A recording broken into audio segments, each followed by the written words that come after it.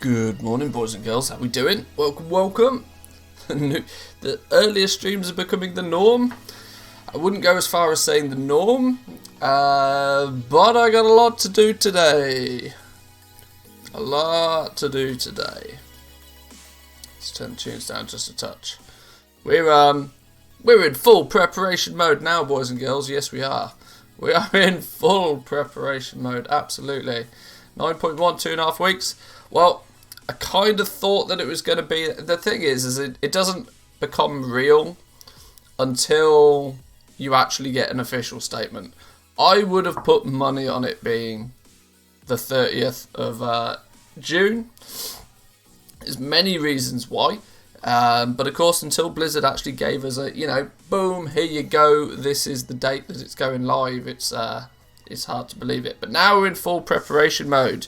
What we've got to do today is consider a few things that may need to be achieved before patch 9.1 actually lands. There's not a lot of prep that really needs to be done from a goal making perspective, if we're going to be honest about it. There's one crucial thing though. There's one crucial thing that I don't think anybody's really made enough of a deal about. And that is, if you wish to craft legendaries, you have to be renowned 40. You are going to want to be renowned 40 if you want to start crafting the new legendaries. I'm not ready yet, only started prepping this week, didn't think it was ready yet. Well, for the last couple of weeks I've had the conclusion that the PTR is basically done, right? The features, the functionality, basically everything was just on the PTR already. And it was just in the hands of balancing. Now, as we know, when it comes to balancing, Blizzard are usually 4 weeks ahead of us as to what we see on the PTR. They've already tested things internally before they push it to the beta for people to basically bug fix it. If we get a balancing pass on the PTR basically means it's done, right? That's kind of the way it feels. So getting the Corthite Crystal balance pass to 40 Corthite Crystals gave me an indication that we were really close, I need to get from Renown 7 to 37 in a week on 2 characters. Yep, me too. These fellas, this Druid and this Hunter, if I want to be selling rank 5 legendaries on them, I'm going to need to get them to at least rank 37, preferably 40. So we're going to be doing a bunch of renown whoring for the next few days. Token price went up to 2.93 earlier. Yep. Token is doing a madness. More people cashing in their gold to buy tokens to buy game time. They're logging back into the game again, and they're just being presented with that.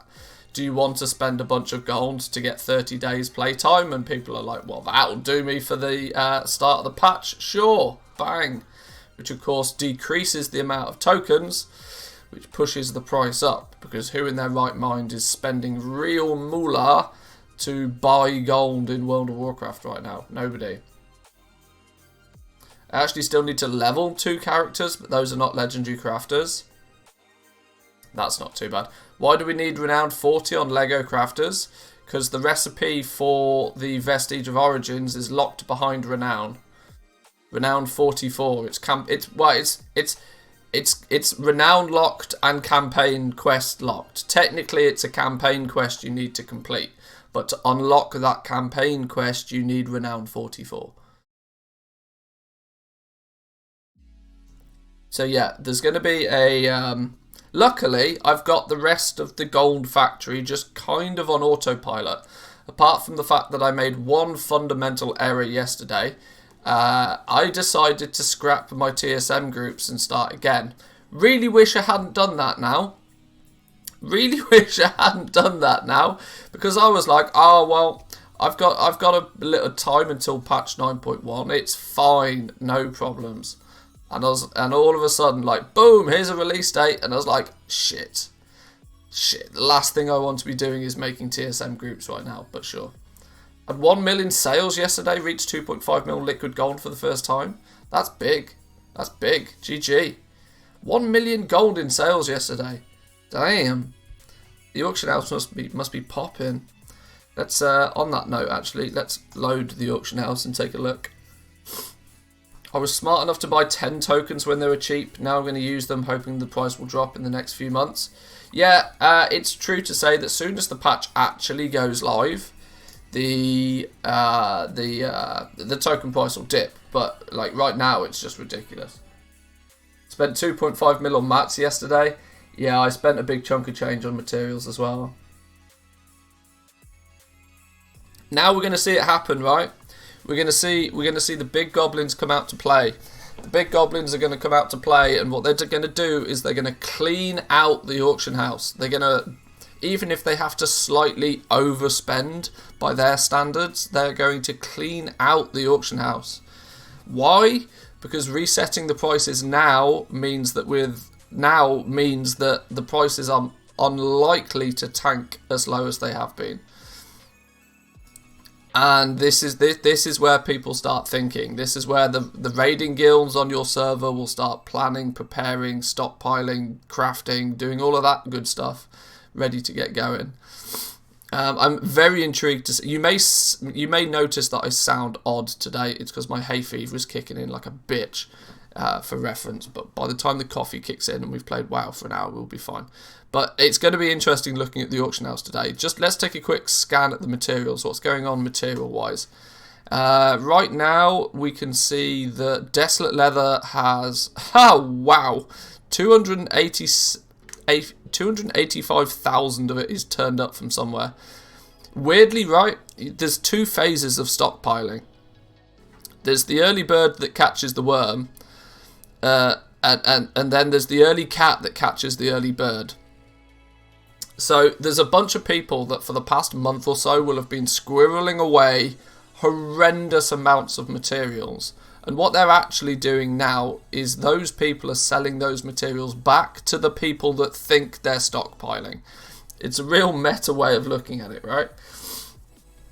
But so you'll see situations like this. Out of nowhere, 71,000 Desolate Leathers turned up.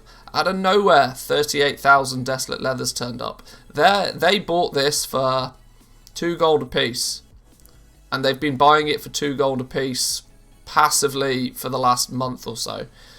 They're now hoping to sell it back out to those people that go to the auction house today. And they're like, right, let's get some materials, let's get some leveling done, let's get some stockpiling done. Not realising that, well, hang on, these materials have actually only been 2 gold a piece for the last month. It's funny to see how, like, the real big goblins are, like, so far ahead of General Joe. And this is one of the largest realms in the EU, so I imagine some... Callous Hide, 63 gold! This is funny, right? Heavy Callous Hide went up to 700 gold on Sylvanas yesterday. I imagine it's going to stay there, you know. Callous Hide, Heavy Callous Hide. I would be relatively safe in saying that we might see the price of Heavy Callous Hide double. There's a lot of it kicking about, but there's actually not that much of it. If you look at what's on the auction house here right now, if you were to clean out the auction house, it's less than 2 million gold. Less than 2 million gold on one of the largest realms in the EU to clean house on Heavy Callous Hide and reset the price to 700 gold. It will happen. It will happen. I'm not in the position on Torrent Mill to do anything about it. If it happens, it happens. This is why I've been trying to get my professions up to speed for the last month or so. But you will see this happen. I want to log on to Sylvanas as well, just to take a little look at what's going on over there.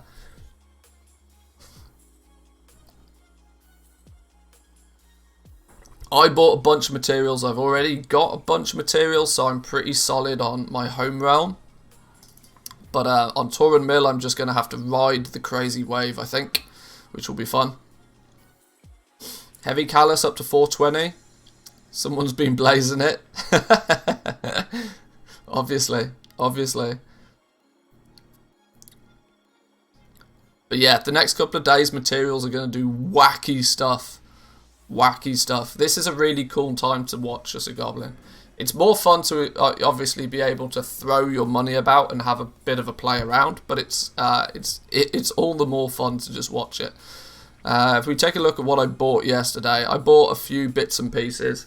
I went heavier on a lithium ore than I probably should have done, but I reset the price on Sinvit and Phaedrum, bought a bunch of leather and stuff out. I wasn't too worried about like callus hide or heavy callus hide, because I've been squirreling that away for months anyway.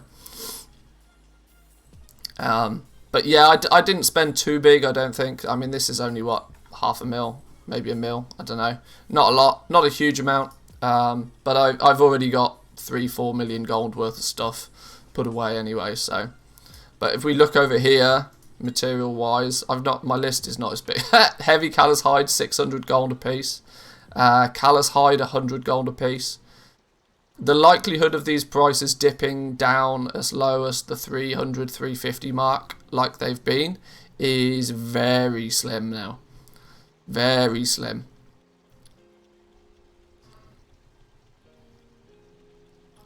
But it's all going to ride on just how popular the patch is. You know, that first week is going to be an interesting week, because there'll be loads of people playing the game, but there won't really be anything new to craft or sell in the first week. It'll just be, you know, the same old, same old. You'd be amazed just how many people will come back in patch 9.1 and start buying 168 gear, because they'll log on to it. They'll decide to play an ult.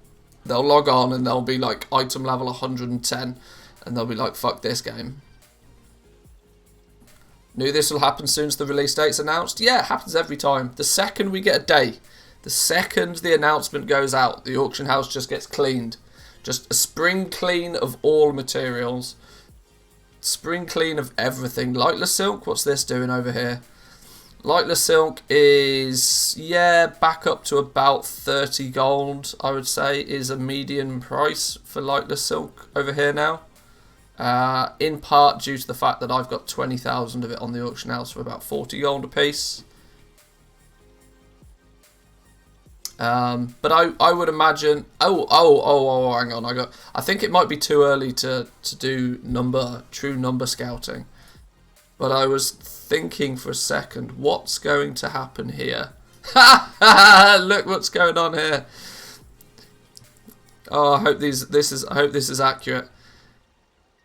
What's going on here? How did the market price, like, somebody bought all the lightless. This was Dirty Omi, wasn't it? This must have been. There is literally no reason for people to wait for the announcement. If they announced it, it would be released in late August. The auction house would still be cleaned out yesterday. It's just always the case. Yeah, the actual date is irrelevant. It's so funny. The actual date is totally irrelevant. You're right. If they said it was coming tomorrow, or if they said it was coming in September, the same thing would have happened. They're like, right, this is the day.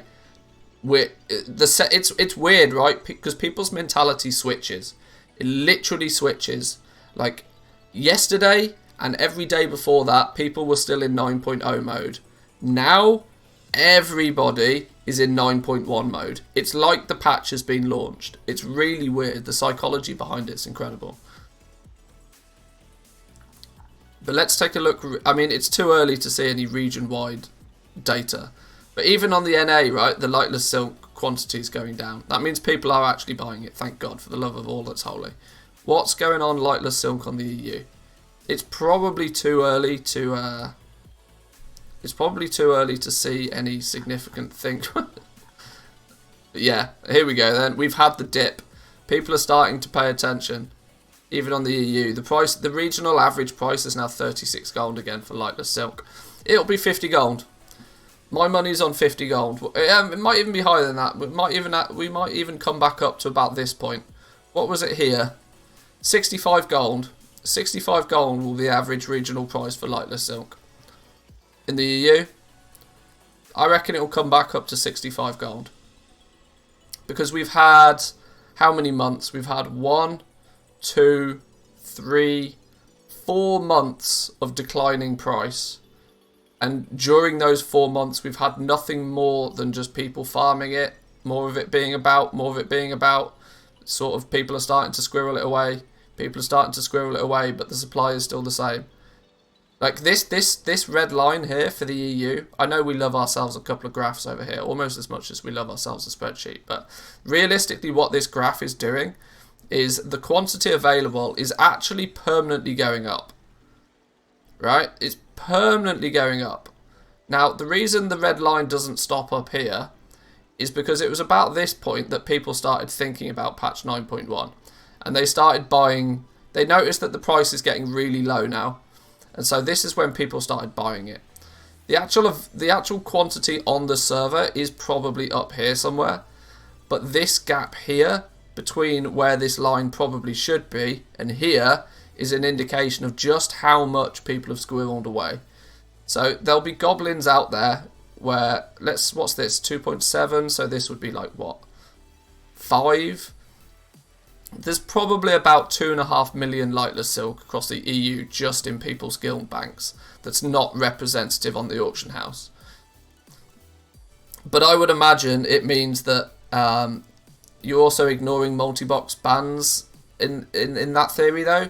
It's a small factor for sure. It's a small factor, but the truth of the matter is that when the demand is at its highest again, when we can start crafting legendaries again, and everybody is changing their legendary, the prices I would imagine will be around here somewhere. I would imagine we'll go to about 65 gold again on lightless silk as an average across the EU. Now, of course, if you play on stupid high pop stupid realm, then it's still probably going to be 15-20 gold a piece because it's always cheap on the high pop realms. But we're talking averages here, and I would imagine it to go back to about this sort of price point. Because whilst there's not a huge amount of like true farming guides per se for lightless silk, you don't actually get that much of it. When you're out there farming for it, you don't actually get a lot of it. The reason there's a lot kicking about is because nobody's had any use for it for 4 months. So it's just been stockpiling up. It's just been mounting up. Just everybody's throwing their lightless silk on the pile. The pile's just getting bigger, but every day that pile's getting a little bit bigger. And after 4 months, that pile is pretty fucking huge. You get me? But then, of course, when everybody switches on their need for lightless silk again, they can't farm 4 months worth of lightless silk in a week. It's not possible. Not even for the bots. So when the demand kicks in again, we're going to get back to about this sort of price point, I'd imagine. Soon as people can start making that crafter's mark gear, soon as people can start making those legendaries, boom! It's gold making season, boys. It's gold making season. And girls, of course. But anyway, there's my little lightless silk theory to start the day off. Can you tell I'm excited? I like the fact that we actually have a date now. It makes my life so much easier. I can plan things. I know what I'm doing. Look how fast the amount went up in January compared to how slow it went up afterwards. Where are we at? Yeah, here. Yeah. Yeah, I mean the supply can go up pretty quickly, but this is still a month, right? And this was at peak 2x4 farming season. I don't think, or at least I can't confirm, that there's any new world drop BOEs. Now there may be, but I haven't seen any. I've not seen any. Nobody has sent me a screenshot. Nobody's sent me a nothing of a world drop BOE that's higher than, you know, the current stuff. We may not get, because let's not forget, if you look back to BFA, 350 BOEs. I think there were item level 350 BOEs. Pretty much were farmable the entire the entire expansion. They never really got a boost. You'll get new raid BOEs, but raid BOEs can't be 2x4 farmed for. So the desire to 2x4 farm here was crazy. Absolutely mental, because you would get a BOE and it would sell for 50 to 75,000 gold. That alone, bang, makes it worth your time. Now the BOEs sell for like 10, 20, 30,000 gold. It's not as, there won't be as much 2x4 farming going on as there was here. And the 2x4 farming is what generates most of the lightless silk.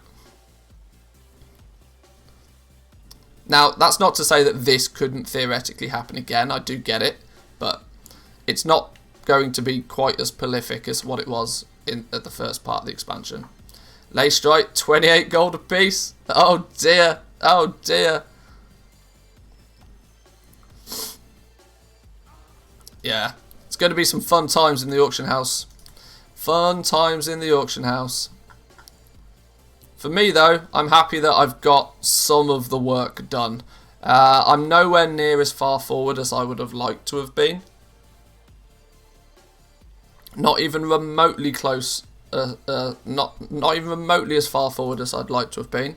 I still said I'd buy tokens on Turin Mill if it hit 300. It's not hit 300 though.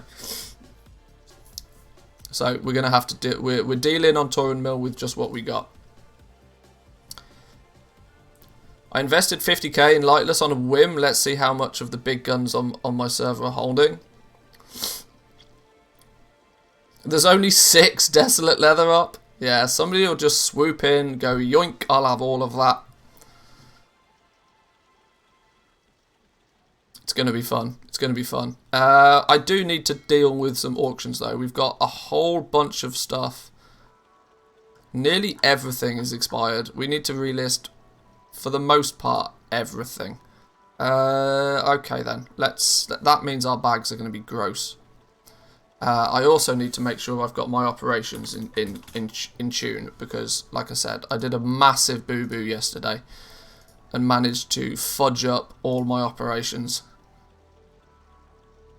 And the problem was I did it whilst I wasn't really paying that much attention, so it was way too late to go back and try and fix it.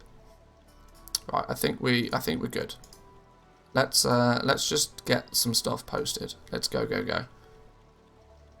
Everything has got what's not got an operation here? Enchanting Vellums, Lightless Silk, and the Jewel Duplets don't have operations. That's fine. Everything else can go. Would you expect legendary base items to surge in price after the patch? Rank 4s specifically. Probably,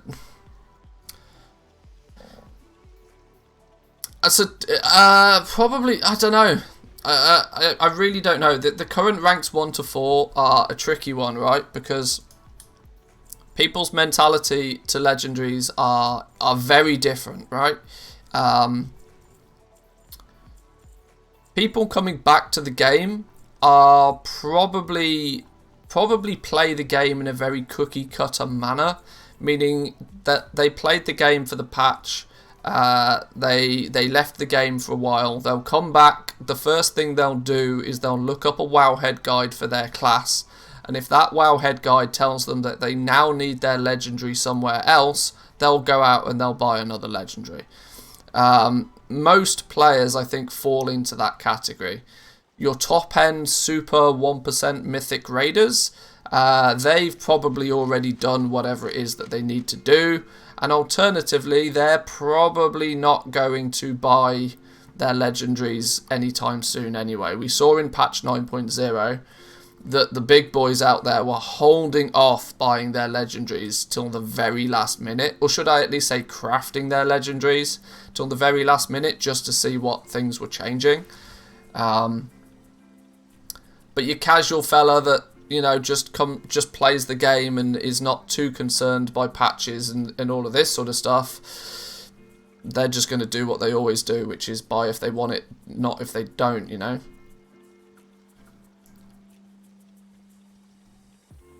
Ranks 1 to 4 are a bit of a sticky situation, I can't lie. Do you think that Heavy Callous Hide will rise too? Oh, absolutely, without question. In the EU, as an average, it's been what, 350 gold, I guess, is an average price across the EU. I would imagine for the first couple of weeks of 9.1 that will go up to 550 maybe. It's considerably more difficult for a price to something like Heavy Callous Hide to dramatically rise, unless there's people on your servers that are deliberately doing it, right? If there's big goblins out there that are just hoovering up everything, because once again, it's a rare commodity item. Sure, you can go out farm for it, but what, you get 15 an hour? 15 an hour is not going to do anything. There's only 24 hours in a day. Even the bots can't farm up that much. Technically, it's a rare thing that's just been kicking about for a long time. People have still been farming it consistently, meaning that its price is stabilized pretty cheap, and there's now been reasonably large amounts of it. But yeah, considering the fact that the demand for it will kick in again, I'm not ever so keen on like speculating what the price of an item will do. But what I like to get people into the mindset of is thinking not in terms of price, but in terms of supply and demand. Because when you start thinking in terms of supply and demand, the price then becomes irrelevant, right? If the demand overtakes what the supply of an item is, the price of it is going to rise. If the demand is constantly less than what the supply is, the price goes down. What those prices are depends on your realm specifically.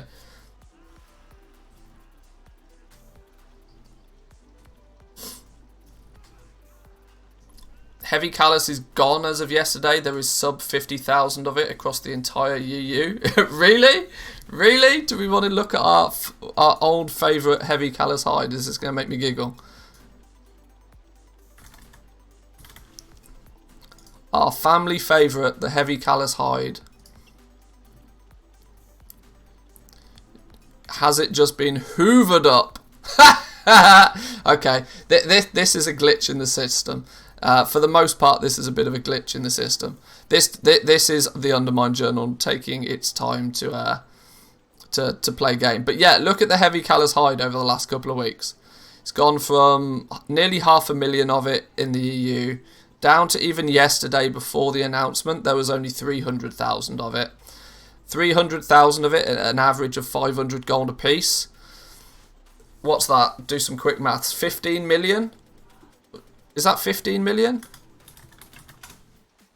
300,000 multiplied by... No, it's way... multiplied by... What was the average price? Let's just say 550.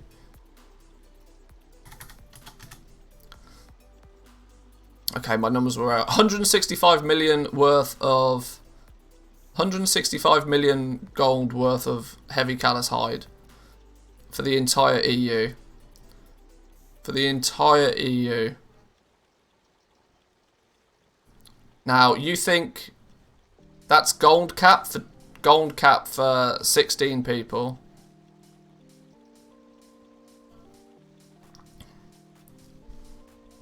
But the fact that there was 300,000 of it, this is probably misleading. I don't think it's gone down to 50,000. I think this is a glitch in the matrix. But I would not be surprised to see 288,000 turn into 200,000. And that is by far the most expensive material. Yeah, oh yeah, like categorically the most expensive material. What's going to be really funny though is that this will no longer be the most expensive material. Short term anyway. People are gonna fucking fall over when they see the price of these Korthite crystals in the first week. For anybody that's not prepared for their legendaries and hasn't, you know, kept an eye on the PTR and doesn't really know what's going on, people are gonna fall over when they see the price of the legendaries you know the whispers. I can't wait for the whispers. I cannot wait. The whispers in the first week when I start selling legendaries and I start listing them for 500,000 gold, the whispers are going to be insane. Oh, nobody's going to pay that for a rank 5 legendary. Well, dude, it cost me 300,000 gold to make it, so yeah, they will. You know, it's going to be mental. People think Heavy Callus hide is expensive. Woo, you wait. In before Korthite crystals are dirty cheap? Well, they will be eventually. This is the problem with how the system is made, right? It's super lopsided. It's like a very, very unbalanced seesaw. It can swing ridiculously, but in both directions. So whereas Corthite crystals will be stupid money to begin with, eventually when people have their rank 4 and eventually they have their when they have their rank 5 and eventually they have their rank 6, and the supply of Corthite crystals is just as heavy as it ever was, the price will tank like a rock. But trust me, that's not happening for the first month. Not with needing 40 Corthite crystals for everyone. Pretty sure it's an unlimited grind. What do you think the Corthite crystals will be priced the first week? Nearly impossible to tell, but the fact that you need 40 of them to make a legendary would put it somewhere in the realms of 5 to 10,000 gold apiece.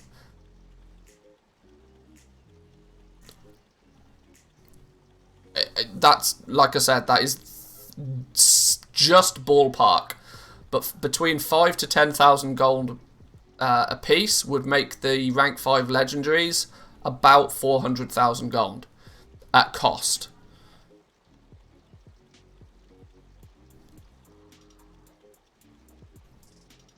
Now many will turn around and say, well, nobody's going to pay that, but those that want the legendary will.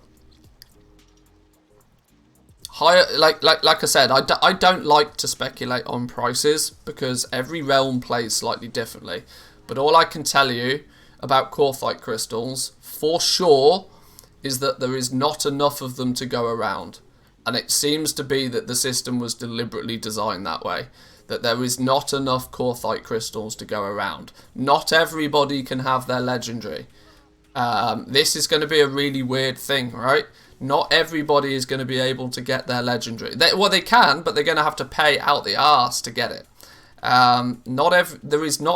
Physically will not be enough Corthite crystals to go around. Because the average Joe, we did some numbers a little while back, and I still feel that these are as accurate as I can get them to be, and are still relatively fair. That there's, where was it? Yeah. There is likely to only be about 10 Corthite crystals for each player each week. Now you need 40 of them to make a single legendary. So simple maths there tells you that only 1 out of every 4 people is going to be able to get their legendary when they first become available.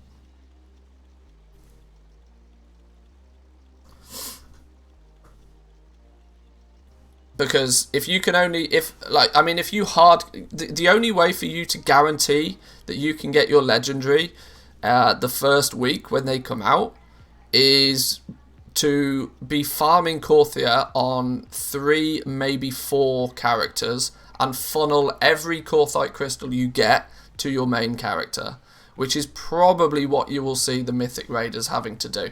They're going to have to play Corthite like an absolute machine the first week to get these Corthite crystals, so that they have 40 to give to their, their crafter of choice.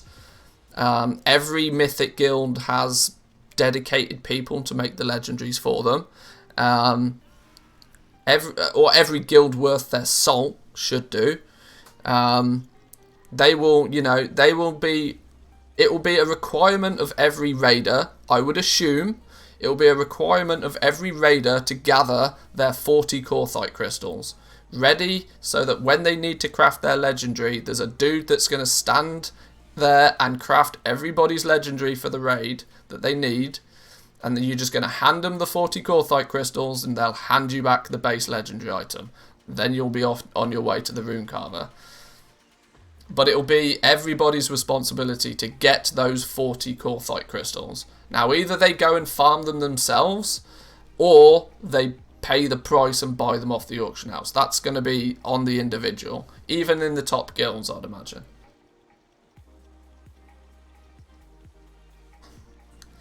To be honest, people are going to bitch like crazy, but for an MMO it totally makes sense. Everybody farms components for the top gear, and only the top players then buy those components from the casuals, so they get the best gear and the casuals get the gold to progress from where they are. It does make sense. It does make total sense. But it's going to slap some people in the face pretty hard. But it depends how, like I said, it depends how the player base takes it, because let's be real here. People were super annoyed that their legendary in patch 9.0 cost them ludicrous amounts of gold. If you upgraded your legendary rank 1 to rank 2 to rank 3 to rank 4, you were buying 4 base items. It would not be out of the realm of possibility to believe that you paid an average of 50 to 75,000 gold for each one of those. By the time you buy your rank 1 when they were first available, you buy your rank 2 when they were first available, you buy your rank 3 when they were first available, and you buy your rank 4 when it was first available, and you stay on curve, it would not surprise me if you spent 300, 400,000 gold on your legendary. The fact that people are going to have to do that again is going to scare some people. Goblins don't care though, right? Goblins don't care though. Do you think many people will skip level 5 and just wait a few weeks to get... No. No. People are impatient. People are 10 levels of impatient. No. There is no way that people will wait. Like, rank 5s will fly off the... Rank 5s will sell faster than people can make them.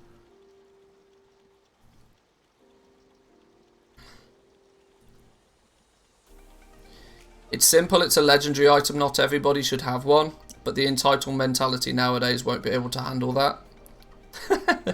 I love your hot takes. I love the hot takes.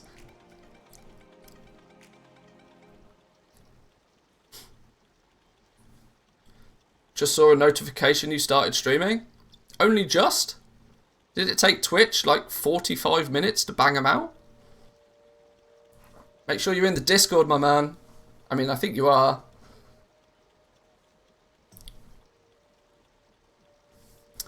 Anyway, I need to actually, you know, start posting some stuff. Do some hydrating, Hardy Hunter. That is very true. I will do some hydrating. It is coffee this early in the morning. Thank you, thank you. I need to turn on Discord notifications. Yeah, you do. Yeah, you do.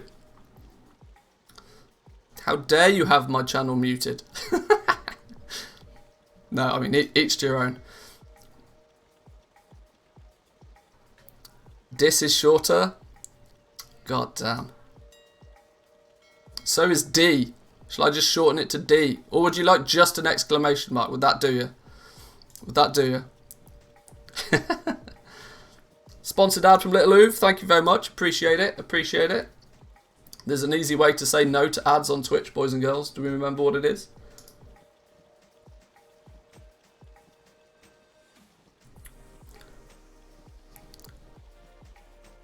Slept in today and scooped up all of the cheap materials that were lying around for weeks.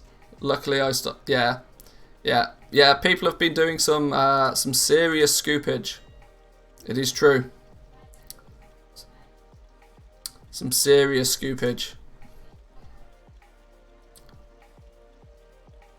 The easiest way to not get ads is to have a jack that misclicks for you. Well, yeah, all that, yeah.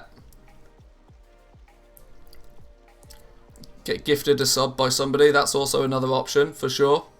Any gifters in chat? Any Oilers? Lamborghini owners?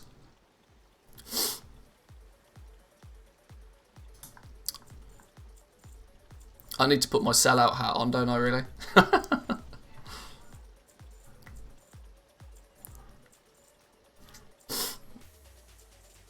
Alright, let's get all of these on the auction house. I've set some absolutely gross prices for the 117 gear. I've realised nobody's crafting it and nobody's listing it. So I'm going to take advantage of that fact. If I'm going to put the effort into craft and sell something and nobody else on the realm is, I'm going to make some filthy prices.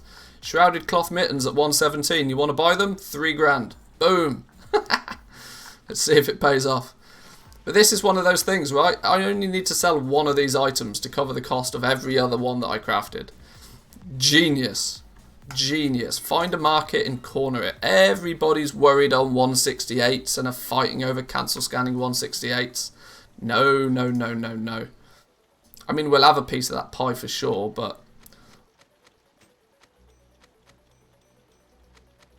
Somebody bought out all the cheap mats on Argent Dawn. Everywhere. Big realms, small realms, medium realms. Materials are going to disappear today. They're going to get put in people's guild banks and they're going to sit on them for 10 days.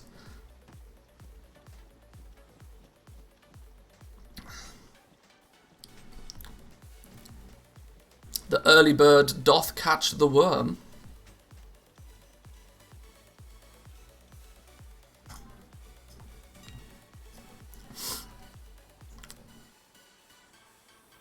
They started disappearing last night. Oh, literally within seconds of the announcement going out. Within seconds.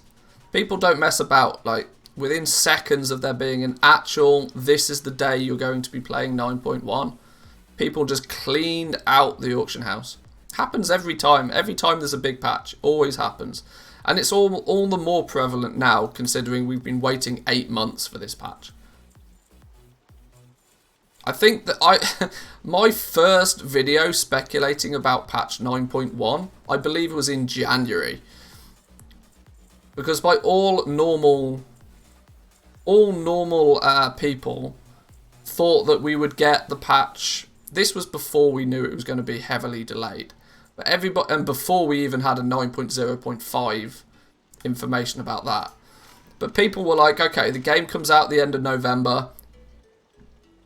The launch was delayed a month anyway, so people are expecting 9.1 to land in like February, and we're now in June.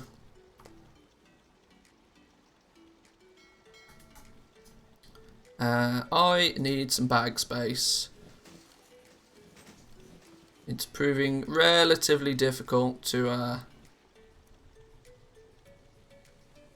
relist all of these items effectively when I've got no bag space. Put me enchants away for a minute.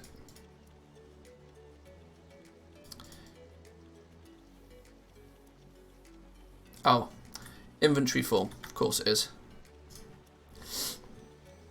Would you recommend alchemy going into 9.1? Definitely don't have enough gold for Legos yet. Yeah, alchemy is alchemy is a poor man's way of getting rich, right? Alchemy, you don't need a lot of gold to get going with alchemy. And you can cast iron guarantee that your potions and your flasks will sell like hotcakes.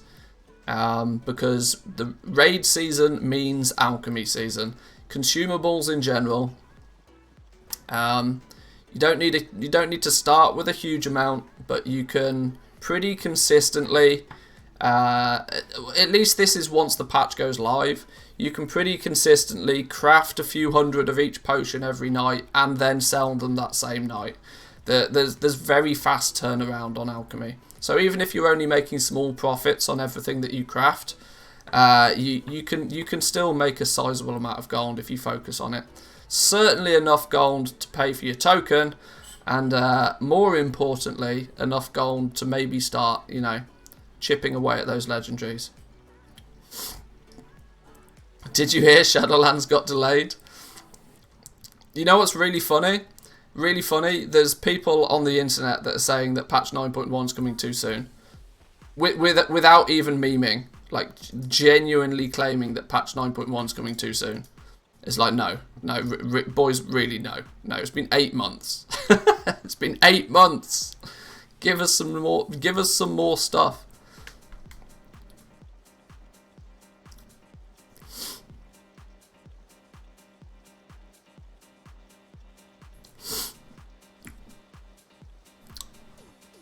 But, yeah. It's safe to say our predictions were relatively true, Jack. I'd say it's about the perfect time. I mean, it makes sense. I mean, releasing a patch at this time is actually genius. In theory, it would have been nice if it was patch 9.2 that was being released. But but all the same, like this time is actually perfect. 3 patches per expansion, 24 months between each expansions, 8 months per patch, instead of 3, 6, and 15. yeah. That super long end patch is gross.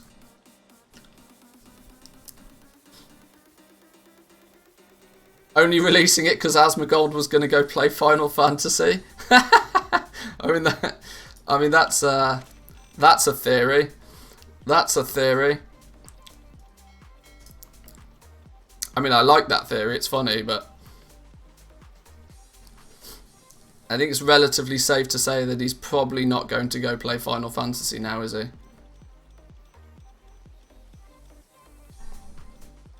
My friends complained more about it being announced with too short notice. Many already had other summer plans.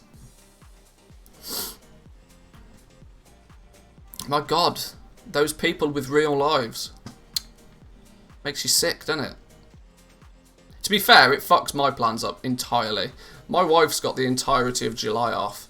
So, July, like, it landing in July is not great for me from a real life perspective. And I can understand why other people feel the same. 2 weeks is definitely not enough notice. We usually get more than that.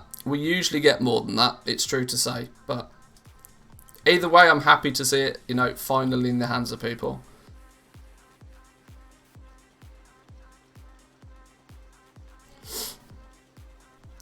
Got to get your tunes to Renown 40 and campaign complete if they're legendary crafters. Yes, this is something that's not been talked about enough and is probably going to be the highlight of today's video.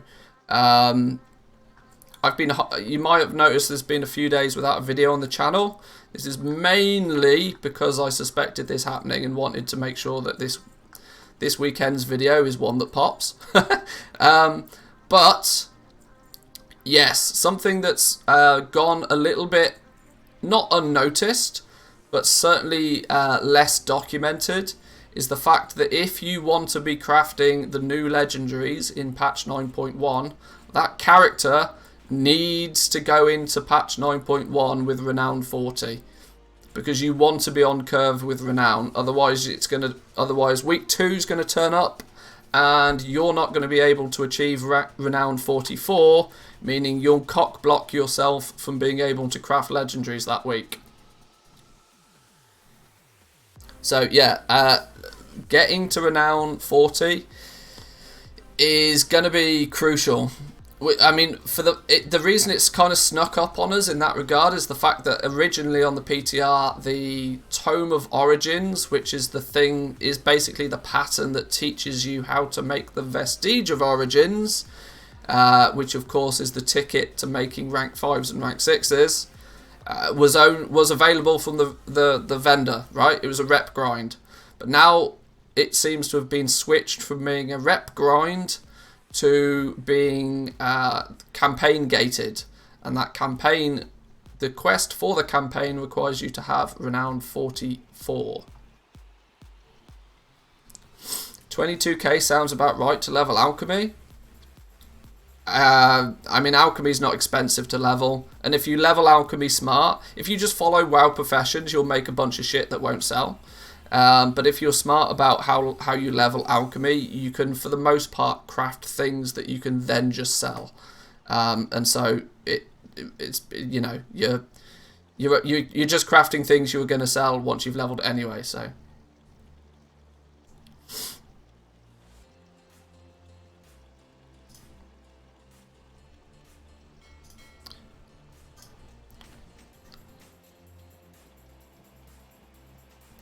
Twisting Nether now has 1.5 million Death Blossom out of nowhere. 1 million of it at 30 gold apiece.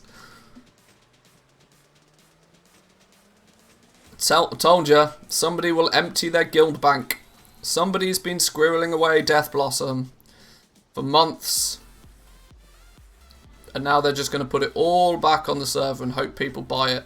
Thinking that it's, thinking that they're stockpiling.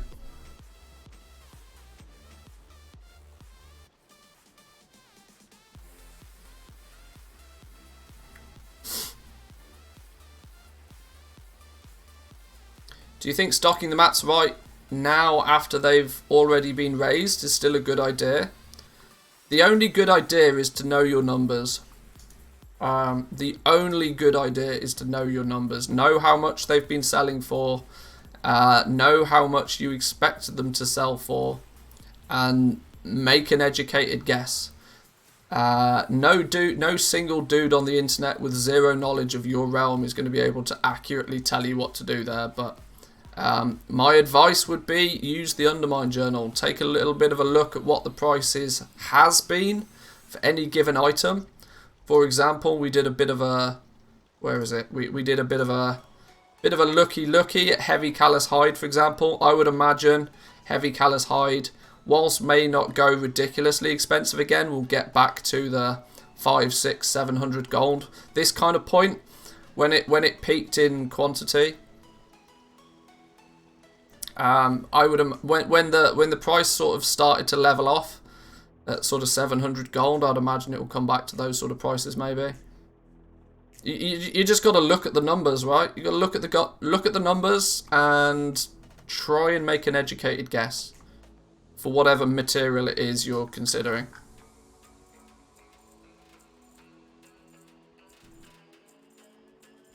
How do you make gold cap? Won't tell you anymore.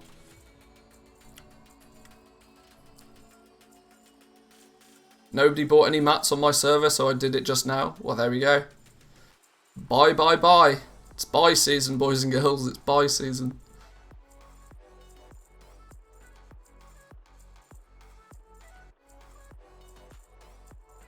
Yeah, I mean, quite literally the main thing I try and... the knowledge I try to pass on more so than anything else is the more information you know about how your realm works, the better decisions you'll make when it comes to these sorts of things.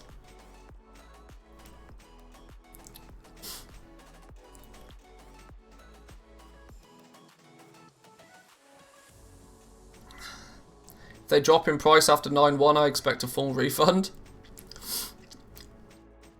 I'm not going to agree to that, for obvious reasons. But on the flip side, if you're going to start throwing that sort of accusation about, any profit that you make comes to me. I'll take a commission. How about that then? If you sell them for twice as much, I want my cut. Remember that when you become a millionaire overnight. Feel like a pimp. I'm a gold making pimp. Just need to get my my purple coat out. Get my cane.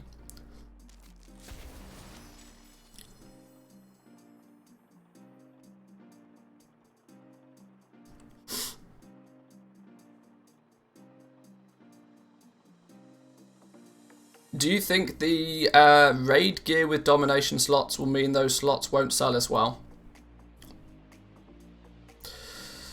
I've for the most part, I would imagine if you have things ranked up, these questions are so difficult to answer because they're so broad that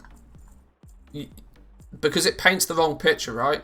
Just because the chest pieces may not sell as well doesn't mean that you shouldn't craft them and sell them. Like, yes, the meta is definitely going to switch in a different direction in regards to legendaries, but that doesn't mean that things will just stop selling. For example, if I sell 100 legendaries, like 70% of them may be meta pieces, but I'm still selling 30 off meta pieces. So if I didn't craft those off meta pieces, I would be missing out on 30 sales. So this is kind of the point with legendaries, right? And hence why 99 times out of 100 I will recommend people level them all up equally. Zerging 1 or 2 slots to rank 4 is really risky, because if those 1 or 2 slots go from being meta pieces to off meta pieces, you've invested heavy into something that is now going to be much difficult to sell. If you level everything up equally, you may not give yourself the opportunity to hit the jackpot selling the best stuff when it is meta, but you will always win. This is the point, right? Like, the only people that should be taking large gambles are those that already have a lot of gold. Power leveling 1 or 2 slots is a gamble, and it's a big gamble. Especially considering going from rank 3 to rank 4 is the most expensive chunk. The cost of going from, like, literally, if you take the total cost of leveling a single legendary, it doesn't matter what legendary it is, if you take the total cost of ranking power leveling from 1 to 4, about 50% of the cost is getting from rank 3 to 4. So if you just, level a few of them up equally, you're minimizing the risk of, your one chosen piece not selling.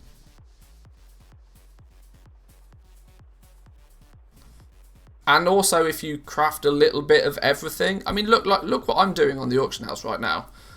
This is prime example of craft a bit of everything and sell it, because then the stuff that doesn't sell as well is counteracted by the stuff that does sell really well.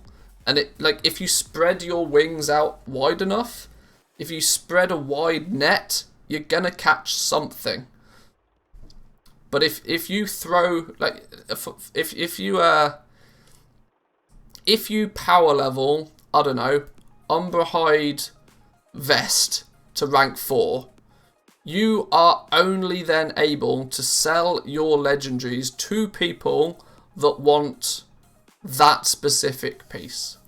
If you craft every single legendary, even at lower ranks, and offer every single legendary out there, you're gonna start selling some of them, and then you don't need to really worry about what's meta and what's not, because you craft a bit of everything, and when it sells, you craft it again. That's the blessing of crafted gear, right? Once you've got the pattern, you've got it forever. Focus on getting more patterns and crafting more things.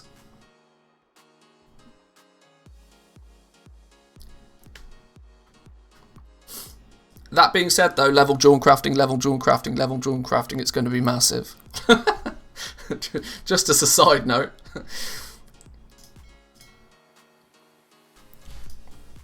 Just thought I'd slip that one in there.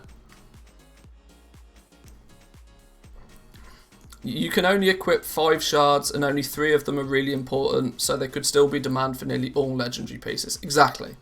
If you're selling all of the legendaries, guess what? It doesn't matter which one's meta. You're ready to sell it.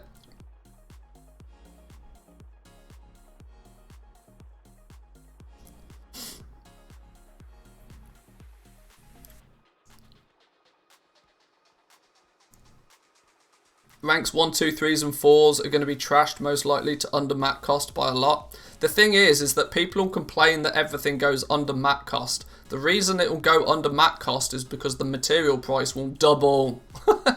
Like, people still crafted them at a time. This is why I've been telling people for months to, like, get leveling your legendaries. Do it now because the materials are cheap. Now we have a release date, the materials are going to go up in price. Leveling your legendaries now is twice as expensive today as it was yesterday. And so yes, in a week's time, when patch 9.1 goes live, you'll open Legendary Stock Tracker and it will look like every single legendary is selling at a loss. And that will be true based on that day's materials prices. But when the material prices are twice as expensive, do you start to see my point? I've got the cape, the ring, the neck to rank 3, a few cloth pieces and leathers at rank 3s as well. It's a real good start. Real good start. The off pieces, the off pieces. I mean, Cape is a absolutely cast iron guarantee safe bet because theoretically everybody can buy the Cape. Same with the ring and the necks. I mean, that was true to say even in patch 9.0 for sure. But of course, people tried to meta slave pretty hard. And so they would, they'd buy the chest or they'd buy the legs because they had naturally more stats on them.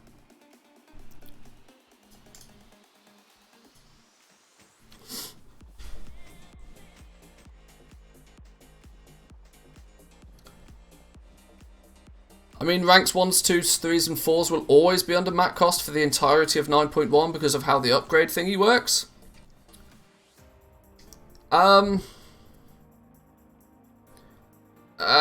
No, I don't think I agree. Because the Vestige of Origins is going to be so expensive. There will be a tipping point where it will be cheaper to use a Vestige on a rank 1 to make a rank 3 than it will be to just make a rank 3. But that point is not coming anytime soon.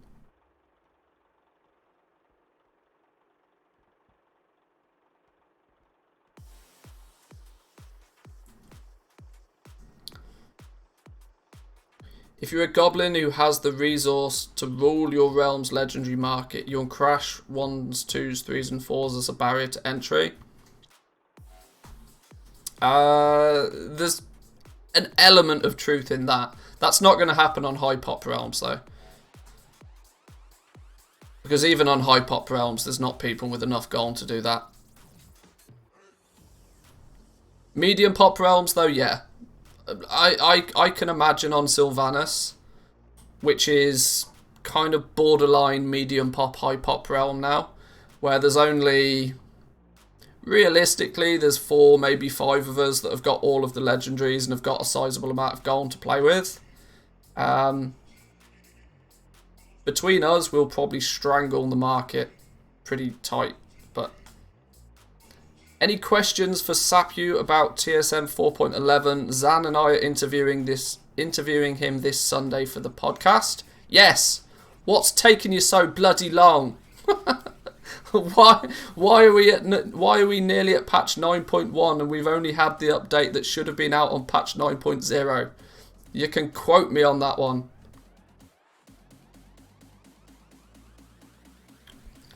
Why was every other add-on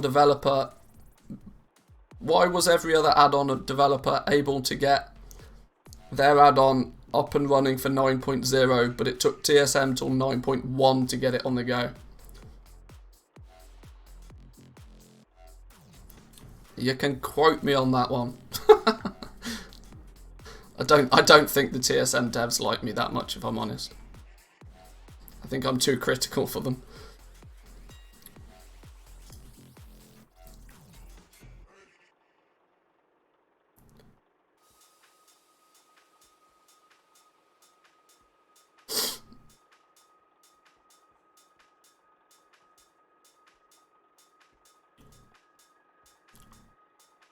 I can't think, like, on a serious note, I can't really think of any specific questions per se. Mainly because if I'd have had a solid question, I'd have probably just asked it already. The one big question that is absolutely true is that is TSM 4.11 going to be in the hands of the masses by patch 9.1?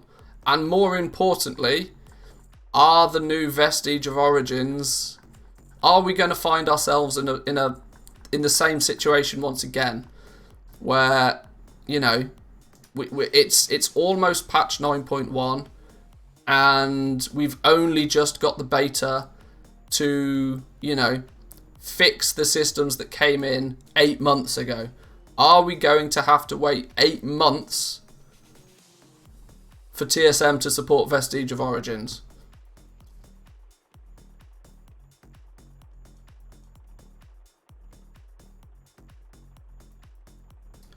Get them to fix the tooltip on the legendaries I sell. That's not a TSM issue. That can't be fixed. That's a Blizzard API issue.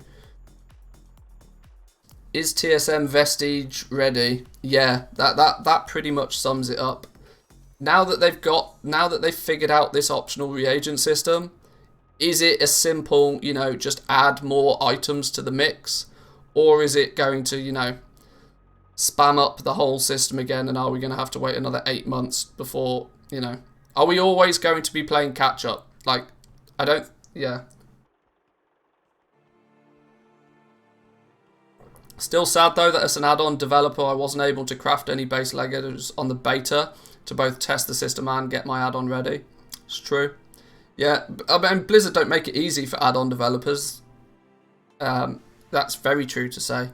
But proof is in the pudding, right? That one dude currently sat in chat with the VIP badge next to his name was able to get annoyed with Trade Skill Master not being able to do everything that they felt that it should do, code an add-on from scratch, and put in 4 months of updates to said add-on before Trade Skill Master even went into beta.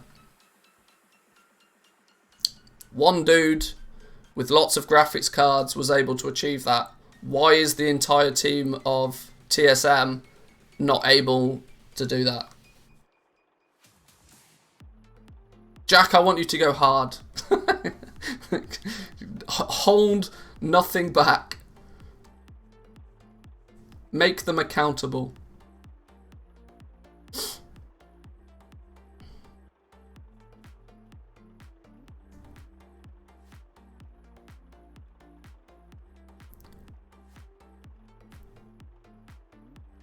Seems I didn't wake up today and I'm having the weirdest nightmare right now. The new Twitch meta after hot tub streams is farting into ASMR microphones.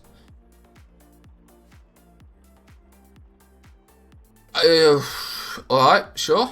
That's not happening here, I can tell you that for a fact. You're gonna need to borrow Vallegro's gun. Well, don't go that hard. Don't kill the poor guy. But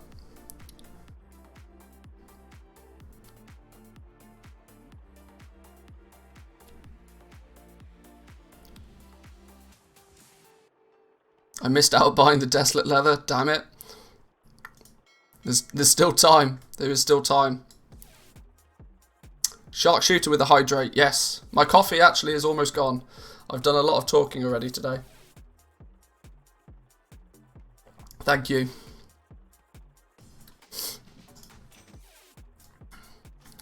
Right, it's only taken us an hour, but we've had a bit of a rant about TSM.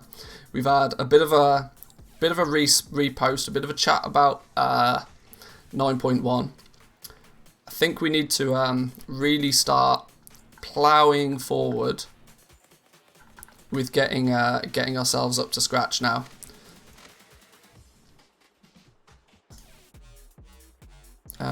All of these are going to expire within the hour. We've not done Facebook Gaming yet today, actually. Should we bang out Facebook Gaming real quick? I think we need to do that. This account? No, it's not even this account, is it? I don't need this account open at all right now. Let me get Facebook Gaming out the way, Will, real quick, just real quick, like, and then we'll put together a plan. We'll put a plan of action for what we need to do in preparation for 9.1. From a general goal making perspective.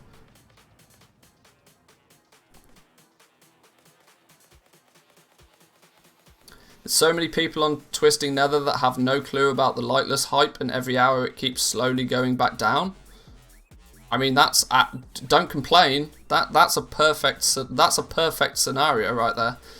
When you buy all of it when it's cheap, and people come back and post more of it cheap, that's like Christmas.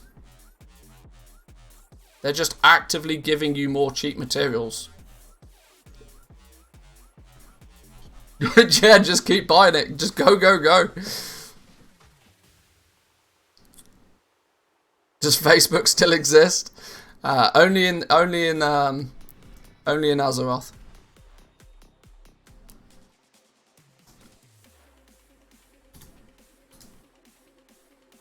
What do we got in the mailbox here?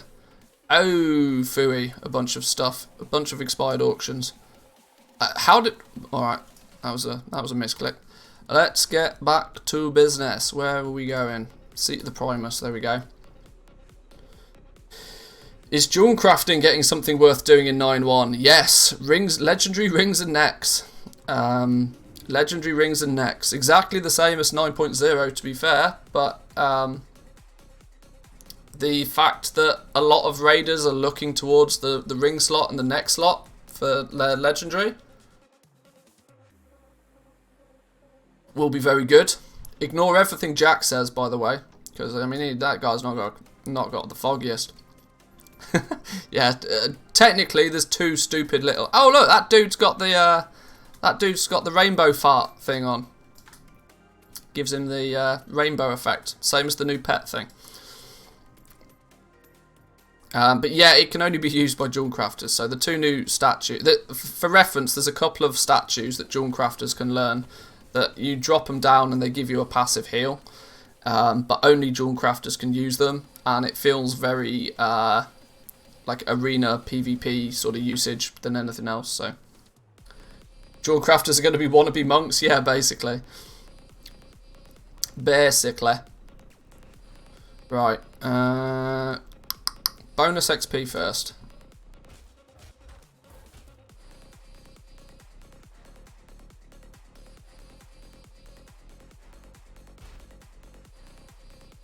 There's an easy one. Get the next one. 1, 2, 3, 4, 5. Bingo. Anima. There's an anima one. Any more anima? Any more for any more? Not really. Big numbers. Loads of big number ones. Loving this. Big number ones for days. We will get a single fella. I've got the hiccups. We'll get a single dude on that, and then we'll get something big. Let's just max XP. Max experience. Oh dear, they take a beating. Alright, whatever. Cool. These fellas, we need to come back here in about 10 hours, I say. Okay, cool. Next.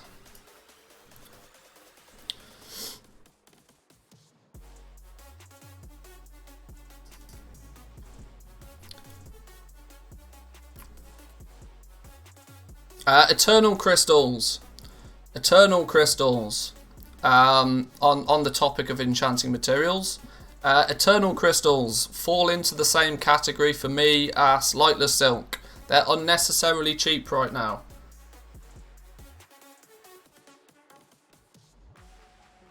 Enchants will go burr. That is just a fact. What version of Venture Plan is that? Mine is slightly different. I don't know. I haven't updated my Venture Plan for a while. It's probably out of date technically, but what is cheap? I can't tell you, but the point is that they are cheap right now. Whatever price they are, they're cheap. Do you have a better Twitch TV slot left? I don't think I do. We'll do a refresh on the emotes before 9.1.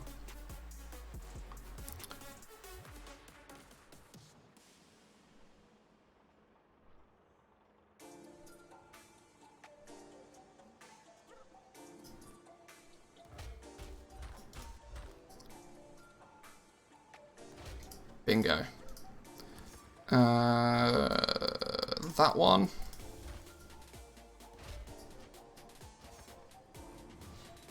No more anima.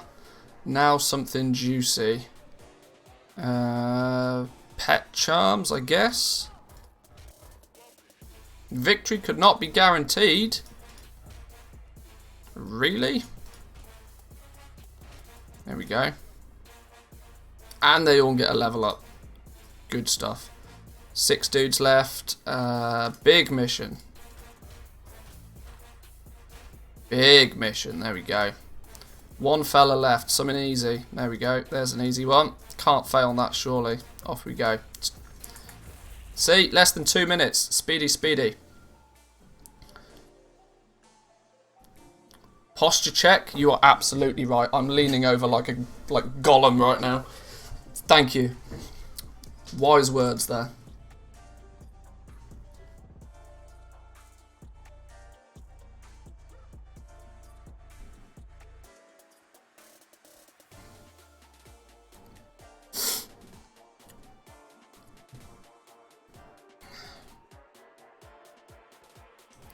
Oh my days. Vallegro and Jack are shooting each other again. Every day. It's just a war zone. Absolute war zone.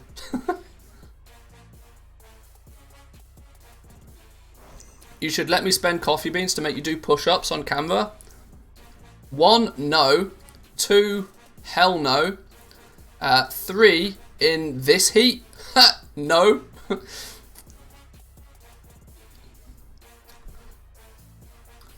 I have a gamer's body. I am not doing push-ups on stream. You can get the hell out of that. Heat, but you're in Finland? Dude, it's like 27 degrees already. It's hot, hot, hot today. Hot, hot, hot. I think. What is it? It is... Alright. It says 24. Isn't Finland covered in ice? Most of the time. Another hydrate one. You guys, to be fair, I need to hydrate. But I'm also out of coffee. I need to go get a drink. You guys will have to... You guys are going to make me go to the bathroom like 700 times today. Ah, hello from Tampere. Welcome, welcome. Tervetuloa.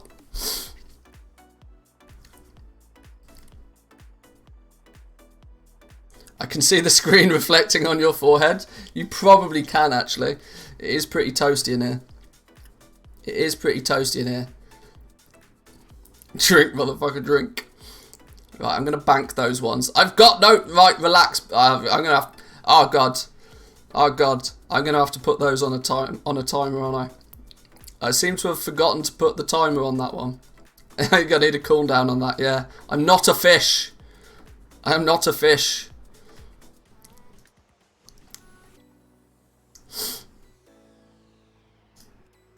One hydrate every 10 minutes. 4. Oh, God, you guys are just memeing now. Why did you have to say that? I can't stop looking at his forehead. Look, I can't help it, it's hot in here.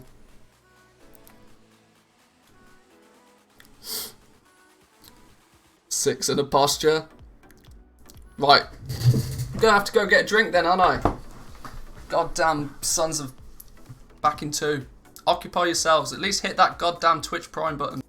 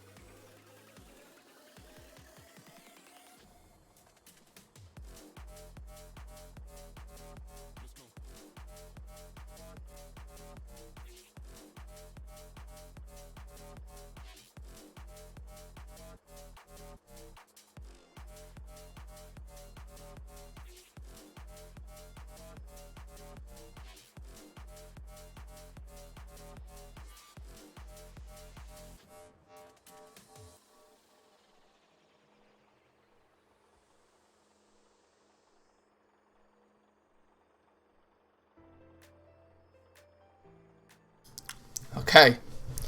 Right. Let the hydrate begin.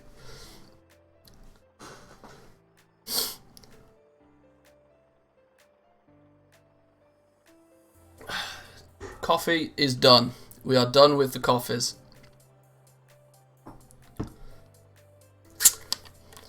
We're on the sparkling wine.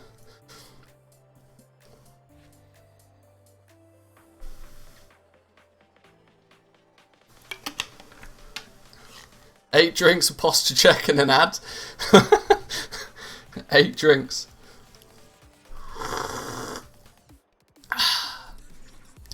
That was 4, right? That was at least 4. See, always low key drinking wine on stream.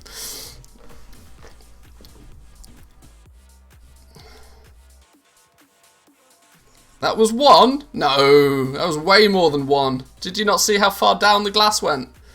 See how far down the glass went? That was at least 3. Coffee with amaretto as well. Yeah, an Irish coffee for breakfast. That's the way. What's this? A bonus XP mission. Then we stack them.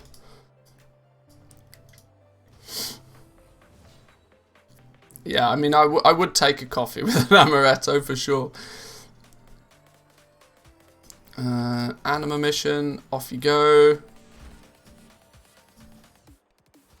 Any more? There's what? Oh no, a 37 mission. These are gross. I can never win these. Wow, I win. Another 37 mission. Oh, this is good. Our Night Fae are now able to start soloing the 37 missions. Good, good, good, good, good, good, good. Wow, the rest of the missions are shit though.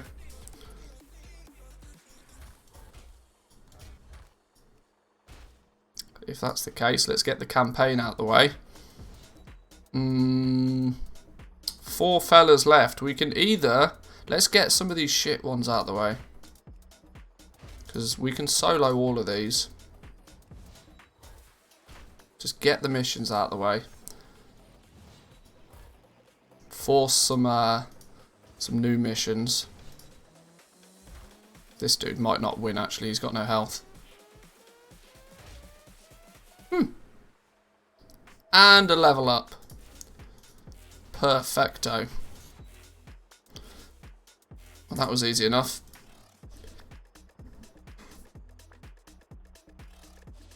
Think Zanzibar needs to teach you how to hydrate for real?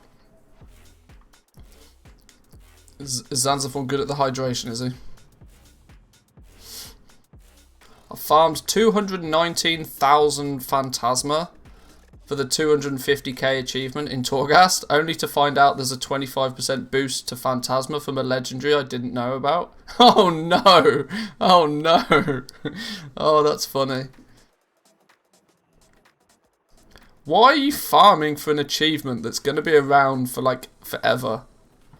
Like, trust me, you are absolutely going to be running Torghast for the entirety of the expansion. There is no rush on that one. Of all of the achievements, there is no rush on that one.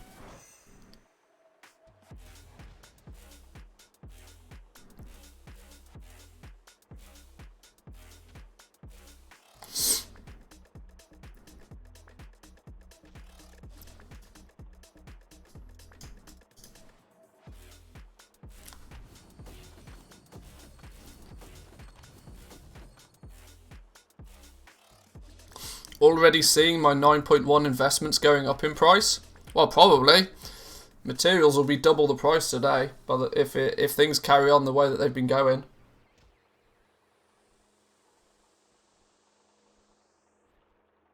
If you get some green text, you'll get a win. It just keeps calculating for a better win. So you can click on the little book to select the current best setup it's calculated if you don't want to wait for all of the iterations. I mean it really doesn't. I mean that's min-maxing to 7 levels of crazy, but yeah. Bonus XP. No bonus XP missions. Anima missions. Here's an anima mission. And another one. Victory could not be guaranteed because you're useless.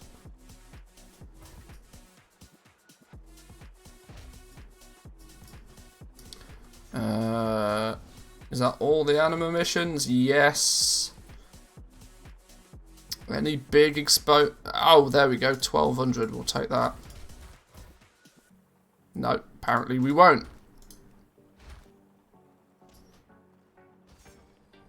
Another 1200. Starting to... We're slowly but surely now getting to the point where we don't have to worry too much about the missions. Oh! There was a cheeky anima one I missed. Or is that just popped up?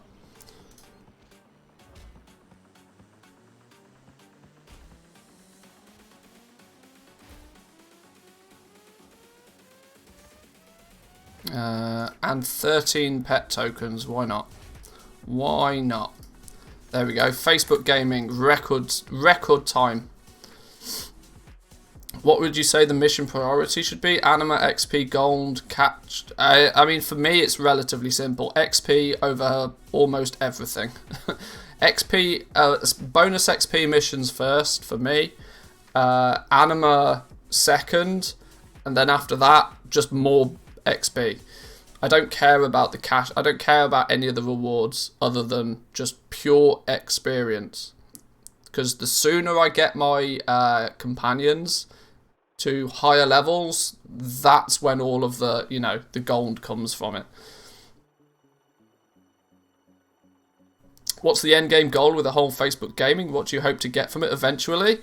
Well, to be able to do 20 missions a day with zero effort, whilst being anima positive and generating a buttload of stuff.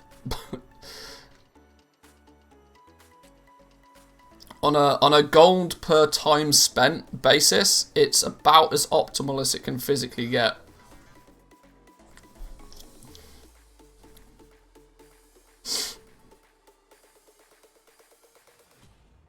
Or at least it feels that way anyway. But I think we need to start putting together a checklist of, you know, must-haves for 9.1 now. We've got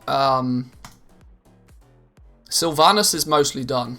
But let's start putting together like an overall checklist of stuff we absolutely need to do. Not just for myself personally, but just like from a general goal making like mindset. So we're gonna bang out the notepad for this one. Prep for patch 9.1. You know it's serious when we get the notepad out. Now we're talking, you know, big boy stuff here.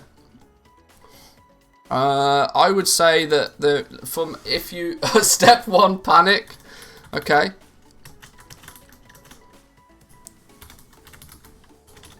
Step 1 panic.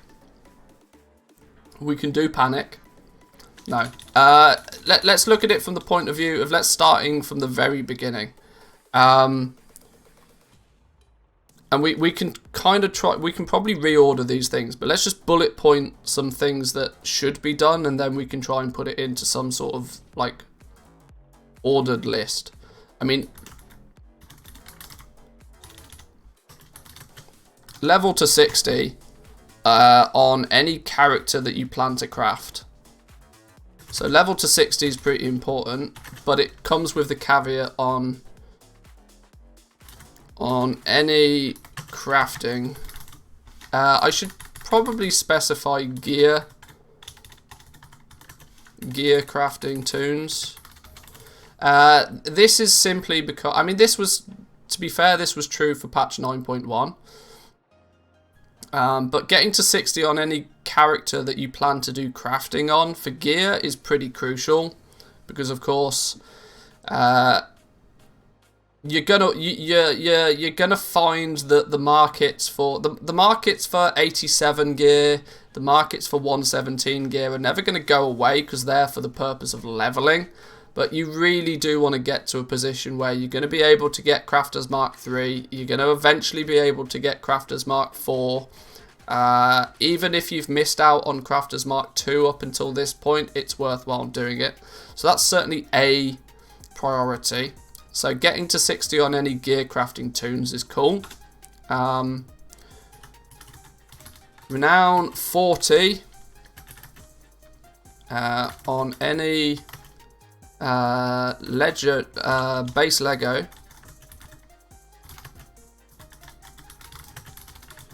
This becomes crucial.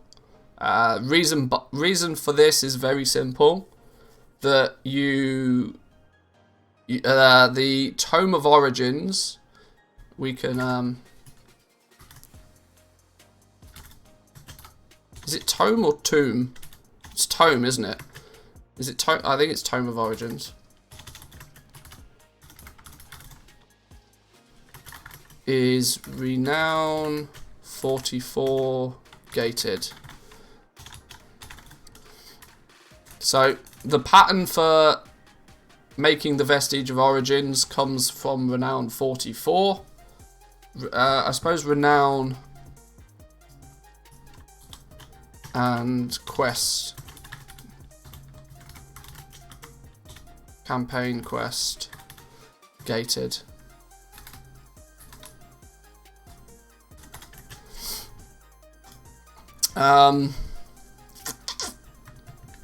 Share that text in the Discord once done, please. I mean, this will probably make its way into a video, so don't worry too much.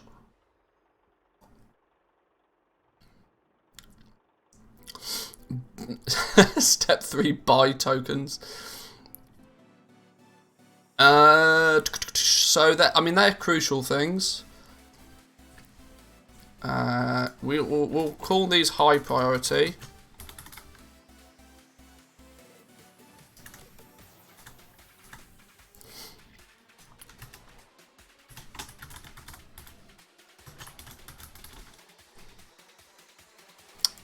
Medium priorities. Is there anything else that's sort of high priority from a goal making point of view? I don't think there's really anything that's like high priority. If you're going to be crafting gear, or if you want to be crafting gear in general, if you want access to the crafter's marks, you want to hit level 60. Additionally, on top of that, if they're legendary crafting professions, you also want to be renowned 40. That's what I would say from a... I guess that is from a very strictly crafting goal making perspective. Is there anything that's high priority for, like, you know, getting up and running?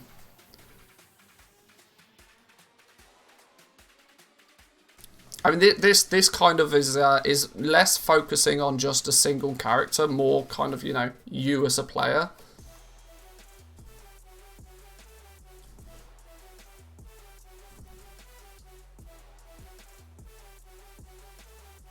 I mean, some medium priority things.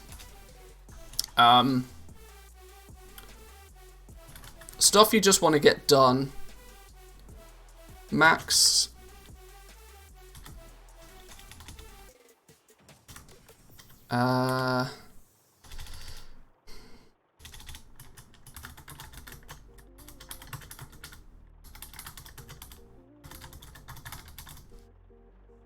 Level any remaining professions.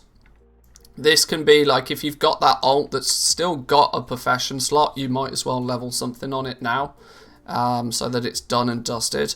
One thing that's always crucial for me is getting like the chores sort of done and out the way. I guess that kind of makes sense, right? Just chipping away at those things that take a bit of time to do. They're not super high on your priority list, but you should probably just get them done, because when 9.1 lands and you want to be playing all the new content, the last thing you want to be doing is leveling up the professions, right? I guess this also catch up on any rep gated profession items. So this, for example, e.g. Shadestone. For example, if you have an alchemist, now is as good a time as any to make sure that you've got your, what is it, the avowed reputation. I think you only need honoured with them, so it's not really a massive grind. But having your alchemist, you know, there's not, let's be fair here, there's not really a lot of stuff that's rep gated in any way, shape or form anyway. And by this point, you probably should have got it. But it's a medium priority thing to do, really, I'd guess. To just, you know, chip away at those rep gated profession items.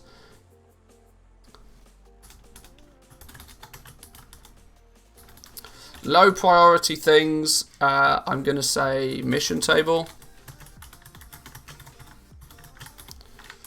I bang on about the mission table a lot.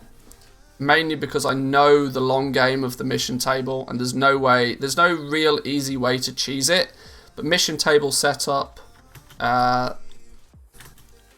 17 followers. That's the most crucial thing, I think. Getting your 17 followers is the most sensible thing I think you can do as far as the mission table. Outside of that, you don't have to worry about it all that much. You don't even really need to like do anything with it at this point, but just getting those 17 followers now, I think, is well worth your time. But it's a lower priority than, you know, any of this stuff, I'd say. Although I'd actually probably say that I'd probably say it's a higher priority than this.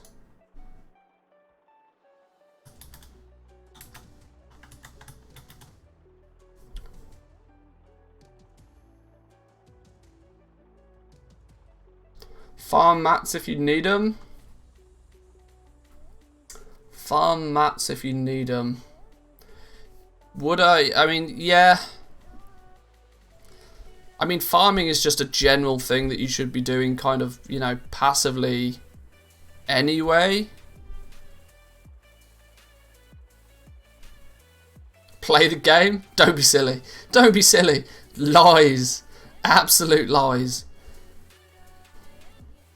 LFR is a good way to get some renown. Yeah, true. I mean, for the renown grind, I mean that could be an entire guide in itself, couldn't it? The renown grind, but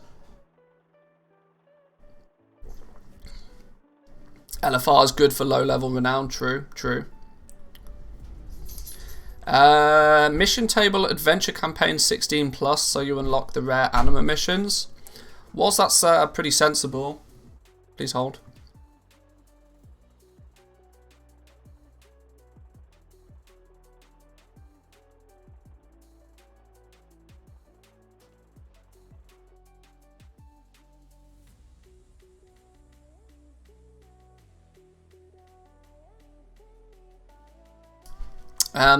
Yeah, where do we go? Min-maxing the adventure table, sure. I wouldn't say getting to 16 is super. I mean, that's just something that will come with time anyway. At this point, worrying about the mission table is not really. Like I said, for me, it's a very low priority thing for one reason, right? 9.1 is going to bring with it a boatload of anima. You're gonna be surprised if you've not played the PTR much. You're gonna be hopefully pleasantly surprised with just the extra flow of anima. Very quickly, when you start getting the renown, there's going to be increase. Like there's one that I can't remember when it turns up, but there's an increase to like the anima that you get from the epic quests, which my indication is going to be that instead of getting one 250 anima token from the epic world quests, you might get 2, which I know that's like, oh, what? And that's anima is going to be so much easier to get in 9.1, trust me.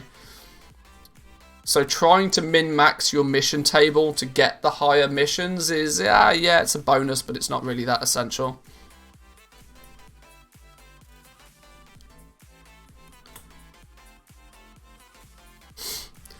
Might be done, but I feel like the mission table is my highest / only priority since I have 8 level 60s with capped professions. Well, there we go. Like the point is that that's the nature of a priority system, right? If you've already done this bit, then and you've already done this bit, then yeah, this does become your highest priority.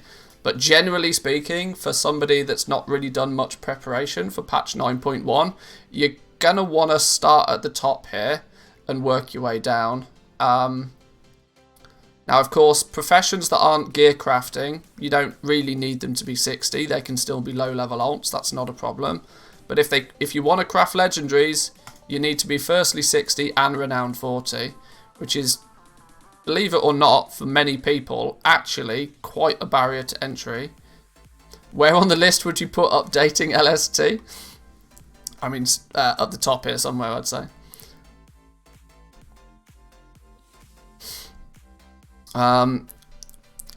What do we think about stockpiling? I personally don't consider stockpiling materials a priority in any way, shape, or form, because for the most part, I don't do much of it. But I know for a lot of people they do.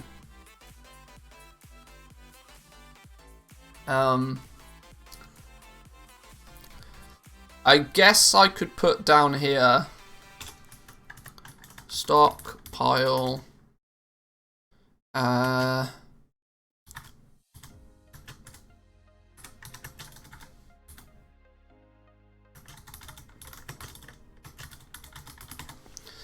stockpile a maximum of 1 to 2 weeks worth of materials. Even if you do choose to stockpile, I probably wouldn't say stockpiling much more than what you could possibly use with your professions in a 1 to 2 week time frame. Because let's not forget, week 2 brings flying with it. Flying, anything that can be easily gathered, so herbs and ore. The speed in which people are going to be able to farm those up is going to dramatically increase when we get flying. Which means that you probably don't want huge amounts of materials stockpiled, even if you are stockpiling.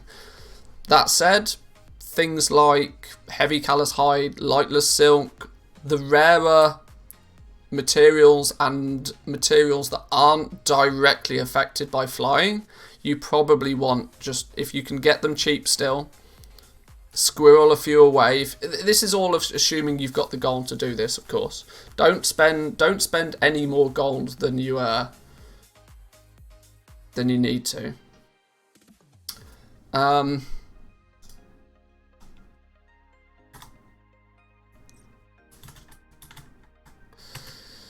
This is gonna be very subjective. Very subjective.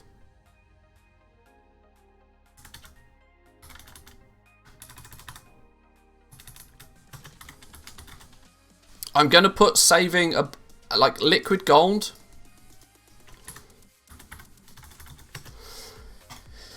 If you've got less than 1 million liquid gold, I wouldn't recommend doing any stockpiling at all. Your best bet is to just... like I said, this bit is going to be a little bit subjective, but I usually think that there's always something that happens in a patch. There's always something that creeps up on you that you don't expect, and you then need... It would be nice to be able to, dump a bunch of gold on. For example, right? For example, raid BOEs, or even even world drop BOEs, for example. You always need... I would never, ever, ever, ever, ever, ever go below 1 million gold in liquid. If you've got gold above that, sure, fine. Do whatever you want. Stockpile materials if you wish. But I wouldn't ever go below this value. This means that you could spend 100,000 gold buying a BOE that drops from the raid early days. You could spend 100,000 gold, and if you sell it for more, great. If you don't, and it tanks in price, you've not lost heavily. I know this one line will probably aggravate people more than anything else on this list, because I know the first 1,000,000 gold is really, really hard to get your hands on. But trust me, going into a patch, there's always something you want to spend your gold on.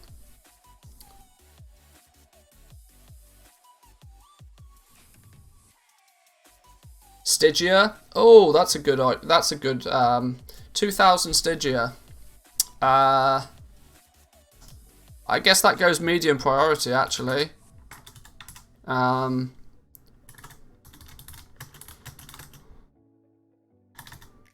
obviously, the issue we have now is that there's not, like, I wouldn't go out of your way to farm it. How the hell do you spell Stygia? Is it like that? Stock up on easy Stygia. I'm not going to tell you to go farm them all each and every day. I'm going to say 2,000 to 5,000. Mainly because if you can get easy Stygia, and by easy Stygia I mean just do Venari's quests, for the love of God. Just do Venari's quests for the week on your alts. Get that little bit. I mean, it's not crucial to have huge amounts of it, but the fact that the second 9.1 goes live, there'll be Corthian armaments that are 1,000 Stygia a piece, which is basically 1,000 Stygia equals an item level 200 piece of gear. That's basically it, right?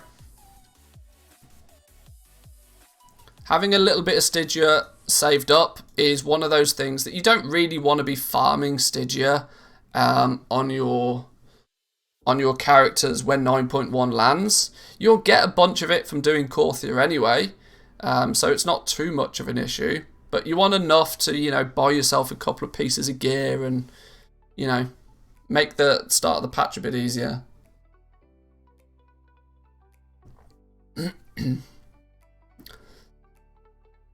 Anything else we can think of I mean, I guess we should just do some, like, you know, the basics. Clean, like clean bags and bank. This is something that's very low priority, but my God, it's helpful to do. Cleaning out your bags and your bank is crucial. Soul Ash, I'm not really sure about Soul Ash, mainly because it's another resource that is annoying to get you. And let's not forget, we've only really got one reset now until patch 9.1. What's the best you can do with Soul Ash? Just do your Torghast. You're going to get, what, like 1,000 Soul Ash? Soul Ash basically becomes unlimited and easily farmable in 9.1, so whilst it may be worthwhile to have a little bit of it, as it stands right now, if you don't have any Soul Ash, there's not a lot you can actually do about it. So we're a bit late on the Soul Ash thing. But it's also not a big problem because you'll just get loads of it in 9.1 anyway. Ooh, pre-crafting. That's a cool one. That's a cool one. Pre-crafting, that's a very good one. Where does pre-crafting come? Pre-crafting comes here, I think.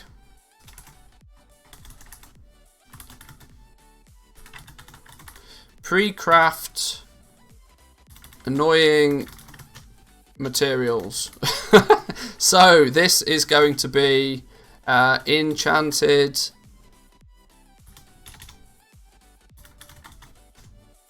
hang on. Enchanted mats and Shadowghast ingots.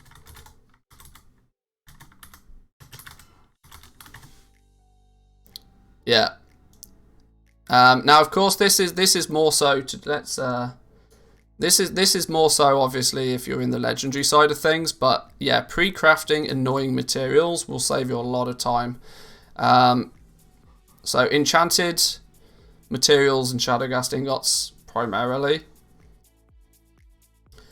Pre-crafting isn't as important now as crystals are going to be the bottleneck anyway. The thing is that this takes a lot of time. and not everybody has 2 accounts. The likelihood is that you're not going to actually have all that much spare time, because your characters are going to be wanting to do things. Now, of course, if you're lucky to have like a second account that does half of your crafting for you. For me, for example, my bank character, the reason I level up my bank character is simply so that it can do the enchanting for me. Ooh, food. Thank you, thank you.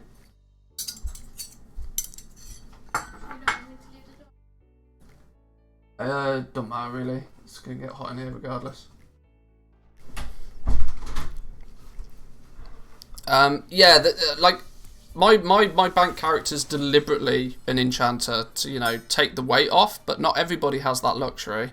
If you're not in a, you know, if you just run your whole operation off a single account, then yeah, then you probably want to get some, the pre-crafting is more important.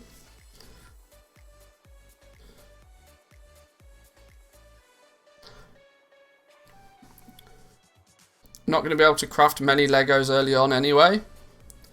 I don't know. I'll be crafting as many as I physically can. Do you not have an AC unit? Why not just turn that on?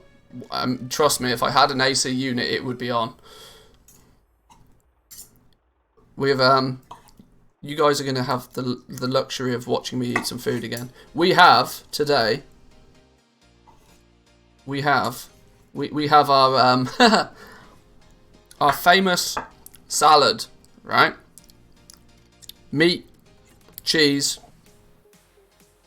and the occasional nectarine to make it at least somewhat feel like it might be a salad. And yes, there is cheese. It's mozzarella, the best type of cheese.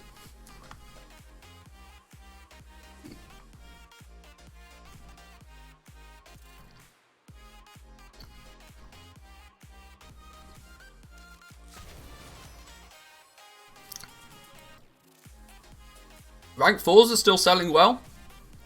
I imagine there's over the next, this weekend actually, talking about that real quick, this weekend is going to be an interesting one, right? Because I would imagine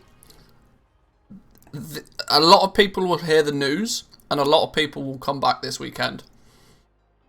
And now this does tend to mean that anybody who's maybe not got their rank 4 yet might look at picking it up just so, you know, just because they can. Because you got to remember, some people don't care about how much gold they spend in this game. Because if they need more of it, they just buy a token. Especially the more seasonal players. The seasonal players to the game, the ones that take big chunks of time off between patches, are probably fully aware that they have to come back and not only subscribe to the game, but also buy a token or two to buy whatever, you know, they need for their character.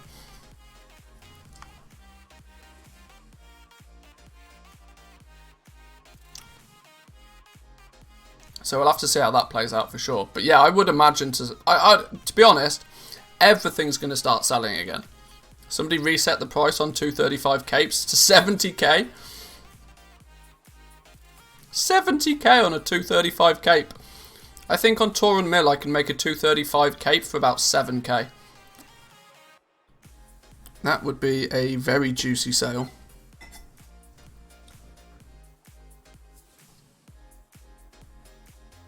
A very juicy sale.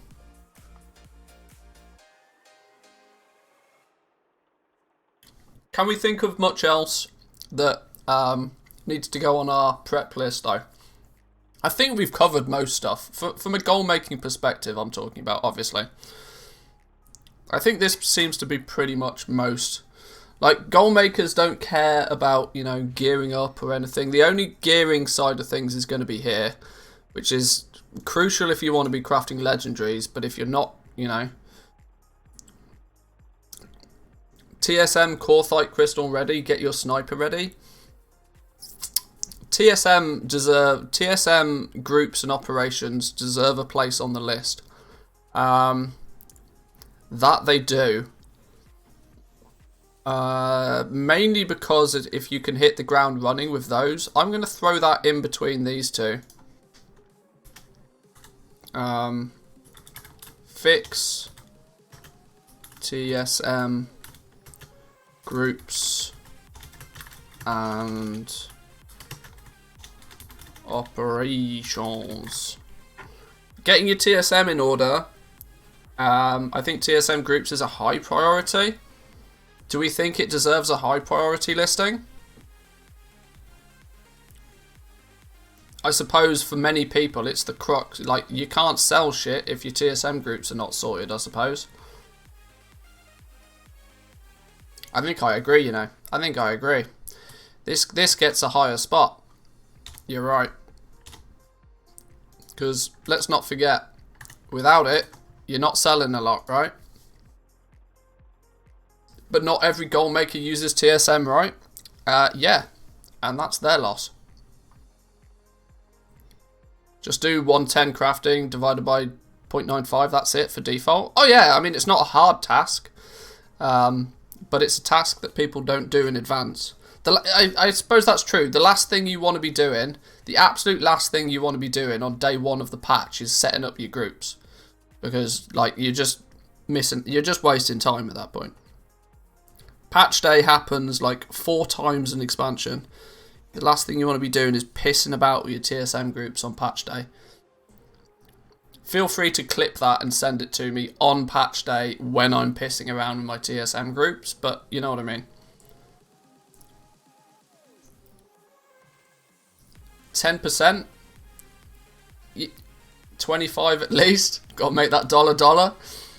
Well, 10% is minimum, right? I'm of the opinion that if you get even remotely close to 10%, you're doing something wrong anyway.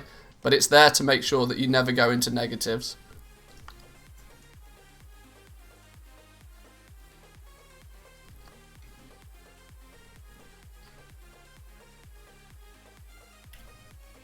Clipped and shipped.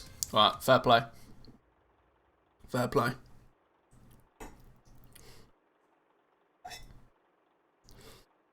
Right, I have a distinct problem.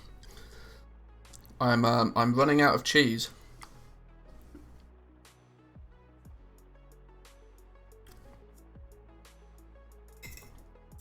I'm having to ration my cheese because I have way too much fruit.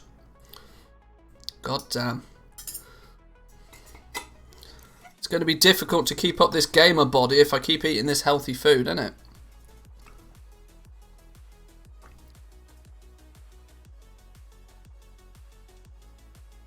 Feta cheese is good in salads. You're right, it is. Maybe a hint from the lady. Technically, it's our wedding anniversary today. A bit of random trivia for you there that you probably don't care about.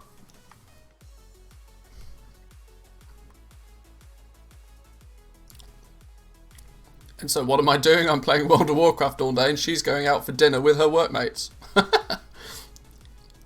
So what, you're going to stream? You're going to stream on that day? Oh yeah, of course.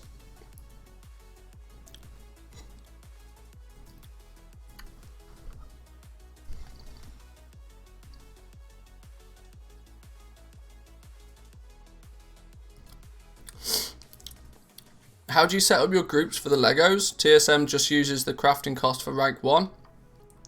Yes. TSM 4.10, that is the case.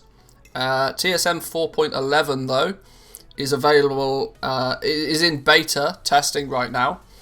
It's technically pay to win because you can buy your way into the beta. It's TSM 4.11 that has support for legendaries properly.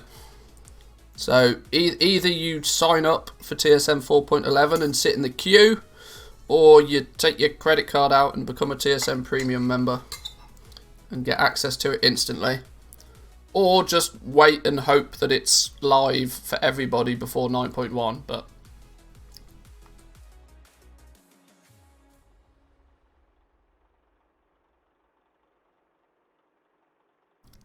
of course he's going to stream. The new patch was announced today. Exactly. For reference, we're streaming tomorrow as well.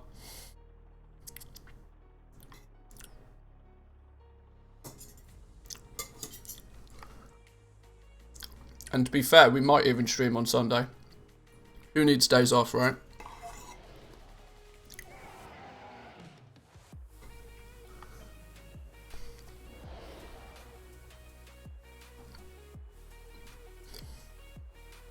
Wait, this is my moment. There you go, Jack. Got to get that affiliate link in there.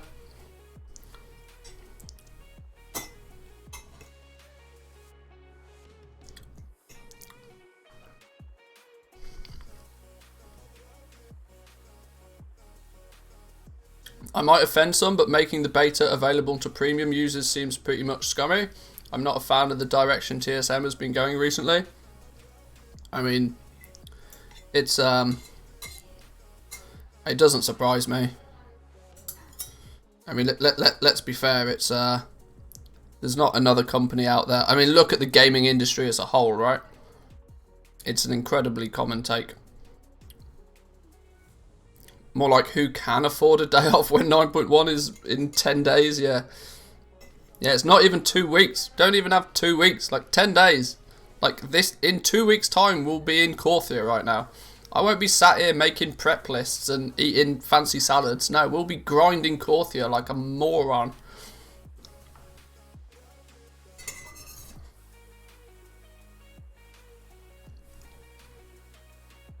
Be happy there's no cost for the add-on itself.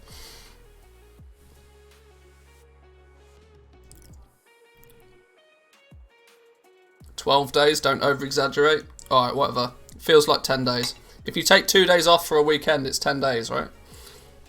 10 business days. I don't know, whatever.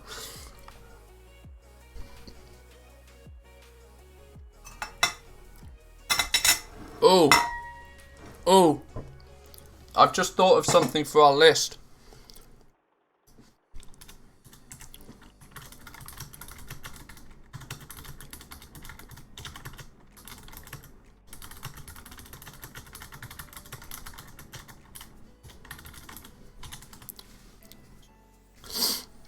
There we go.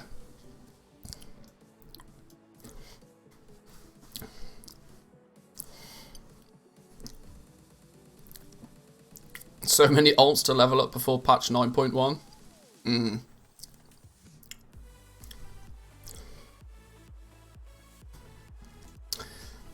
I can't think of anything much more that we need to do. How about sleep, food, drinks, and diapers? Maybe.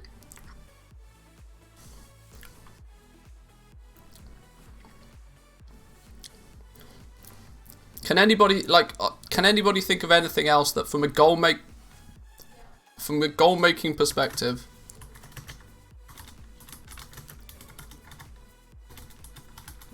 Is that how you spell perspective? I don't know, probably.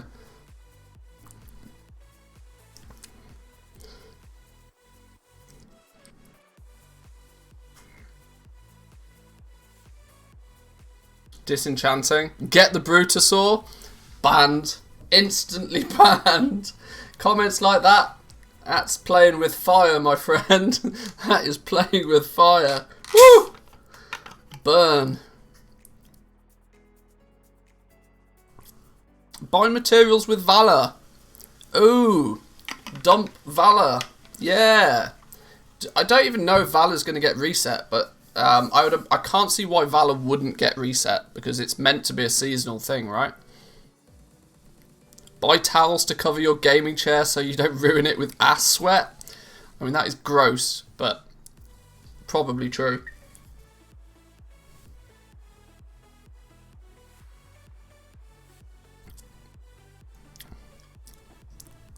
I mean, cash out, spare Valor on materials, if you don't care about gear, is probably a low priority, but it's a thing still. It's a thing still. Take a bath. Yeah, maybe. Take the last bath of the summer. Yeah.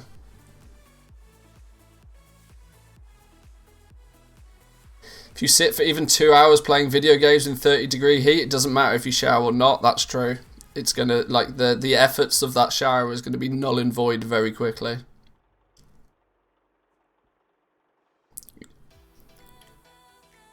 Are you seriously telling me I need to grind that renown shit out on all of my characters to be able to craft Legos? Yeah. Yeah. Legendary crafters are going to need to be on curve when it comes to renown. Since the Tome of Origins comes from a campaign quest that you get week 2 by unlock. When you unlock renown 44, you'll get the first 3 renown, 41, 42, 43. You'll get those in the first week. Week 2 will come around and you'll be able to get renown 44, which will then unlock the next campaign story quests, and it's when you complete those quests that you'll have access to the Tome of Origins pattern. This is sort of a preparation thing that we should probably do a similar thing for, like, what to do the first week, but to be honest, just do LFR and the World Boss every week, and on the first day of 9.1 and you're done. That's 3 guaranteed renown plus 30 odd chances. Are they increasing the catch-up mechanism? They are, but the last thing you're going to want to be doing in the first week of new content is farming old renown. I mean, you might get some passively, but if you start, you know, re-gearing, redoing dungeons, all of that good stuff, but the from a preparation point of view, it would be more sensible to use this coming week to grind out some renown than it would be to try and do it in the first week of the patch. Please do the what to do first week, that would be awesome. Yeah, this will probably be like a 2-parter. What to do before patch 9.1 and what to do after. Anybody know if you get renown in time walking? It's a good point. I've not done enough time walking to test that theory, actually. But if you can, that could be a... You don't? Oh, okay, well, there we go. There's your answer. There's your answer. Not got any yet? No, you don't. Okay, it seems to be pretty categorical that there's no renown from time walking. Okay. Do we think there's anything else that needs to go on this list then? From a goblin perspective. From a goblin perspective. So... Tell the loved ones that you'll be missing the summer. That's pretty high priority. Level to 60 on any crafting toons for the purpose of your Crafters Mark 3 and 4. For new CM gear. Suppose I should emphasize a little bit. If you're going to be wanting to craft new base legendaries, you need to be renowned 44 going into it. For rank 5 and 6, due to the fact that the Tome of Origins is renown gated and campaign gated, and fix your TSM groups and operations. Get yourself prepared, make sure your groups and operations are in order now, because this is probably one of the last things you want to be doing come patch day when there's new content out. If you've ticked all of these boxes, then you can move on to like the medium priority stuff. So, you know, getting ahead of yourself, crafting up some materials, making those Shadowghast ingots, because, you know, your blacksmith is going to need a lot of them, your jewel crafter is going to need a lot of them. Even blacksmiths selling gear, for example, they go through a fair amount of Shadowghast ingots. Getting them pre-crafted is, you know, it's just something off the list. Stock up on some easier Stygia. 2 to 5k is good. This will mean that you have more than enough Stygia once you get into Corthia and start grinding some rep. Plus, with any spare Stygia, you can buy some of the catch-up gear day 1 if you need to, if you've not geared up so far. Getting your remaining professions up to speed, getting them to max skill is pretty wise to do. And then a contentious one, I know, but it's highly advised, is to save 1 million liquid gold. Feel free to spend any extra gold if you wish. I mean, it's your gold, you do as you please, but the logic lies that just having a bunch of liquid gold lying around when you go into a new patch means that if something juicy turns up, or you know, some insignificant happens, that you've got enough liquid gold to react to anything new that pops up without, you know, bankrupting yourself. And then your low priority stuff that you should realistically only do once you've completed everything above, will be, you know, get your mission table set up.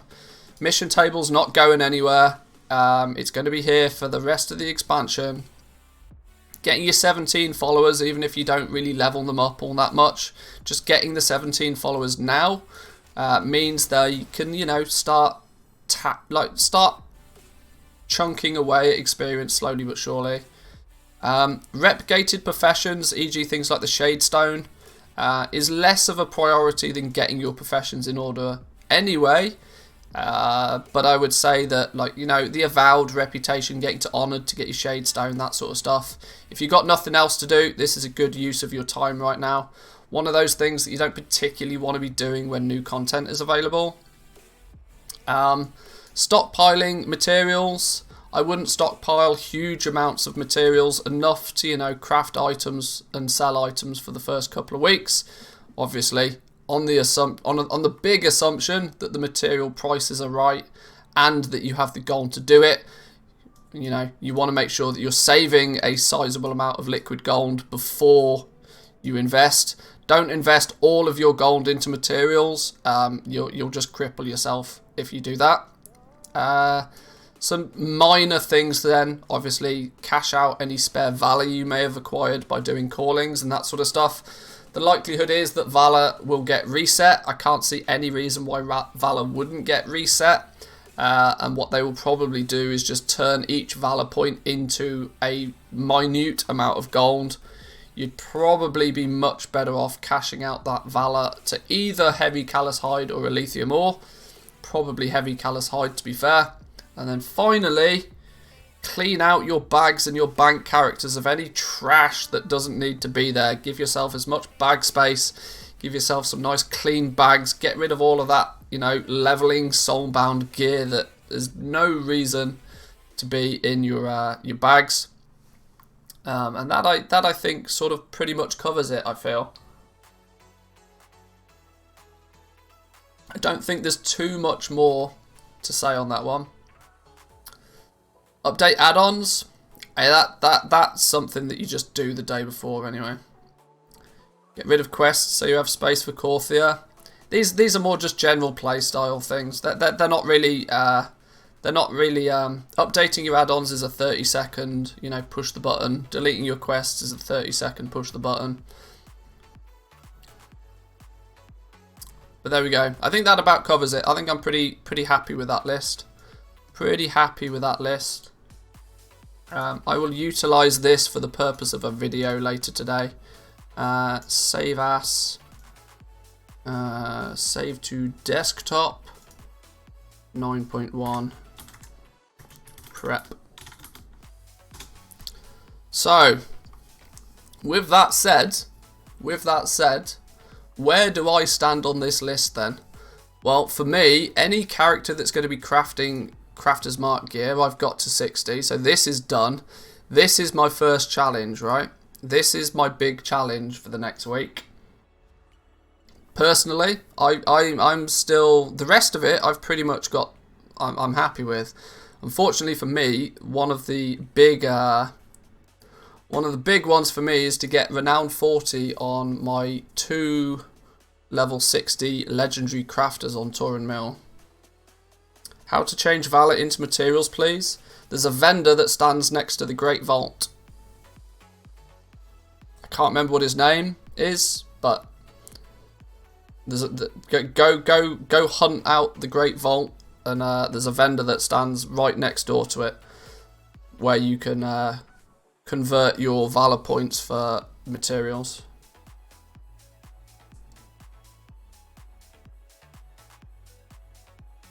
Rep grind for Bastion or Ardenweld. I guess that falls into this, really. How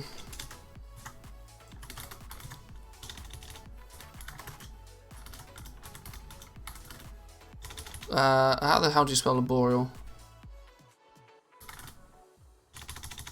Plus shard reps.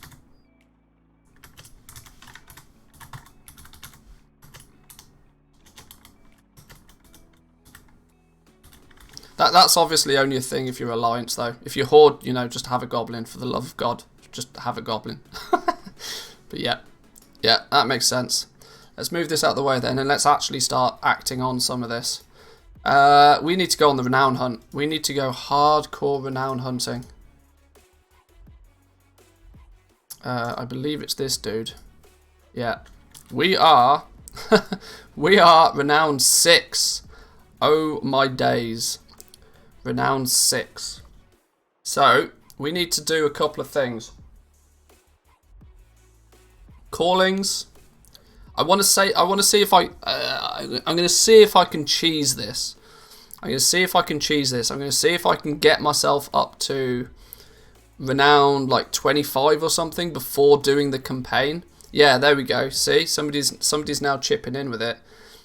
Do the campaign at renown 29 because that's when it becomes guaranteed. Yeah, I want to see if I can chip away at this, like basically free renown early days, but callings, running heroics, doing LFR until I get as high as we need.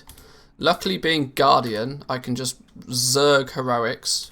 Have I got any gear? Oh my god, I've got no gear on this dude either. How have I got no gear on this dude? Alright, well, we'll gear up at the same time then. Oh my god, I don't even have the item level to get into LFR. Oh, sugar. Alright, this could be fun. Right.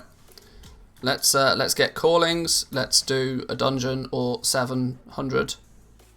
Random heroic Shadowlands, go. Is it going to be instant queue for tanks? It is instant queue. Fine. On callings with renown and daily heroic should be a decent pace. Yeah. Get the daily heroic out the way. I mean, that's almost guaranteed to give me a renown, I think. If you do a calling a day, you can get 11 before the patch. That's not going to be enough. That is true. That is true. But callings on top of heroics, on top of LFR. Then once we hit mid-20s, once I hit mid-20s, I might then power the campaign. We'll have to see. The real annoying thing for me is that I'm going to have to do this twice. I'm going to have to do it on my druid and on my hunter on this realm. Whoa, whoa, whoa, whoa, whoa, okay. You spawned me right into the middle. What's going on here? Why did a tank quit mid-pull? That worries me greatly. Why did the tank quit mid-pull?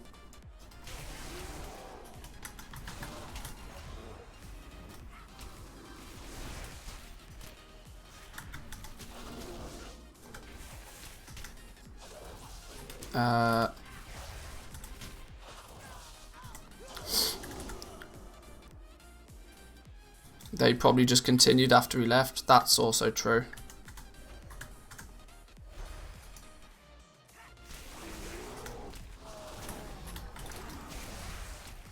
I need to remember I'm not indestructible as well. This is going to be a nice display of how not to tank, by the way. Just saying.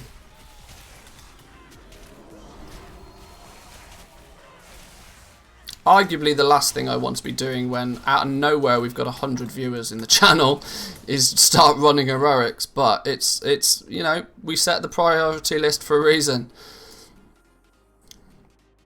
We got to get it done. Lucky bastard getting into a dungeon that's already halfway done. Well, that's true. I guess I shouldn't complain too much, right?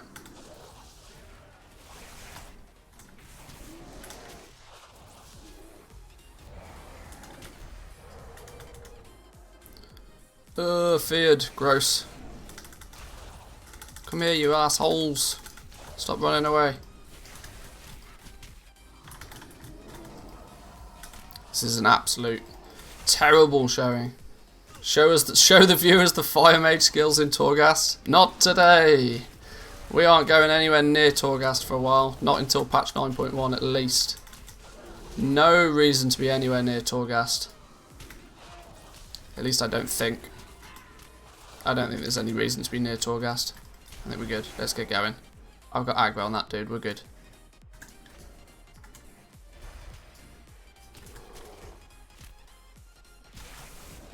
Guys, you coming?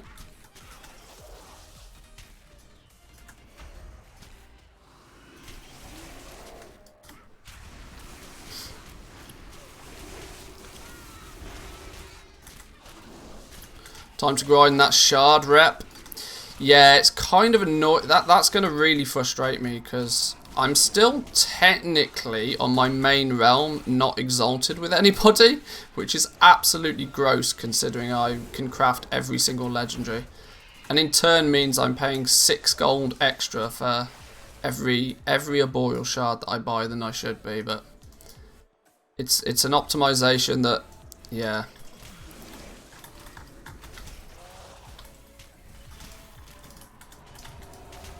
No, come here, you. Get a contract and do some world quests? Yeah, there's some easy ways to do it. I was kind of hoping, right, that I would kind of tick that box passively from the mission table. On my hunter, I've not been giving it priority, but given the opportunity for rep tokens when doing the mission table, I've been taking them. Simply because, yeah, eventually, best case scenario eventually is that you just keep churning out Paragon boxes, right? Because those Paragon boxes are worth, like, what was it, 3,500 gold a piece or something silly? Juicy, juicy.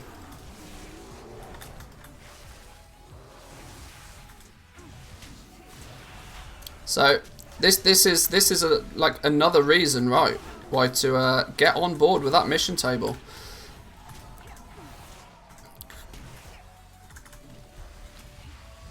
Because it's not a lot, but you imagine once a week you complete a Paragon chest, for example, because of the mission table. Nice.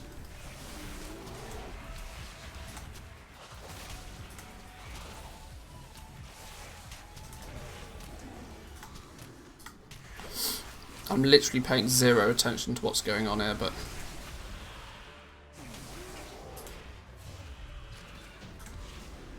Boom. No renown. No renown. You boss, you're dead to me.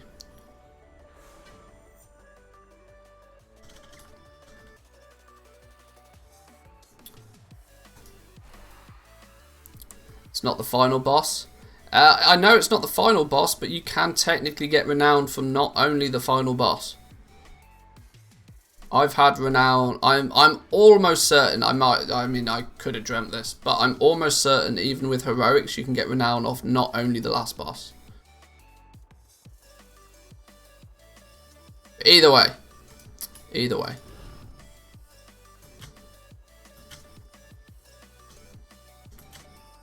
I've not had that on 6 characters.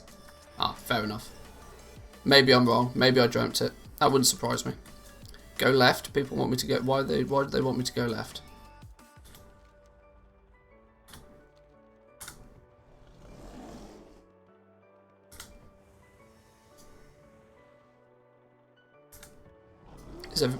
Maybe I will wait for everybody to get here first.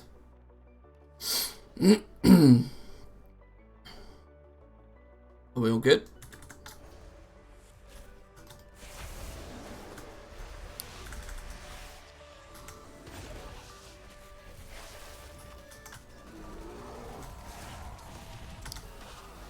Sleep? We ain't got no time for sleep.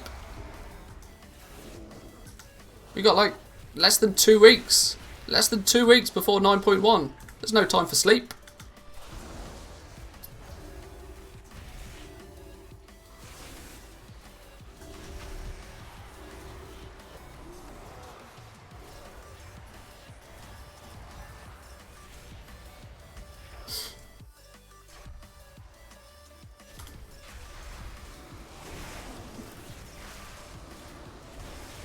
You guys sleep. Wait, really? You guys sleep? No sleep here. How important is the tome of origination? Because you can't just craft... Can't you just craft and sell lower tier Legos? I mean, you can, but it's not what people want. I mean, you can, technically, but... I think this, I think this group has gone boo-boo.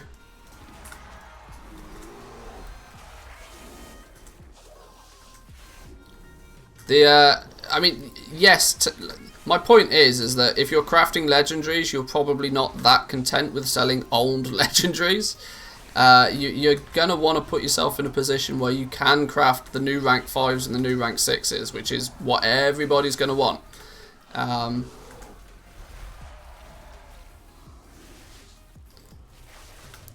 Don't take right front again, right back. What? They didn't take a portal? Oh, is that what they... Okay. I hate this dungeon. I absolutely despise this dungeon. Firstly, because I don't really know what I'm doing. But secondly, because nobody else knows what they're doing either. And even my fundamental knowledge of the situation is not good.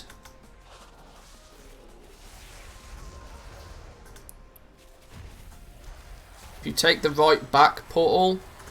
dude, I think you're thinking that... Oh my god, I meant to be taking a portal. I'm relatively sure there's only 2 portals on Heroic. Isn't it? There's 4 on Mythic.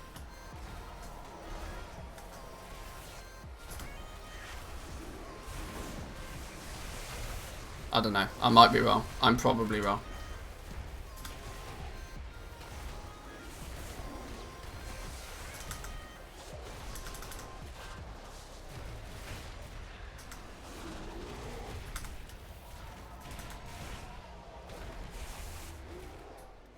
How do we get back? This way.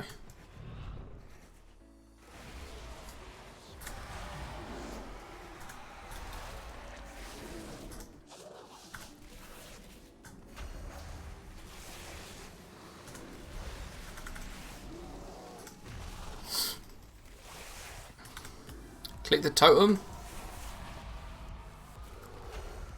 Oh, this thing. The fact I'm so zoomed in makes me feel ill, actually. There we go.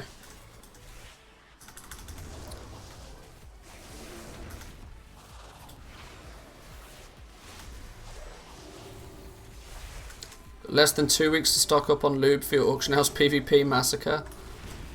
I don't think it's going to be quite a massacre. I'm in uncharted territory, if I'm going to be honest. The fact that my main focus... the problem is, right, is I don't know where my main focus is going to be. Like, I would love... I'm beyond fully prepared on Sylvanas. I have every single legendary maxed out to rank 4. I've got loads of materials. I've got every single profession ready. Like, I am beyond done. Like, beyond done on Sylvanas. But the problem is the realm is dying. Slowly but surely, the realm is dying. Meaning that I would much prefer to focus my attention on Tauren Mill, which is a realm that is super high population, constantly popping. I would, yeah, out of preference, want to focus my attention on Tauren Mill. But I'm seriously behind. Seriously behind. This is a problem.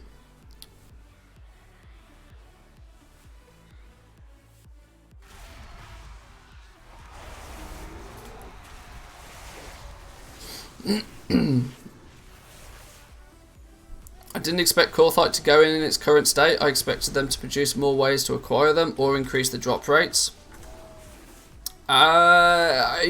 It's, yeah. Yeah. I understand why, I get the thought process from Blizzard though. The one thing they probably took away from the legendary crafting system in 9.0 was that it was super unbalanced in terms of overall price, right? So cloth wearers basically got their legendaries for free. Plate wearers were somewhere in the middle. Hunters and shamans just got boned, right? It's pretty simple. The cost of the disparity in cost between the legendaries was too great. So it was very apparent that Blizzard wanted to try and fix that somehow. And the only way they can fix it without fully redesigning the entire thing is, oops, I missed the portal, was to do what they did and to put all of the material cost onto one material that they can control the distribution of and that is universal across them all. Hence, we have the Corthite crystal. Now it doesn't matter if you are a cloth wearer, a plate wearer, a mail wearer. It doesn't matter. You still need 40 Corthite crystals to have access to your rank 5, or in turn your rank 6. No renown.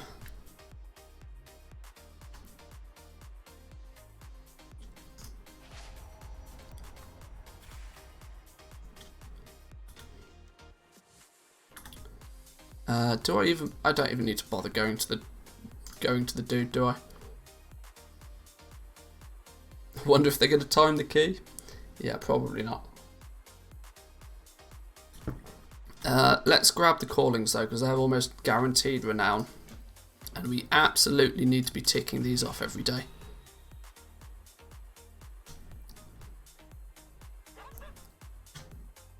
Renown is in the chest, if anywhere. It'll come. The postmaster will send it to me.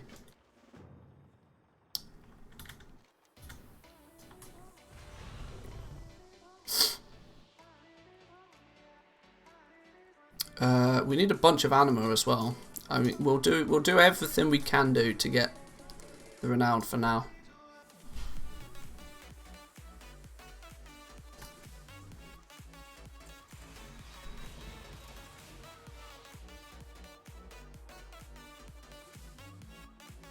The Keeper of Renown.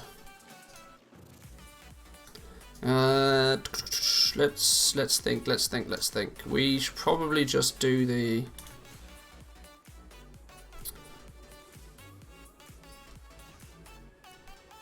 what faction you on? These are horde characters.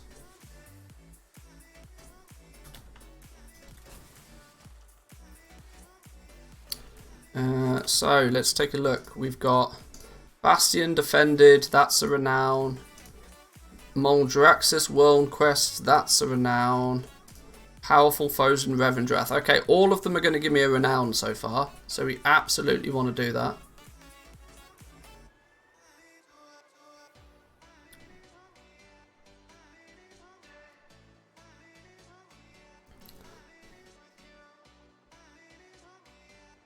Doing my Horde ones as well. Want to do an M+ World Tour. Not right now, if I'm honest. That's not really something I want to be doing on stream. I'd rather, I appreciate the offer, but I'm going to do the basic, slower, more boring stuff to begin with. If I was to do a Mythic Plus World Tour or an M0 World Tour or something, it's something I wouldn't do on stream because it's horrendous stream content. This is not great stream content to begin with, but let's go and smash out then. We need to kill the world boss. That's an absolutely cast iron guarantee, plus it's renown, and we need to be in Bastion anyway. So let's go do that one. I still need to squeeze in cancel scans and all sorts of stuff in between, so.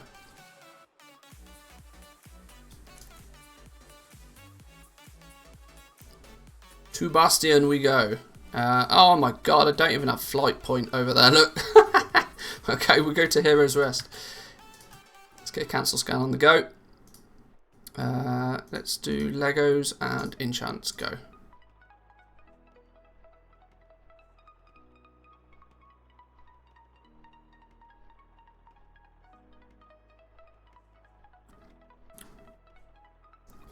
Want to do world bosses in late in the week as possible. It's guaranteed renown. Want to get the more RNG stuff first, like LFR and dungeons. Yeah, probably. But I mean, I don't think when I'm on renown 6 it makes all that difference. I still have, you know, I've got 30 plus renown to try and get on this character. I just need to do anything that gives me renown. I'm not going to worry too. The only thing I'm going to do is I'm going to hold off doing the campaign until, you know, I'm a bit closer. At this point, when you're at renown 6, it's not that big of a deal. Everything will give me renown anyway.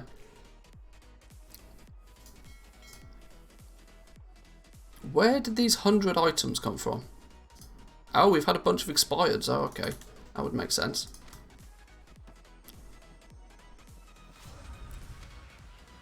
Joby, how we doing? Welcome, welcome. Good to see ya.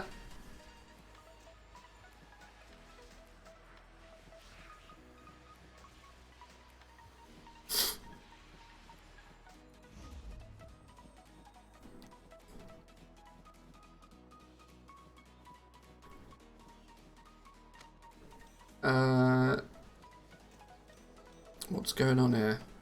Tome is only rep gated, it's not renown gated. Oh no, it is. Oh god, this is going to be the problem. People are going to be watching my past videos from the PTR because, you know, that's just how YouTube works. It serves them the video that it thinks they want to watch, regardless of the fact that it might not be the most up-to-date video on the topic. This is the thing that I fight with this on YouTube frequently. It's like some days I wonder, do I just tell people about this change, or is it better to just say nothing?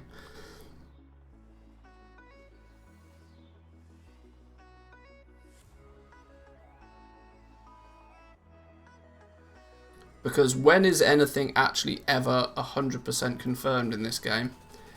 Arguably never. My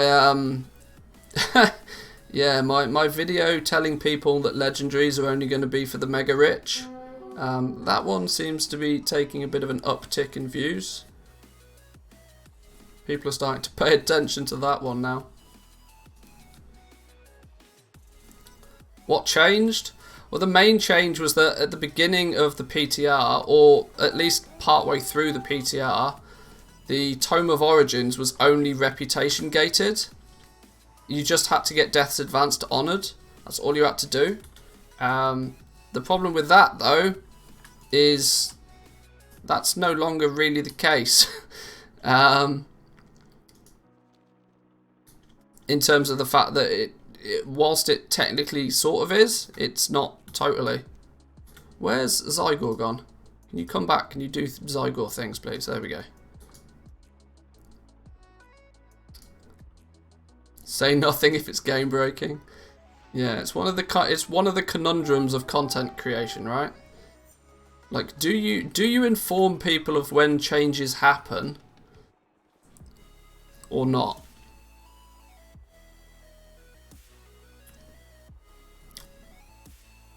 EU token peaked at 296 at 6 AM.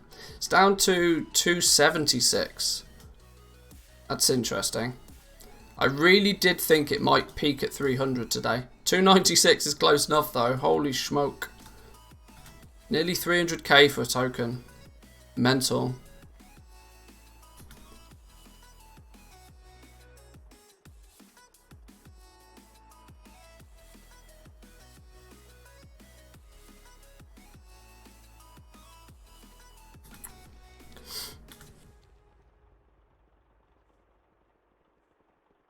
Just grab some flight points on the way to this as well. Now, if I'm going to do LFR, I'm not going to tank LFR because I have no idea what the hell I'm doing. Should we just heal LFR? That's probably the easiest way, isn't it, to get into the get in there quickly. I don't particularly want to do LFR on stream either, if I'm honest. I mean, people don't want to do LFR themselves, never mind watch some random dude on the internet do it. How do we get all the way up there? We'll go this way. LFR's the best streaming content? Yeah, I don't know about that. I mean, when it turns into an absolute shit show, I can imagine that it's quite amusing, but people can experience that shit show themselves. What am I showcasing, really? Let's be honest. Not a lot.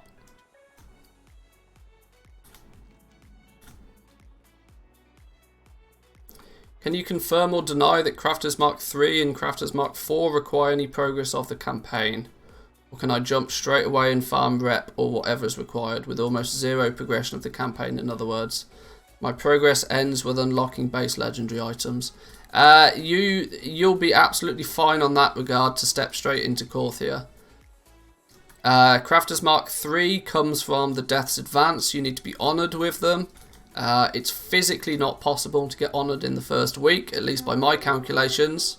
So Crafters Mark 3 potentially will become a thing in week 2. That's the point to where I feel that people might be able to grind out enough reputation to reach honoured.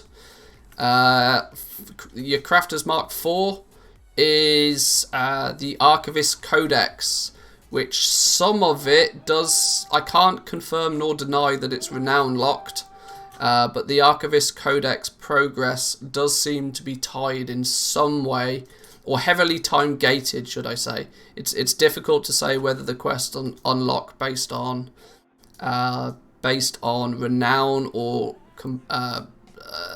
campaign completion. It's really tough to work that sort of stuff out on the PTR. But Crafters Mark 3 at least, Death's Advance, phooey. Death's Advance are honoured, that's all you really need.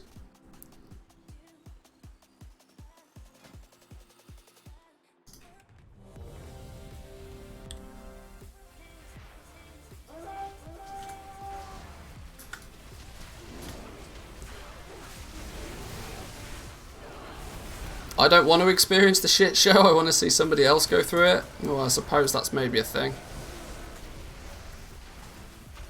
Have you by chance done any guide on how to properly sell leveling gear with Tradeschool Master? Can't get it to list items according to their item level. The reason I've not done a guide for it is because TSM can't do it. Not until recently anyway. TSM 4, if you've got TSM 4.10, which is the release publicly available version of it, you're just going to have a bad time.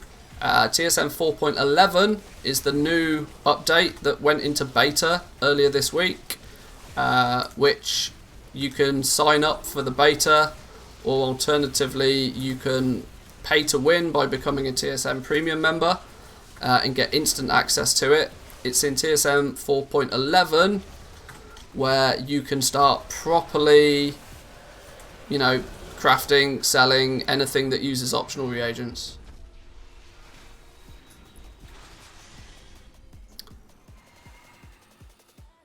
Oh, I forgot that because you have to do this in a raid group, it doesn't count towards your Bastion defended. Ugh, gross.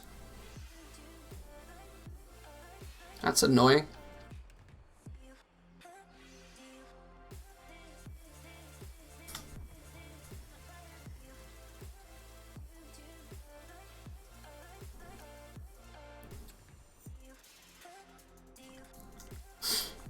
Go DPS and LFR and you just tag the boss, and after that smash some buttons. Maybe die by mistake, also known as accidental planned cancel scan. Yeah, that might be quite sensible actually. Properly leech. Properly leech like a pro. So are you manually listing, for example, your item level 117 gear right now? Well, no, I've got TSM 4.11. I've got the updated version of it. Which means I can do it properly. But that's only been... TSM 4.11 beta only came out a couple of days ago, so... I've not had chance to, you know, other stuff's been happening. Videos like that may take a back step for a little while. We need to defend Bastion. We need to defend Bastion. Now, we could, in theory, just do the Bastion dungeon. A dungeon in Bastion might not be the worst scenario.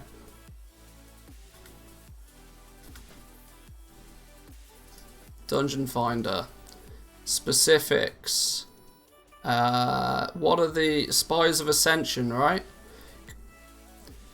In fact, for the defending of Bastion, can you do normals even? Can you just cheese it completely?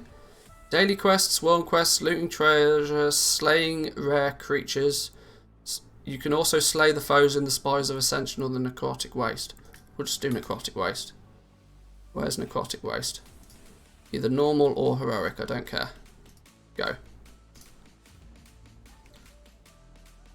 Normal dungeon works too.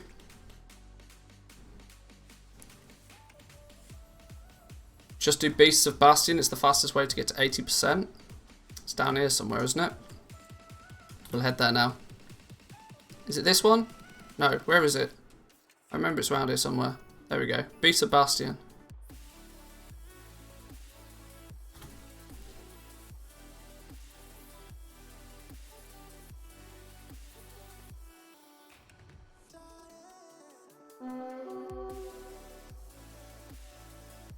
I'm going to post a guide on 4.11 when it's almost out of beta, so I don't have to explain things with bugs. Yeah, this is the issue, right? Like, at the moment, it's a bit... I mean, it's in beta. It's sensible to presume there's bugs in it, of which there are. Trying to craft things based on profit is a bit buggy right now. But if you're just, you know, crafting a bit of everything, then it doesn't hugely make a difference.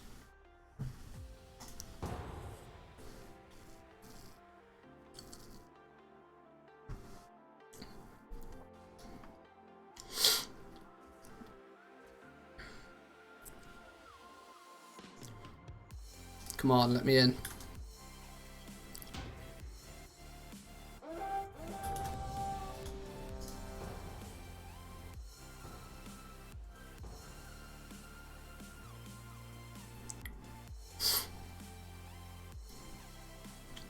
Right, let's go. Who have we got in here?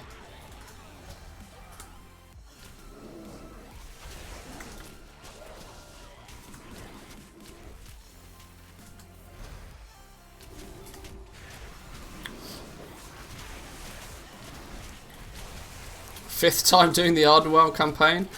Yeah. I'm going to have to do the campaign twice more before patch 9.1.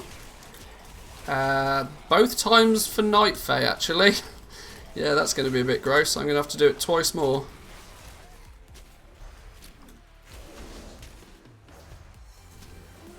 First boss, leave, do Beast of Bastion. I'll probably stick around here simply for the chance at renown at the end. It's not exactly too difficult. It's a normal anyway, so as long as my healer doesn't, you know, crap out completely, we should be fine. Not pulling everything would be preferable though.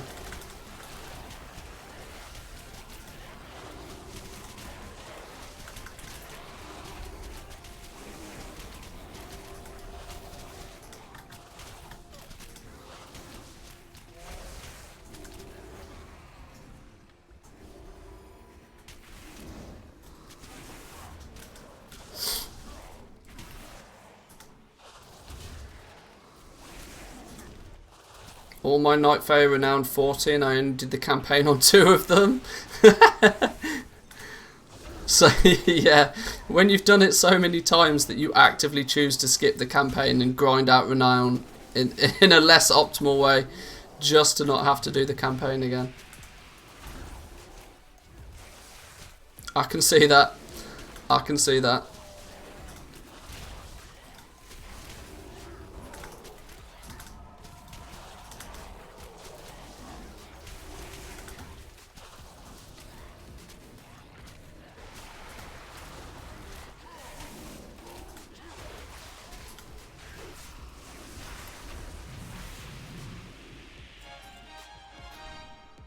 Oh no, did we crash? No, we're good.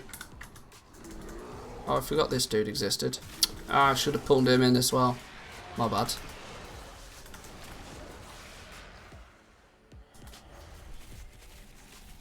The priest is impatient. I love it. Right, well, let's hope he doesn't fuck everybody then, because people are still killing him. I know, priest, relax. Let me do the pull-in, otherwise I'm going to quit.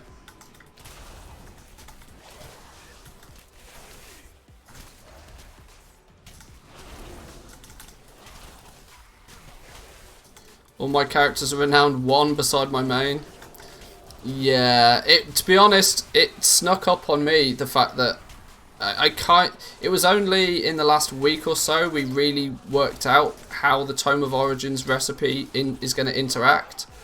Now, I should, in theory, have prepared for it regardless.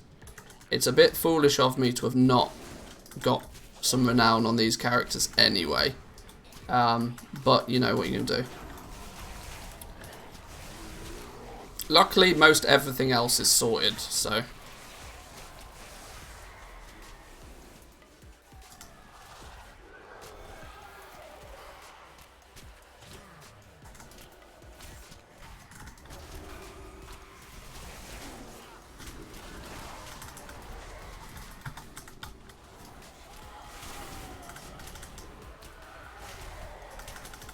No!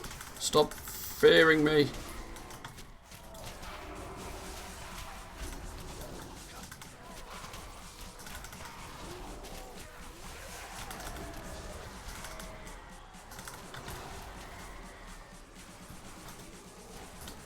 Christ alive. Sometimes I think that harder level content is actually quicker and easier than lower level content. I should have probably just chose to only do heroic. Ah, the shit we do for gold. It's crazy, right? I like it though. I think it's so interesting just how there's such a significant difference between how different people play this game. Like, we spent 20 minutes, half an hour, whatever it was, going through a little prep for patch point 9.1. That list is so different if you do PvP or you raid or you do M+, than what it is for a Goldmaking. It's like crazy, right? It's almost like you're playing a different game sometimes. Can you come over here?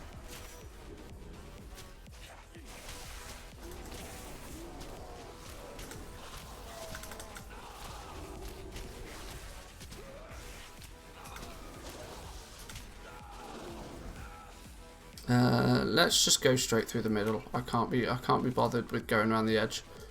If everybody can skirt through here without aggroing, that would be wonderful though. No, these guys are going to aggro. This priest is just on a mission to pull everything.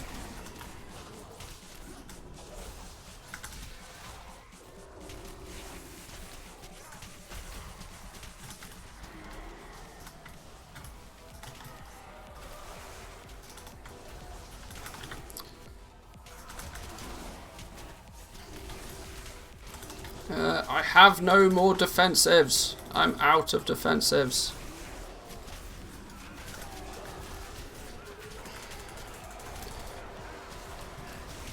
I don't have the gear for this. Quick, press the win button. This character is not geared to be pulling the entire zone. Oh, I'm feared. This is not good. Oh, this is not good.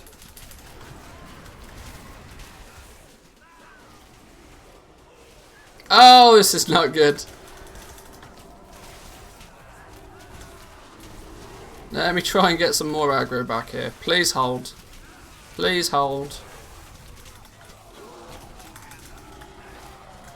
Oh, interrupt the screen. Jesus, no more fear, please, for the love of all that's holy.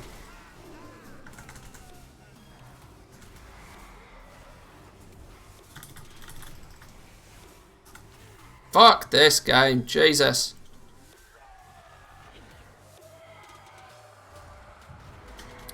Woohoo! A res.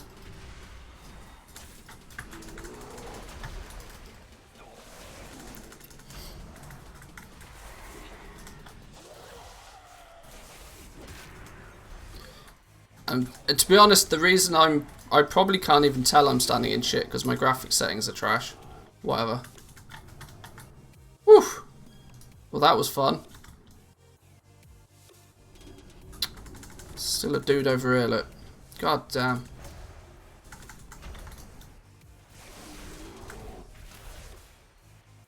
Can't we use the death rule? One random pet per death? No. No, we cannot. No, we cannot.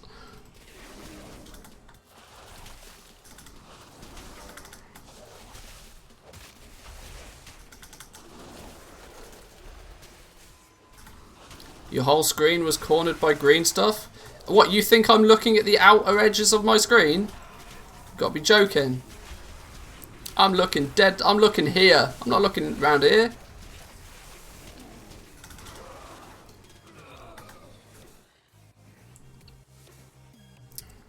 You're criticising a rank 1 auction house PvPer. just remember who you're criticising. I am not a person that does dungeons. I am looking in this box here. If it's outside of this box, I don't see it. I am not good at this game. I make gold. I could be good at this game, but I'm out of practice.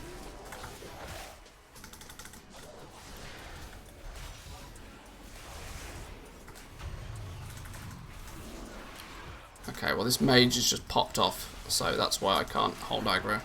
Entirely not my fault.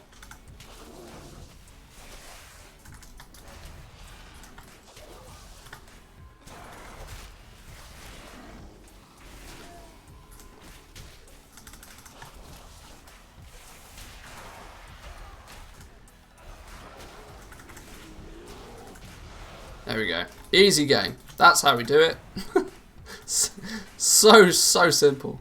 So simple.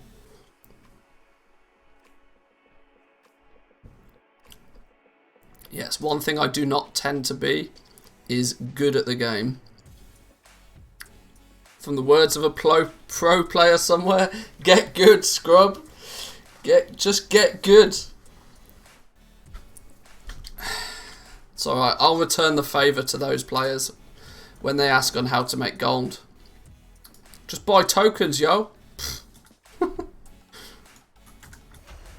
How'd you make gold? Just buy tokens.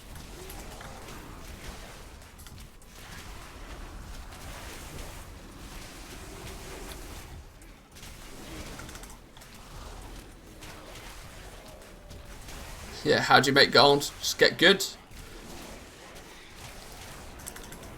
Up your auction house PvP game, son.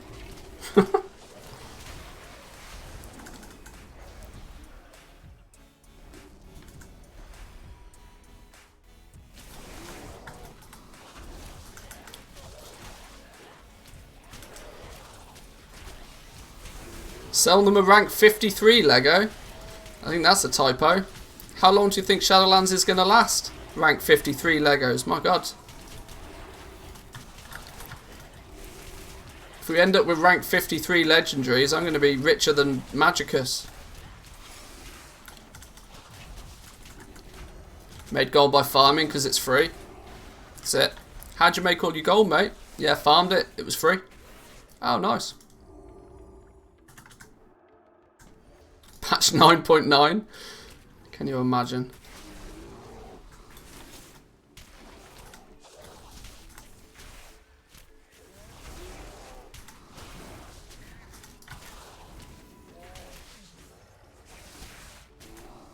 Now, odds on people knowing the mechanic for this next boss. I think it's pretty slim, right? I think it's pretty slim. This priest knows what he's doing, sort of.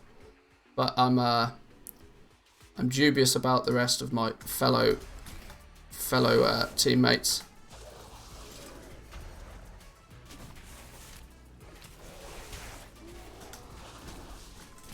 .9 will come out at this speed in 2026. It's funny because it's true.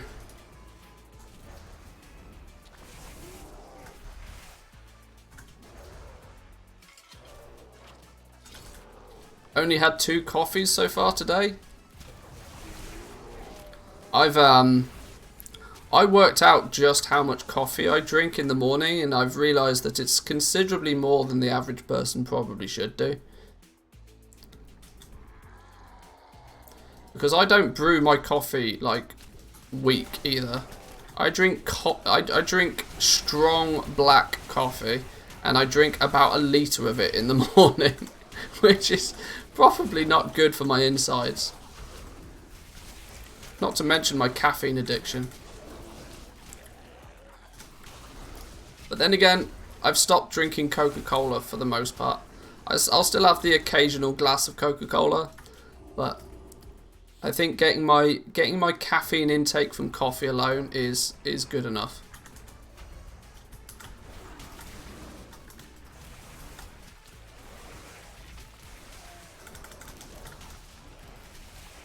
A litre of pure coffee, please don't die.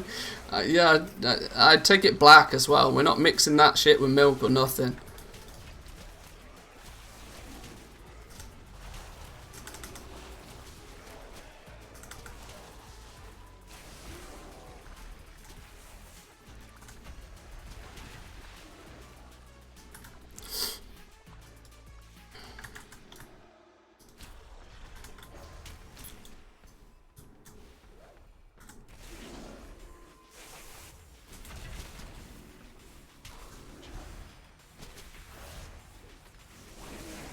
Oh, they know. They know.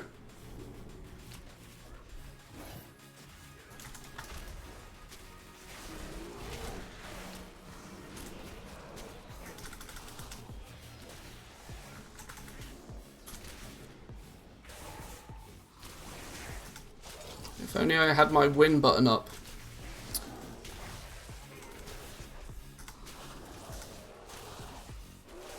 Oh, he's going down. We should be good, right? Bingo. Bingo. He's not drinking, he's getting it by drip. Yeah. Oh, that would be the way.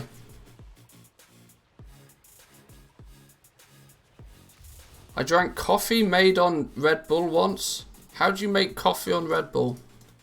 I mean, that literally sounds like you're actively choosing to give yourself a heart attack, but yeah, I'm blood type blood type black coffee.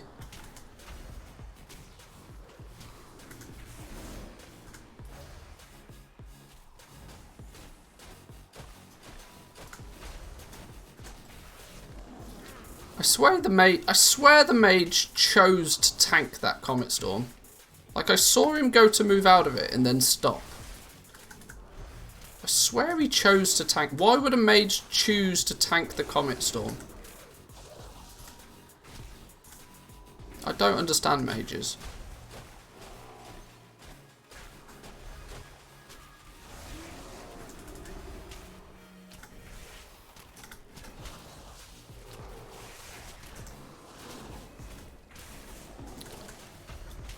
To see if he could ice block it? Maybe.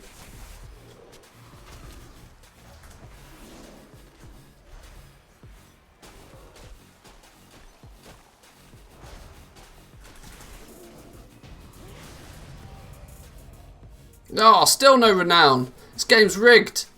Total rigged. Oh well. We got some gear out of it. We'll take some gear. Don't care about gear. Ugh.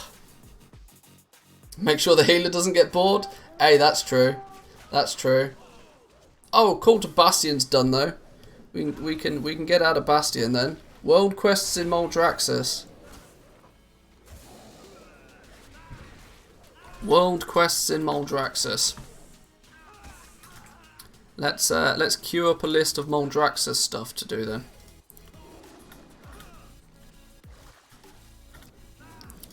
Let's go. What have we got to do over here? Please be like something that's not terrible. Where's me Zygor list gone? Here's me Zygor list. We'll go with, I mean, I guess conduits, because we're going to need them eventually. We'll do those, and then I'd guess that, whatever. It doesn't, literally they're all shit. They're literally all shit, so we'll just do whichever 3 we can do fastest. Right. Where are we flying? We're flying up the top here. Oh, we've got 3 in close proximity. That'll do. Right, get a quick cancel scan on the go. Quick cancel scan on the go.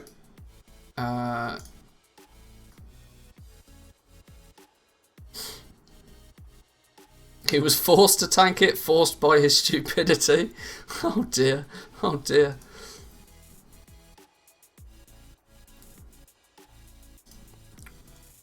Oh dear.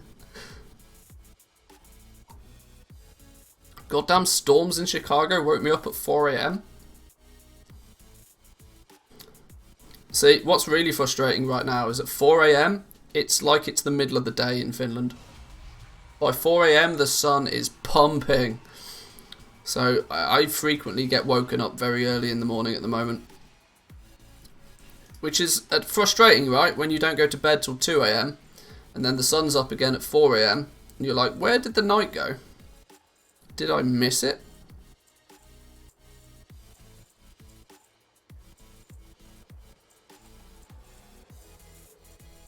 And apparently I do sometimes.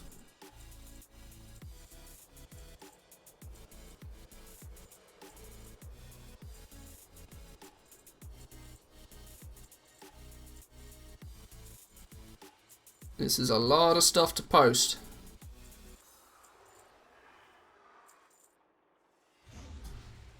I mean, at this time of the year, you literally blink and night's gone. It's like, oh, I missed it. Oh.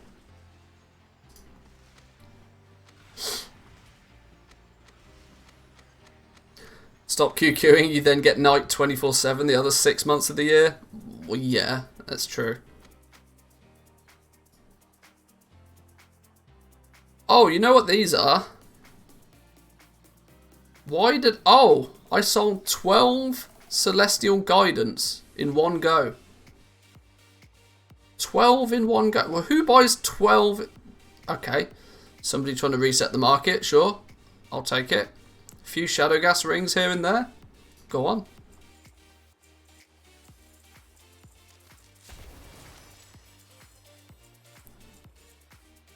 I think this is the most amount of gold I've had on Tour and Mill for a long time.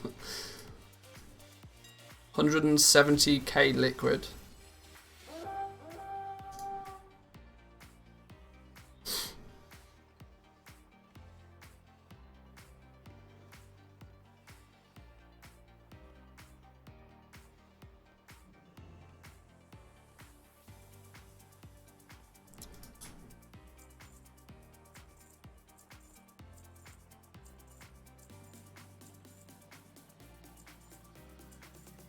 Right, there we go. There's our auction house pumped. We have a few sales, nothing spectacular. The 168 jewel crafting stuff is really cheap right now. Basically at cost, but what you can do. That's all good. Right, auction house is in place. Let's got some world quests to do. I'm going to take Pasha's with the play and add and hydrate. All this hydration, just cash out those coffee beans, man. Just get rid of them.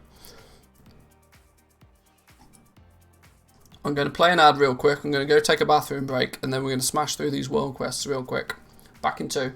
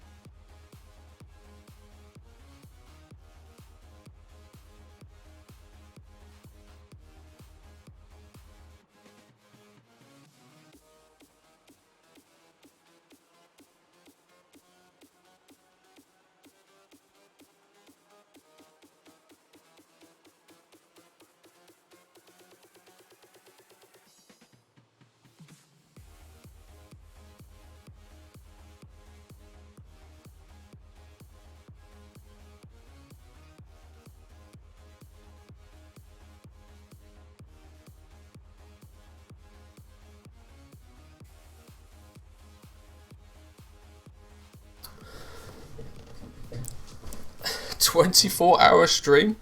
I'm way too boomer to do 24-hour streams. Let's get that.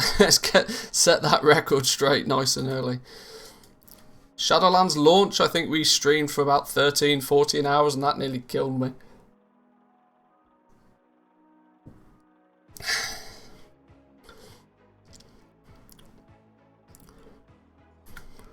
Where are we going then? Let's go this way. We got a bit of gear from here somewhere, didn't we? Was it an upgrade? What did we upgrade? We went backwards. We went with a 158 ring. Oh my god.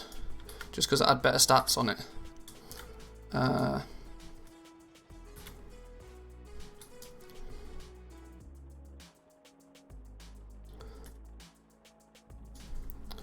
Right, 3 world quests out here shouldn't take too long. The powerful foes in Revendreth. This can it's just one quest, right? Where is it? Is it this one? Destroy the dominant. Hey, we get 800 gold from doing it and all. Well, that'll do. 800 gold, a renown, a box. It's all good. We're getting there. Renown 8. Slow and steady. Wins the race, right?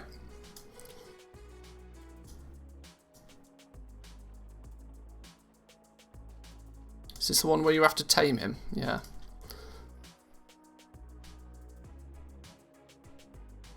Hang on is 2, right?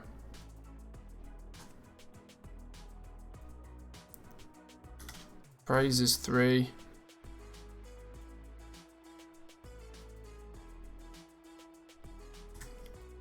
What's number 1? Soothe them. Pat them on the head. Okay. Okay.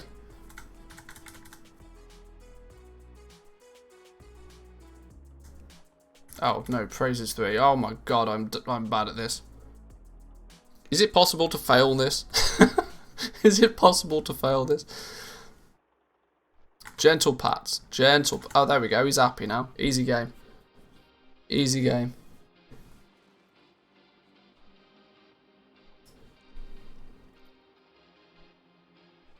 Hang on, is this going to drop me off at the other side of the map? Oh no, I forgot this one takes me to the arse end of nowhere. Now I'm in the total wrong place for the whatever.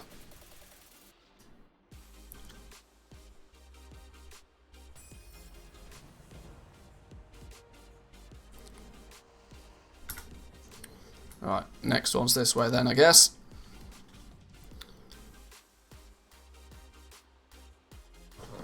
One of 3.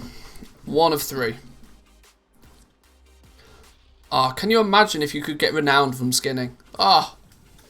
Ah, Goldmaker's dream. If you could get renowned from skinning. Absolute Goldmaker's dream. This feels dangerous to even be here.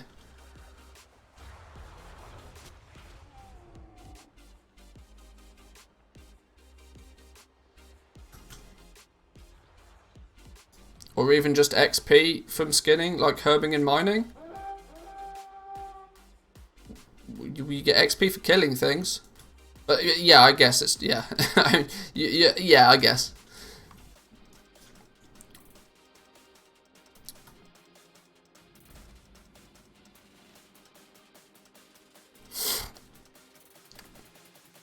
I mean, you do technically get XP, but just less of it.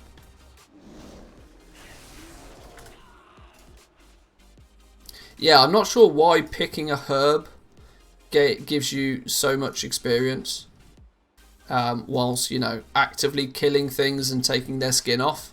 It doesn't. Anybody can bend over and pick up a flower, you know.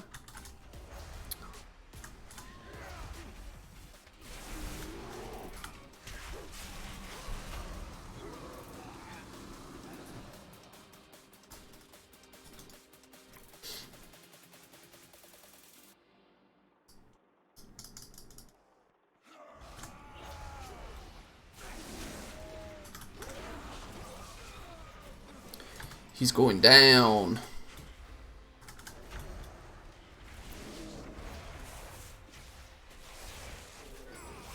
Boom. 2 of 3.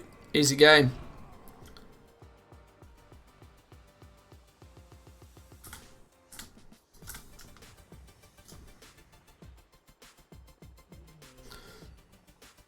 My dual craft tailors renowned 13 right now. Is there time to get 40 before patch 9.1? Can you also confirm why 40 is needed on all crafters? Not all crafters, but all crafters that want to craft the new legendaries, because you're going to need to be on curve for renown, because the Tome of Origins is basically your pattern for the Vestige of Origins. And that is a reward from one of the campaign quests once you've completed it. Now, what there might be a silver lining to this, that it might be that once you've done that campaign quest on one character, that the Tome of Origins then just simply appears on the vendor for your other characters as well. Now, we cannot possibly guarantee that based on the PTR. Meaning that you would only, in theory, need to be renowned on one of your characters to unlock the Tome of Origins, to make it then go on to the vendor, for you then only to need to do the reputation grind to get it. That's way too much of a risk for me. The safe bet is just be renowned 40.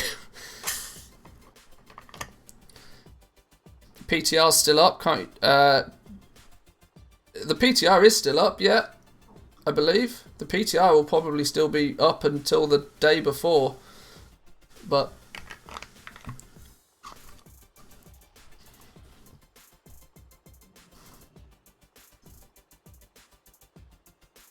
how many Korthite crystals do you estimate a character can get per week?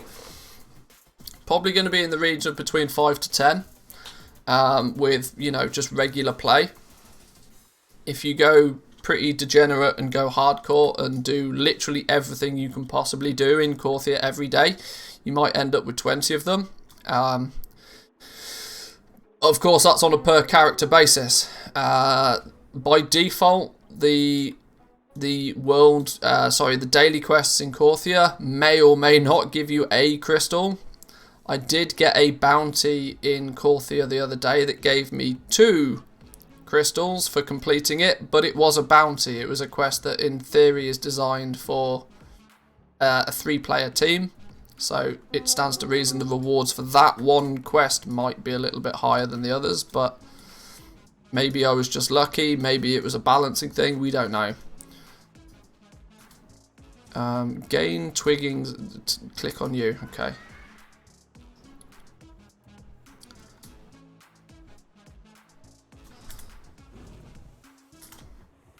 They look like, what are we doing? They look like wounded bugs on the ground. I don't see no wounded bugs on the ground. Oh, this thing. I don't really want to pull the rare if I can get away with it.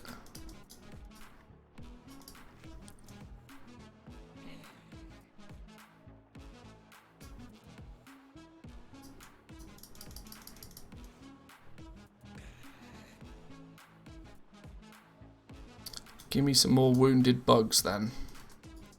And then we just got to kill 12 things. Killing 12 things is easy mode. Finding these... Hang on, now why has the ring disappeared? What's going on here? What's going on here? Okay, now we're back in the zone.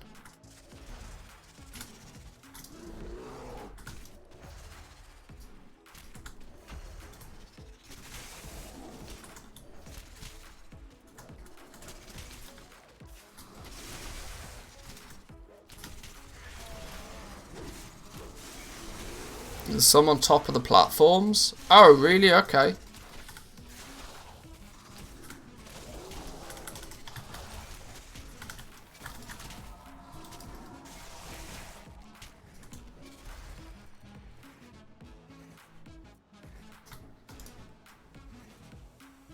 Oh, yeah. So there are.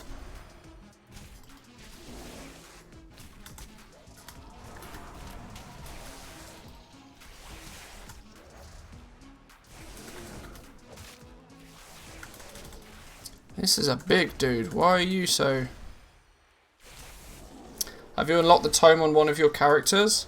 The problem with the PTR, right, is that every time there's a PTR update, the sensible thing to do is to just reload your character onto the PTR and start again.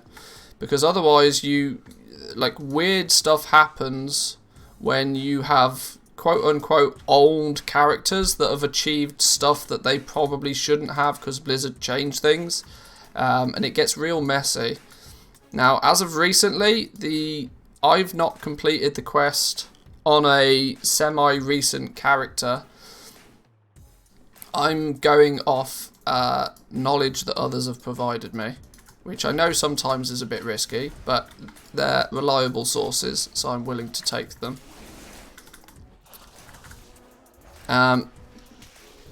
The simple answer is I don't necessarily have time to do everything. Because there's a lot in this game. I mean, as far as the PTR is concerned, whilst I'm happy to do a lot of the testing, the PTR is available for everybody. As far as I'm aware, you don't even need an active sub to test the PTR. So please feel free to do some of your own testing as well. I'll happily do the lion's share of it, but I can't do everything. Recently switched from Night Fate to Necrolord. I have to say the vendors here are shit compared, at least for a tailoring character. The vendors are all outside, which is kind of annoying. But at least you can mount up and run between them.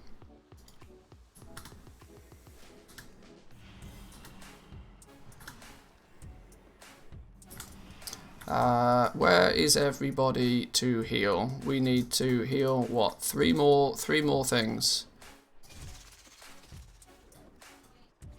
Is this one up here? This looks like one. There's one dude. 3 more to go. Hang on. Why didn't that work?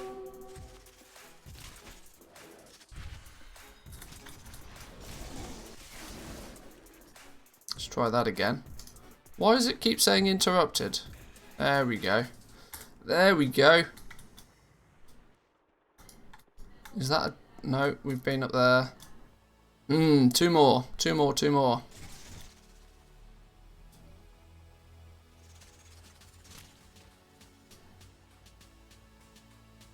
God, I can't wait for flying though. Genuinely. I know we don't get flying until week 2, but oh my god, like I think I'm more hyped for flying than I am anything else. Simply because I've had flying for so long on the PTR that I've got totally used to having it. And then doing these things without flying is just painful. This is why I've not gone and collected anything yet. Doing the collections and killing the rares every day and all of that sort of business without flying is just painful. Roll on flying. Slacker.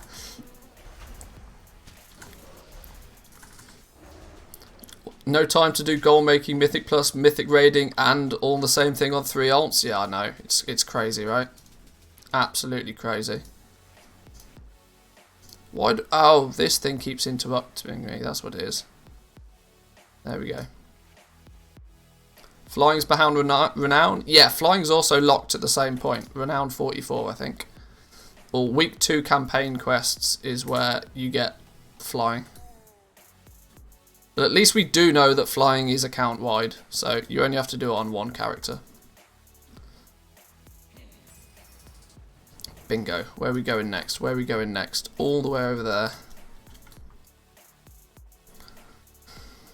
To farm Korthite crystals or whatever, do all your toons need to be renowned 40? No, you can get into Korthia with like basically nothing. You can get into Korthia pretty easily. You don't even need to have completed the main campaign. Never mind be level renowned 40. But I will continuously say this: like, just because it's not a requirement doesn't make it a sensible thing to like. Renown is really easy to get right now. There's no. Like, the sensible one in you should probably be grabbing some easy renown while you can anyway. It's just not mandatory. You can get into Corthia without 40 renown. You can get into starting rep grinds, and you can do you can farm your crystals, all that sort of stuff. But trust me, having for reference, actually, to clarify a little bit, whilst you don't technically need renown 40, you're only going to have access to 3 daily quests for a long time if you only are trying to farm, because you start with 3 daily quests, and then when you do more of the patch 9.1 campaign, you unlock 4 daily quests, and then eventually I think it goes up to 5. Now, obviously, you can't unlock the new campaign until you've kind of got your renown up. So there's many reasons to suggest that you probably should just get your renown up. Like, whilst it's not 100% mandatory, it is highly sensible. I mean, everything is locked behind renown or campaign quests or something nowadays. There is going to be an increased catch-up system for renown to get you that first 40 levels. But if you've got nothing else to do, get on it this week, because you just lost $5.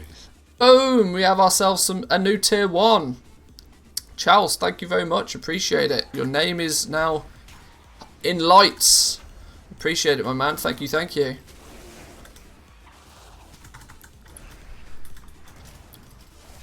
How many of these things do we need to kill? A bunch of them. Yeah, I would this little prep list I would utilize. I will throw this out there in a video or something later. Hang on, please hold.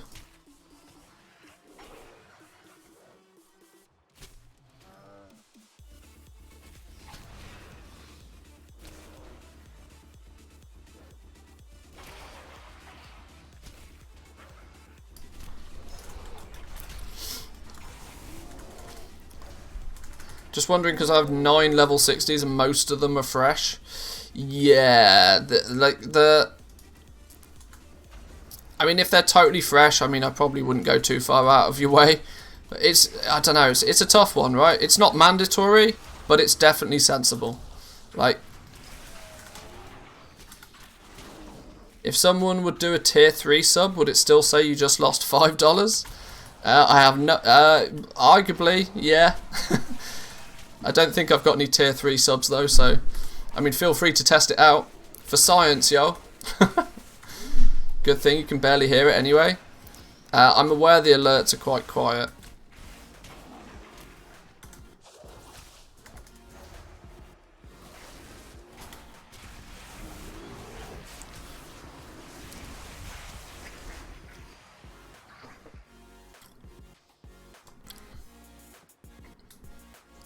I don't know what the general consensus is on it, but the reason I've quite deliberately kept the alerts quiet, because I'm not so much of a fan of, you know, Christmas lights and party poppers and champagne bottles going off every time somebody subscribes. I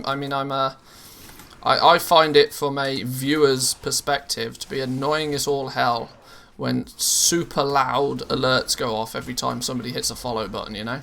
It's not that I'm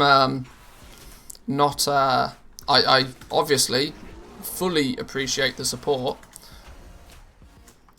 but it frustrates me no end when people have overly obnoxiously loud alerts.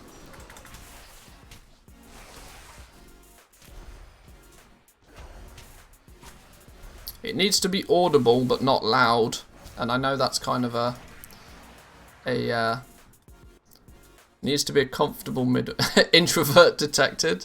Yeah, probably. I think most gamers are introverted in some fashion.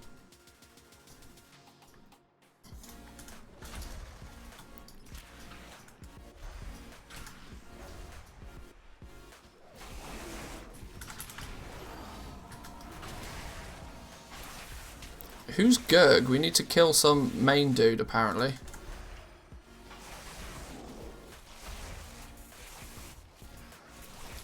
Most gamers is a stretch. Maybe I'm stretching. Do you know any loan sharks in WoW? I mean, I hear if you have a large enough public profile, you can tap Magicus up for a few bucks. But I don't think there's the general loan shark. I mean, Blizzard are pretty much the loan shark, right?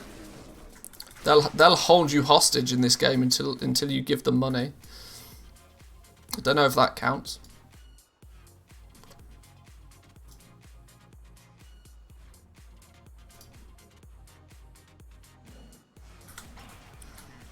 That's only 2 of 6. I need more.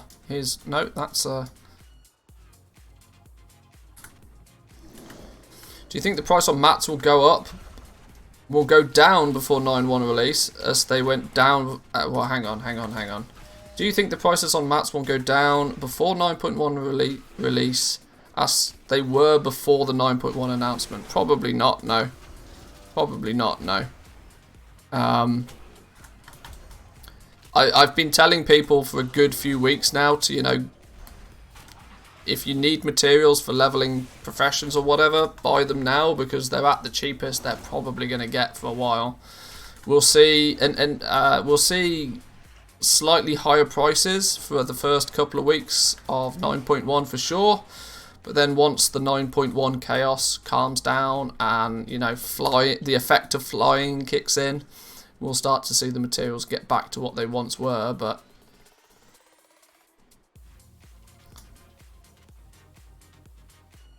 there will still be opportunities to get some cheap materials, but the natural mentality of most people on the realms now will be to buy the cheap materials out as and when they appear.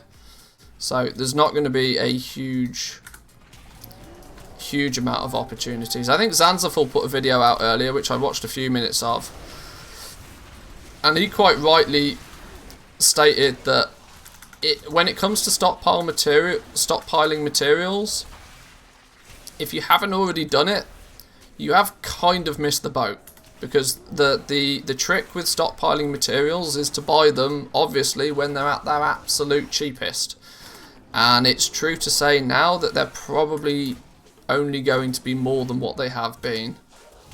We've probably seen the cheapest of cheap materials now for a little while.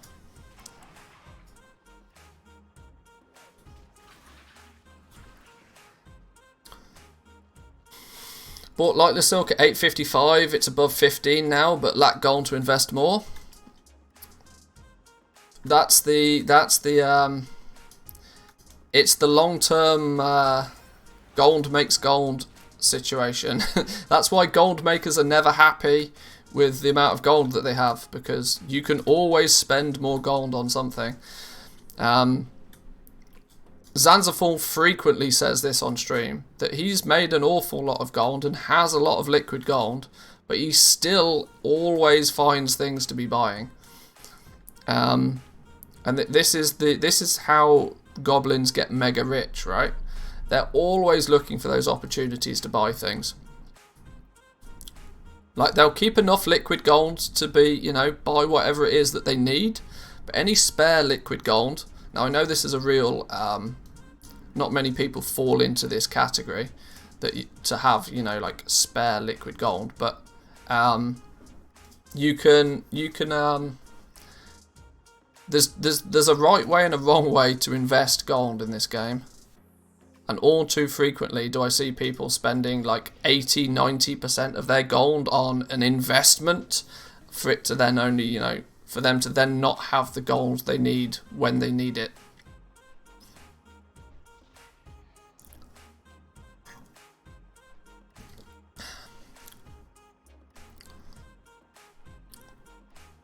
Sinvir went from 12 gold to 74. Yeah, oh, I love goblins. They do silly things. Silly things. Missed stocking up on lithium ore, mega big mistake. It's going to crash when flying comes out. Not really, because like I said, material prices don't necessarily crash because it's all based on supply and demand. Yes, you can fly, which means basic materials are likely to see a decline in value. I'm not going to say the word crash because it's probably not true, but they will see a decline in value over time because of flying. But the rarer stuff, nightshades, Elysium, those are things that they're still technically rare and they are still needed in reasonable quantities. Elysium ore, for example, yeah, it's going to be a little bit easier to get hold of it, but the demand is probably still going to supersede that. And you know for a fact on a Wednesday, somebody's just going to, anything that's on the auction house will just get reset anyway. It almost doesn't, with the rare materials, it almost doesn't matter because on a reset day they'll get reset.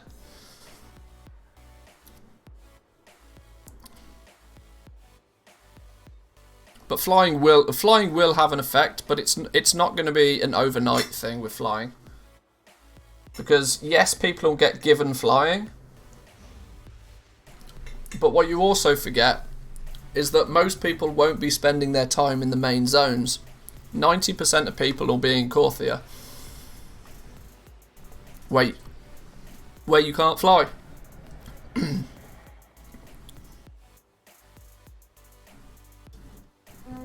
It's kind of like flying's a weird one, right? They've basically given us flying at the exact point where we no longer need flying. Like, because your playtime is going to then be spent in a zone where you can't utilize flying anyway.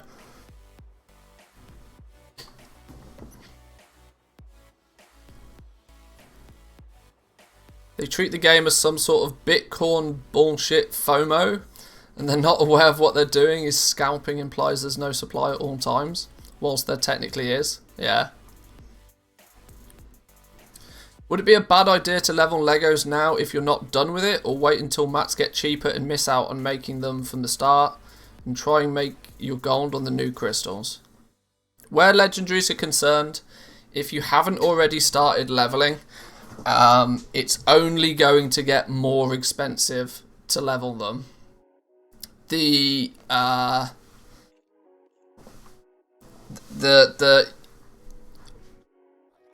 argument is true to say that if you can craft them and sell them for a profit, absolutely sure. But otherwise it's I hate to use the phrase, but as far as leveling legendaries, if you haven't started yet, I think you've missed the boat.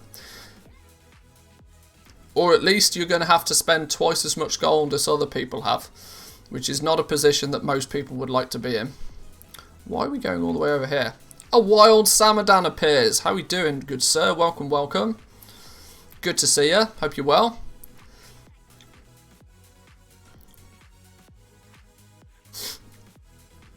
%90 of people have missed the boat.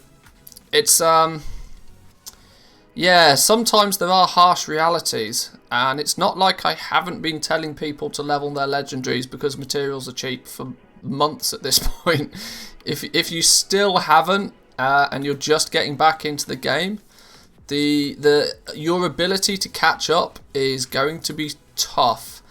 You might have to sit this one out and maybe wait until, like you said, maybe wait until materials get that little bit cheaper again, mid to late 9.1, and maybe get yourself prepared for 9.2. Because let's be honest, legendaries are not going anywhere. This expansion, we've not even had the first patch yet. Legendaries aren't going anywhere. Just because you've not been able to take full advantage of them so far, doesn't necessarily mean that there's not opportunities ahead. Are you prepared? Yes and no. On my main realm, yeah, I'm about as prepared as I could physically be. But on my new Tauren Mill adventure, I'm a little bit behind. I'm a little bit behind. I need to get Renowned 40 on 2 characters in like 10 days, which I'm not looking forward to. Hang on, I came this way and I've just realised I can't. Can I run through this gate or is this dude going to throw me away? Yeah, I thought so. God damn.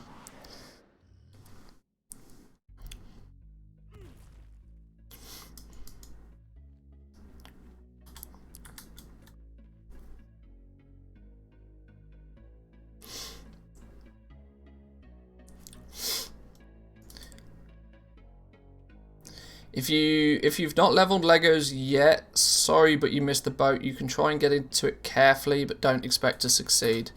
Yeah, the chance of catch up right now is a little bit tougher. I can't deny that. Simply because literally overnight, all of the cheap materials will get stolen by people looking to invest and get prepared for patch 9.1. The time for catch up with legendaries will now be, you know, mid to late patch 9.1, I think. Yeah, he literally just threw me exactly where I wanted to go, which was perfect. I'm meant to be doing this world quest. That's if you don't farm the mats yourself. Farming the mats yourself for the purpose of legendaries will never get you anywhere. I think it was actually Reckles, Want to Buy Gold, I think, put together some numbers for that.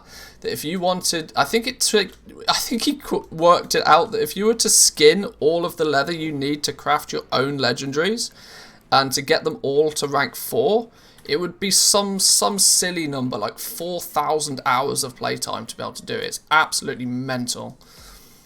Really, really not achievable by the average Joe. It really is a community effort for anybody to get their legendaries up and running to higher ranks. For alts in 9.1, do you need Renowned 40 and the campaign complete to get started in the new zone and start collecting Korthite? No. With pretty much basic, as long as you're kind of in Shadowlands, you'll get the quests to go straight to Korthia and start doing X, Y, and Z. But that's not to say that having Renown won't be beneficial to you. You'll be able to start in Korthia, but you'll still be playing catch-up because a lot of the new stuff is locked behind further Renown numbers. Like Renown 44, for example, unlocks a lot of stuff. So it's not essential. Certainly not essential for alts. But we put together a little prep for 9.1 from a Goblin perspective. We put this together a little bit earlier on stream, and yeah, for let me just get off this lift real quick. For the basic gear crafting toons, you only really need to be level 60. That will mean that you can get into Korthia, you can start working on the new faction. You'll be able to pick up the new Crafter's Mark patterns and plans, but anything legendary related, you're gonna want to be 40. Even your alts, if it's anything to do with legendaries.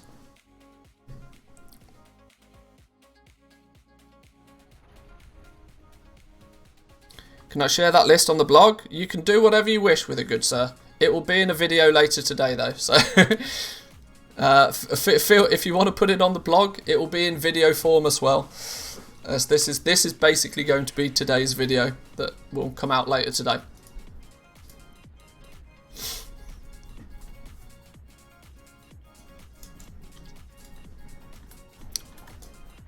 Yeah, so with literally 1 week to go, that's what I consider to be a somewhat sensible, you know, prep list. How do we even get here? This is why we need flying. Revendreth is an absolute maze. Come down this way and up here, okay. Okay.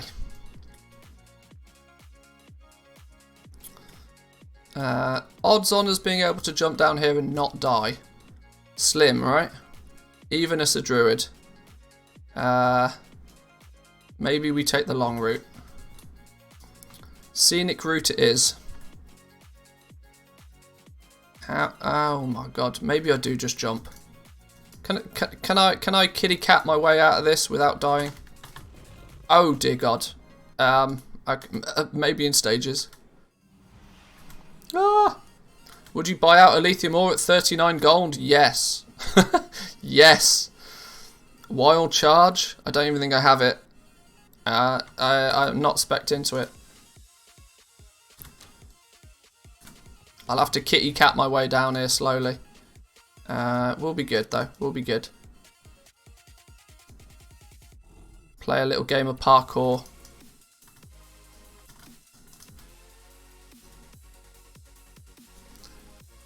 There we go. Easy game. Easy game. Oh no, sugar. Now I need to get all the way up. Oh, Jesus. We have to get up the other side again now. Oh, we need flying. We do. I've never seen it come even near 39. Well, Pasha's plays on the NA realms, so their prices are stupid. to put it in simple terms, their prices are cray. Look at Lightless Silk. Let's grab the flight point while we're here. It's going to be handy. Isn't that basically vendor shuffle price since Leystrite has a 380? Yeah, basically. Yeah. Yeah, Leystrite's basically an insta buy it at that sort of point. Well, the Leystrite vendor shuffle is based on the fact that you're making the blacksmithing, the what is it, the sword thing, the rapier. Obviously, that doesn't translate nicely to Elysium, but there's a 10x multiplier between Leystrite and Elysium, but only from a prospecting perspective. It's not a completely symbiotic relationship between the two. We can group this, can't we? Gimme a group. Go, go, go. Oh, come on. Somebody say yes. There we go. Everybody wants a tank. Where is everybody? They're all up there. They're all miles away from me.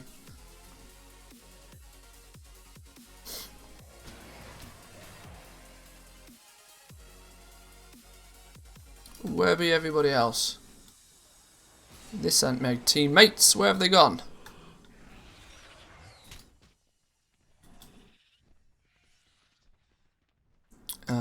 We go up here maybe? Such a maze. I love the aesthetic of this zone.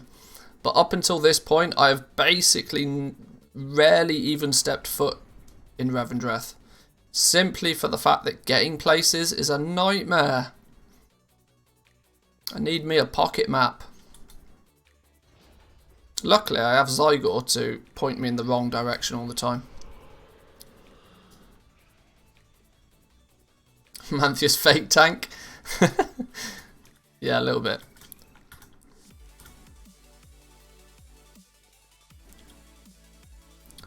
I'll be happy to say goodbye to the elevators soon. Oh God, you and me both. You and me both. Can't. It's, like I said, it's a greater frustration for me since I've been playing on the PTR for so long. I've kind of just got accustomed to having flying. Because on the PTR I just zip about and I don't care about it. Where's everybody going? There seems to be nothing to kill around here.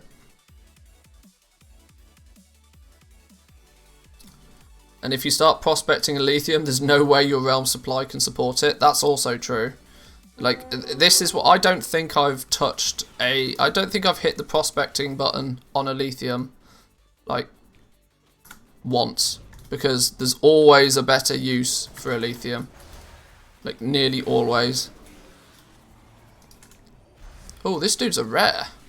Let's pop off. This should be good for a good, 10-20%, surely.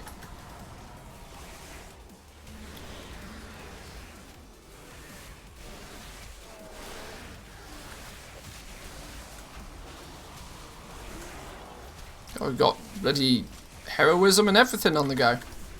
Popping off.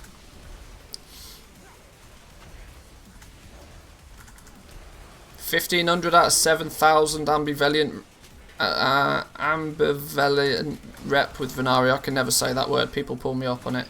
You think I'll get Crafters Mark II before 9.1 release? I mean, it wouldn't be on my priority list. That would fall into the category of nice to have, but not essential. I can categorically tell you there's better use of your time than farming Venari rep right now. Get a bit of Stygia, sure, but if you've not got the Venari rep yet, just make sure that you're doing the Venari weekly quests. You actually get so much more of the reputation from the weekly quests than doing anything else. Ambivalent? I don't know. I can't say it. Whatever. Whatever the word is.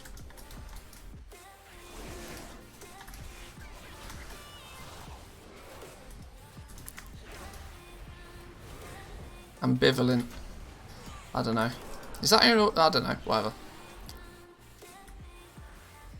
It's not like English is my first language. Give me a break. Shut. This is racism. Can pull the race card. Ambivalent. What's wrong with revered, man? Like, I can say revered. Venari's making me look stupid. I can take it. I'm a big boy. Basically, for those not into Legos, as far as I can see, the only essential thing is renowned 40 ASAP for flying. Main character, yeah, for sure. You're absolutely going to want flying, especially since the majority of people from a goal making perspective are still firmly in the need to farm stage. And if you're in that need to farm stage, flying is a must. That maybe we should tweak our priority list a little bit to.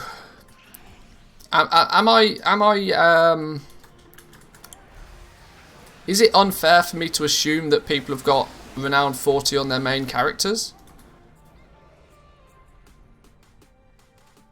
Because I guess technically, even from a goal making perspective, you are going to want flying ASAP.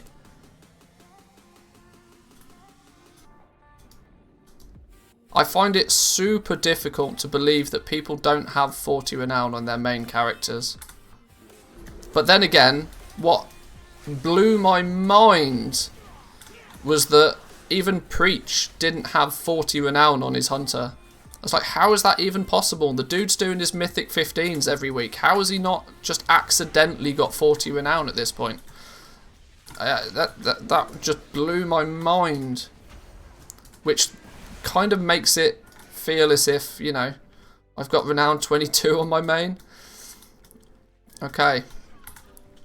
Maybe that does need to go on the priority list then. Main character renowned 40. I would put like, if people haven't got that on their I would make that literally the highest priority. If you've not got renowned 40 on your main character right now, do it. For the love of all that's holy, do it.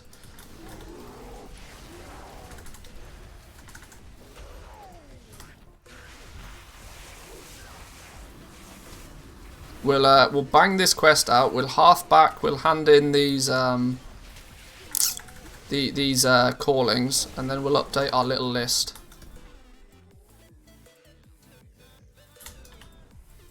Where are we going? We got 97%. God damn. And these lot are going to peace out now because they've completed it. Derp. I might have to kill something myself. Hey up, what's going on here? Ah, stupid alliance! Stupid alliance, get off my server! It's been a long time since I've said that. There we go. There we go. There we go. Symposium? Oh no! My Hearthstone's wrong. Why is my Hearthstone set there? Oh no.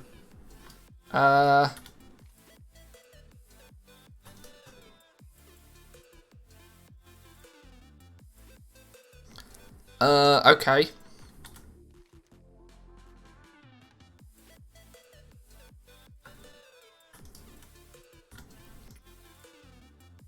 Right, well I guess we'll half there first, then take a flight path. Dalaran, Hearthstone, Port to Orgrimmar, then Oribos. I'm willing to trust Zygor. Zygor will guide me correctly. Or at least it does most of the time. Hashtag totally sponsored. Although I'm actually not. I'm not sponsored by Zygor. I do get a commission though if you sign up using my affiliate link. I guess you could consider that sponsored, I suppose. I don't know, whatever. TLDR, use Zygor.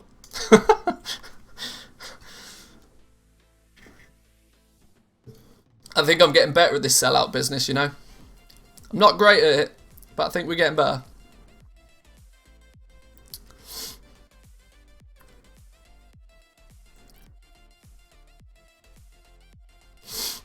Did a bunch of research just now and people suggest heroic dungeon spam until renown 5 or 6, LFR, then M0s, then low M pluses, and then eventually doing the campaign and callings, doing the oldest calling. Yeah. That's pretty much it.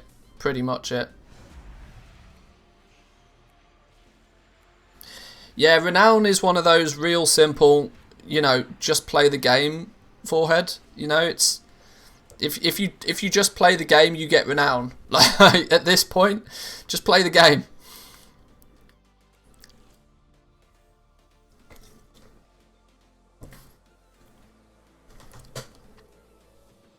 I'm not looking forward to having to do this on 2 characters though.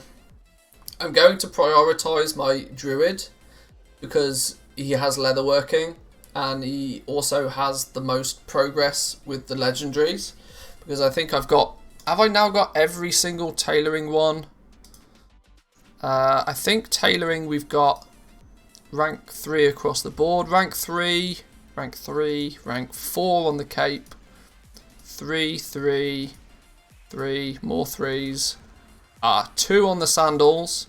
Okay, we're only 1 slot away from having rank 3 across the board with tailoring, which was my threshold for me. I wanted at least rank 3s.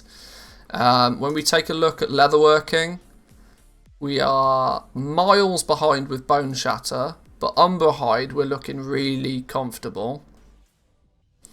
Arm guards at 4, gauntlets at 4, helm at 4, legs at 4, pauldrons at 3, treads at 3, vest at 3, and then waistguard at 2 that we won't say anything about. So we're this is the character I absolutely definitely need 40 renown on. If I have time, I'll do it on my hunter as well. But you know, time will probably be the issue now. More to the point, I don't want to spend the next 7 days farming renown because I've got other stuff to do. You know, that will make me cry. But yeah, I think while we're flying, we can do a. There's definitely main character to renown 40. You want flying, don't you?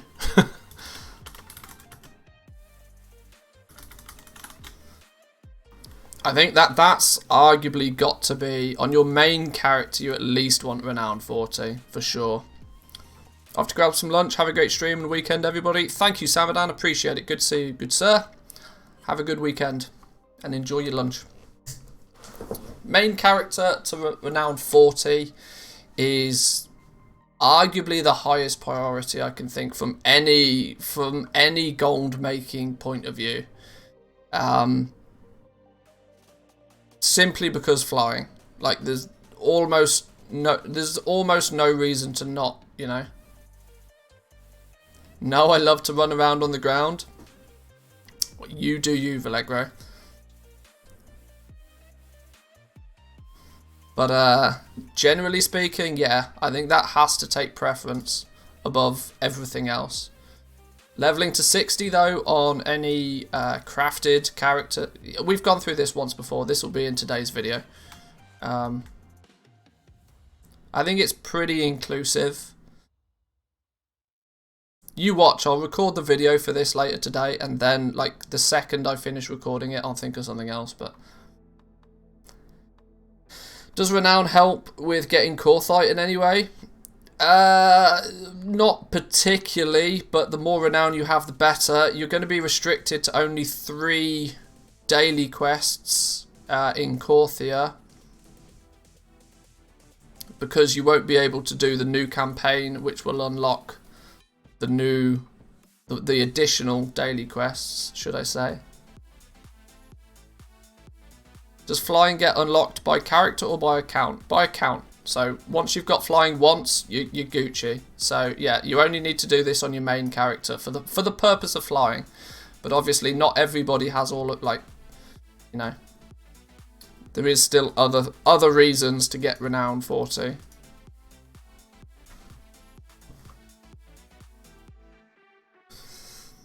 Let's make sure I save that. Let's move this out of the way. Let's hand these in. There we go. There's a Renown. Thank you, thank you.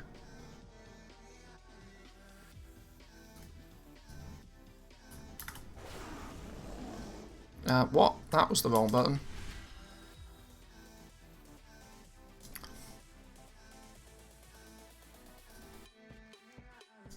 One more.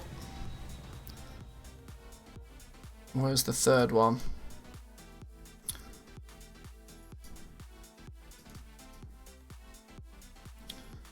Will the flying work in Korthia? No, no flying in Korthia. There we go, 11. 11, we're getting there. Getting there.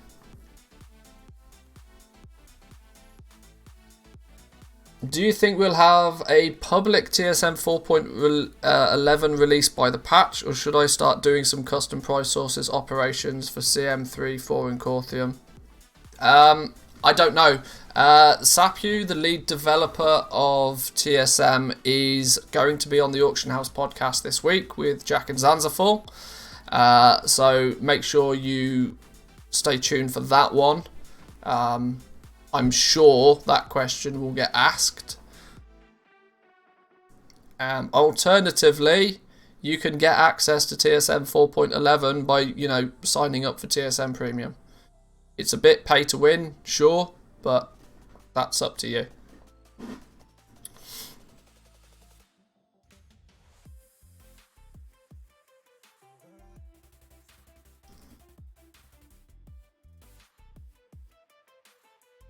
I'm also Renown 11, didn't get any from Callings. That is a sad face.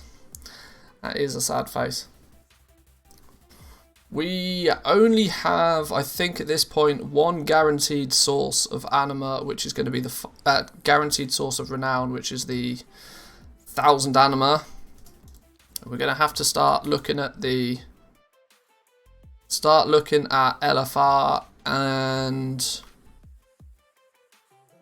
heroics and all of that fun jazz to get some more. Even if we don't get Renown 40 on this character, it's not the end of the world. If I can passively get Renown 20, then bang out the campaign, that should put us at about 30, which is not ideal. But with one extra reset going into patch 9.1, we still might be okay. Because I need to consider the fact that I kind of need to do this on 2 characters, which is a bit gross.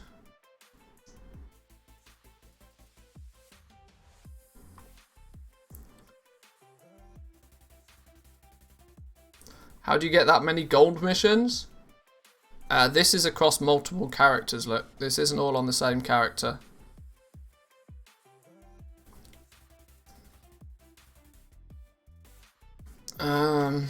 Do I need full campaign to be done to access the Korthia? No. I can't remember what the cutoff is. I can't accurately tell you what the cutoff is. But you only need the first couple of campaign quests completed in 9.0. Put it this way, if you've got into Shadowlands and you've unlocked the Rune Carver and done the Torghasti bit, I think that's more than enough. You really don't have to have done a lot at all. I don't think you need to be doing much more than that.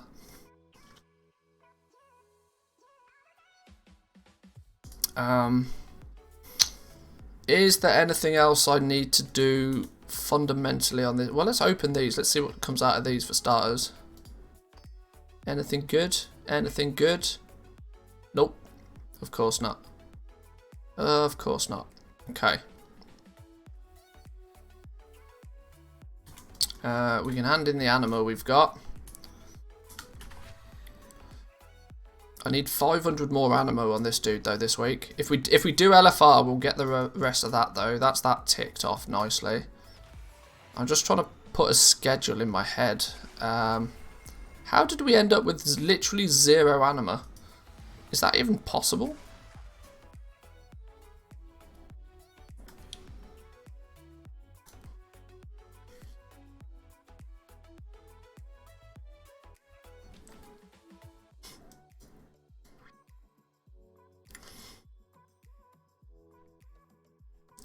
I'm helping way too much with that green sword. Vallegro, I'm more than happy to make you mod if you want to. More than happy to give you mod if you want to. Sir Coffeebot dives in with his, ah, look, I've got a green sword. Ah, oh, Sir Coffeebot, you memer. Absolute memer. I'm thinking I should probably, because the only thing that's heavily time gated right or restricted right now is I should probably do the callings on my hunter as well. Do you really dare doing that? Jack will be banned so hard. Well, Jack is also happy to be mod if he wants to be. I don't have much calling for the need to have lots of mods, but I mean, trusted members of the community, sure. We do need a cancel scan though. If we're not making gold, we're going backwards, right? That's the theory. If we're not making gold, we're going backwards.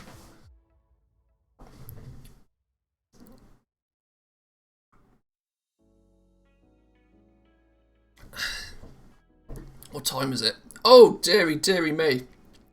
I didn't realise we've been live already 4 hours today. Time flies when you're actually doing stuff in game. Holy smoke. Normally we just sit at the auction house and chat shit for 3 hours. Okay, okay. Hey, we've been selling some stuff, look. We've been selling some stuff. We want to do an enchanting and a Lego cancel scan.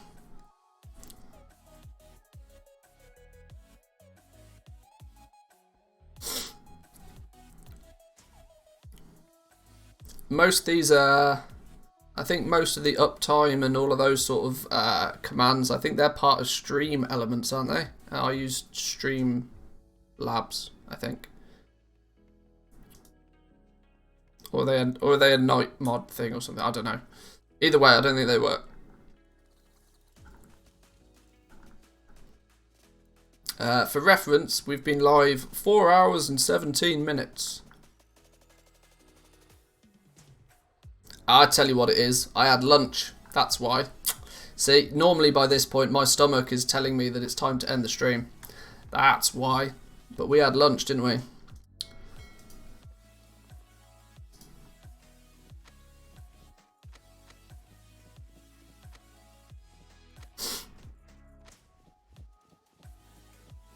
Let's get these bits and pieces back up on the auction house.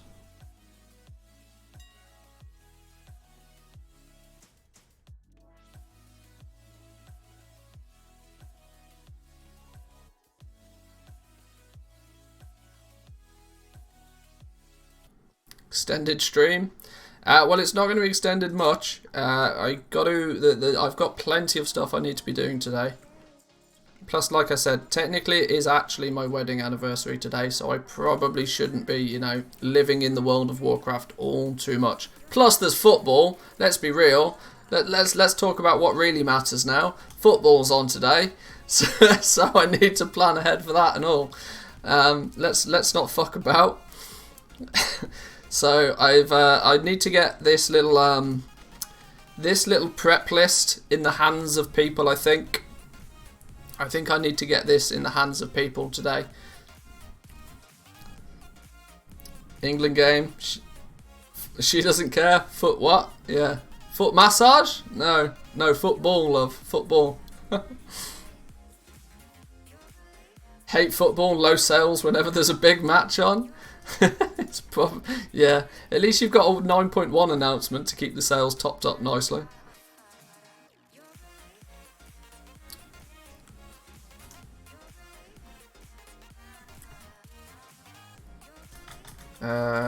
We still. Oh my god, we need we need to do everything on this character. Everything on this character. How many renown has this dude got? 2! Oh no! Oh no! We couldn't be further from 40 if we tried. I mean, we could be on 1. But oh my days. Oh, we've got a task ahead of ourselves. I'm almost wondering if I just don't bother. Wow, 9.1, then football, then wedding. Yeah, best prior list. Now they know your Achilles heel, you'll be watching England every time they play. Look, if England keep winning, I'm happy to lose gold. It's fine. I'm more than happy with that. I'll take that. I can always make more gold. I certainly can't have any effect on England winning at football.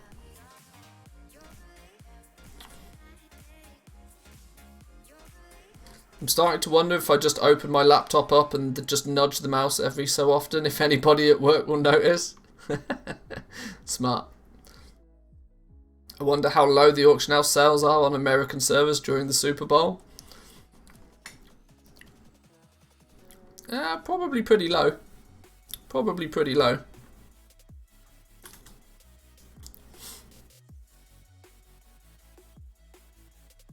These types of games often get an upset. Yeah, I know. Like they stress me the fuck out, like outrageously so. But we did all right last time, so let's keep our fingers crossed. But anyway, before we conclude, do we think?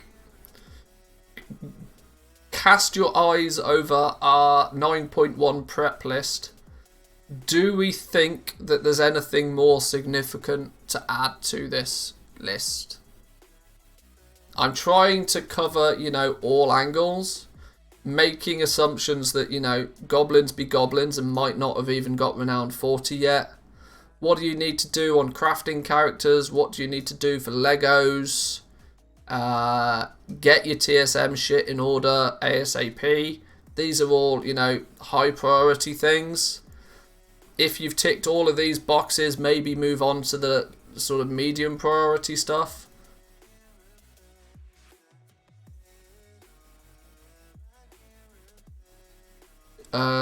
Yeah, that's not meant to be there. Crafting some of the annoying materials, so like getting your enchanted materials pre-crafted, getting your Shadowghast ingots made and ready. Obviously, there's a lot based on that you A, have the gold, and that B, you can even get the materials at the right price anymore, but grabbing some easy Stygia, having a few thousand Stygia going into patch 9.1 will make the early days more comfortable. Means you can quickly buy some item level 200 gear if needs be. You'll also then have the Stygia kind of banked if you want the new Crafter's Mark stuff, for example. Finish up by any outstanding professions. Professions, I guess, that should be of note here will be consumable stuff. So, alchemy, cooking,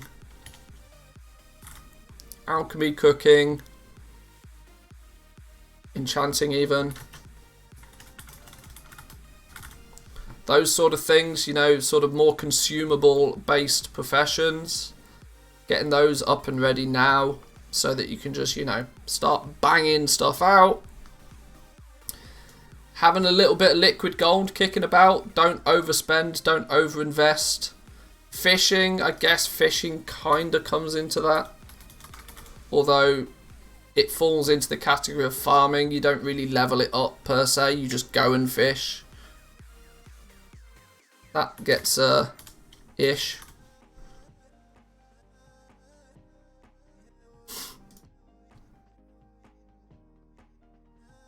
Maybe add a too late section. Is there much need for is there anything really that's too late? Lower the price of any unsold rank 1s to 4s. I don't know. I don't think people need to panic. People don't need to panic when it comes to selling their rank 1s through to 4s. They won't be anywhere near as popular, but they will still sell. There's without doubt they will still sell, because there is still a progression path for legendaries. I don't think people need to panic sell their legendaries. And then just your really low priority stuff. If you've basically got everything ready and you're just looking for a few things to keep you ticked over with, getting your mission table setting up, getting the 17 followers for your mission table. It's a couple of hours worth of work. It requires you to have done the campaign. It requires you to do a few Torghast runs. But once you've done it, you've got them. You're good for the rest of the expansion then. If really needs be, go out there and get some of those last final, rep gated stuff. That could be helpful. Including your shard reputation. So if you play Alliance, you probably want to do whatever you can to get exalted with either the faction in Bastion or the faction in Ardenweald. Finally, if you have spare gold kicking about, stockpile some materials. Don't go over the top though, because flying is going to have a big effect on the price of materials long term. But having some is, not having to fully rely on the auction house for all of your materials is very, very helpful in case, crazy things happen. Cash out any spare value you have on materials if you don't care about gear. And then finally, general cleaning up of your bags and your bank will get you into a really good position to hit 9.1, hit it hard, and make loads of gold. Loads of gold. Play up to 50 on your auction house account. I mean, that's super low priority, but it could be a thing. And that's more min-maxing than it is a priority for 9.1. I mean, I know I've literally just done it, but it's yeah. That only assumes that you've got an auction house account. That's pretty min-maxy. Wondering if I should add another legendary profession to my main crafter to get cheaper vestiges. He's a tailor and lightless silk is already expensive. They're all going to balance out to be about the same. They're all going to balance out to be about the same. The argument probably stands that jewel crafting is arguably going to be the cheapest for the vestige based on some simple maths. Where's my simple maths on it? We have simple maths somewhere. What did I do with it? Optional reagents 9.1. It looks like, I mean, the thing is, the Korthite crystal is the lion's share of it. If we, just for the sake of maths, we make the Korthite crystals free, you're I mean, technically, leather, I mean, they're all about this. Like, tailoring is arguably a lot more expensive. I still feel this is broken. I still feel, especially from an EU perspective, I still feel they need to change this. Yeah, it might be worth it. I'm not sure. Boost the tune to 50 for crafting enchanted materials while at the auction house. I mean, it's really min-maxy, but it's definitely sensible. Where's lightless silk on this list? Yeah, lightless silk in the EU currently is about 35 gold as an average price, which makes these things outrageous. Outrageous. 15,000 gold more expensive just because of the stupid lightless silk. I would, yeah. The problem is I don't feel that we're going to see any changes, but it makes up for the fact that tailors have had the cheapest time of everything up until this point anyway. So maybe it's karma. Maybe it's karma. Tailors have had a really, really cheap patch 9.0, not only for crafters marks but for like legendaries in general. Maybe it's karma for it being so cheap for so long. Now you get the shitty end of the stick for a patch. I don't know.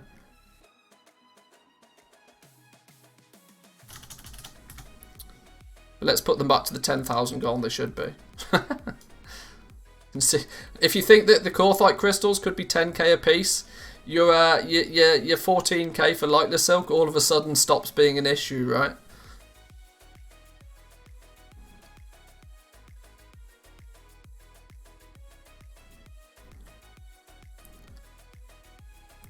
But anyway, I think we're about there. I think as far as preparation goes, I think we're about there. So on that basis, boys and girls, I'm going to leave it there for today. Now, normally I'm saying goodbye on a Friday for the week, but of course with patch 9.1 coming out soon and other things, we will be streaming again tomorrow. I will, same time, same place. People like the Saturday streams. It gives a lot more opportunity to more people to be able to see a stream, especially with some interesting stuff going on at the moment. So make sure you've hit the follow button. There's a good chance there's a fair few new people kicking about today. So if you are new to the channel, drop a follow. We're live at least 5 days a week, Monday through till Friday. Occasionally the odd bonus stream on a Saturday does happen. More importantly, check down below the YouTube. We've just hit 10k subs on YouTube, which is incredible. We're really powering forward with the YouTube. Loads of content on YouTube from a gold making perspective, the economy of WoW, that sort of stuff. If you're interested in this sort of thing, make sure you're subscribed. youtube.com/Manthius. There's also the VODs. The VODs go on to Manthius TV, a slightly separate channel, but you can find that linked on the main one and either way. But I think that's about me done for the day, boys and girls. I'm going to go put this into short form video for the masses to consume. Maybe say hello to the wife and then football time. But enjoy the rest of your day, boys and girls. I'll catch you all tomorrow. Peace.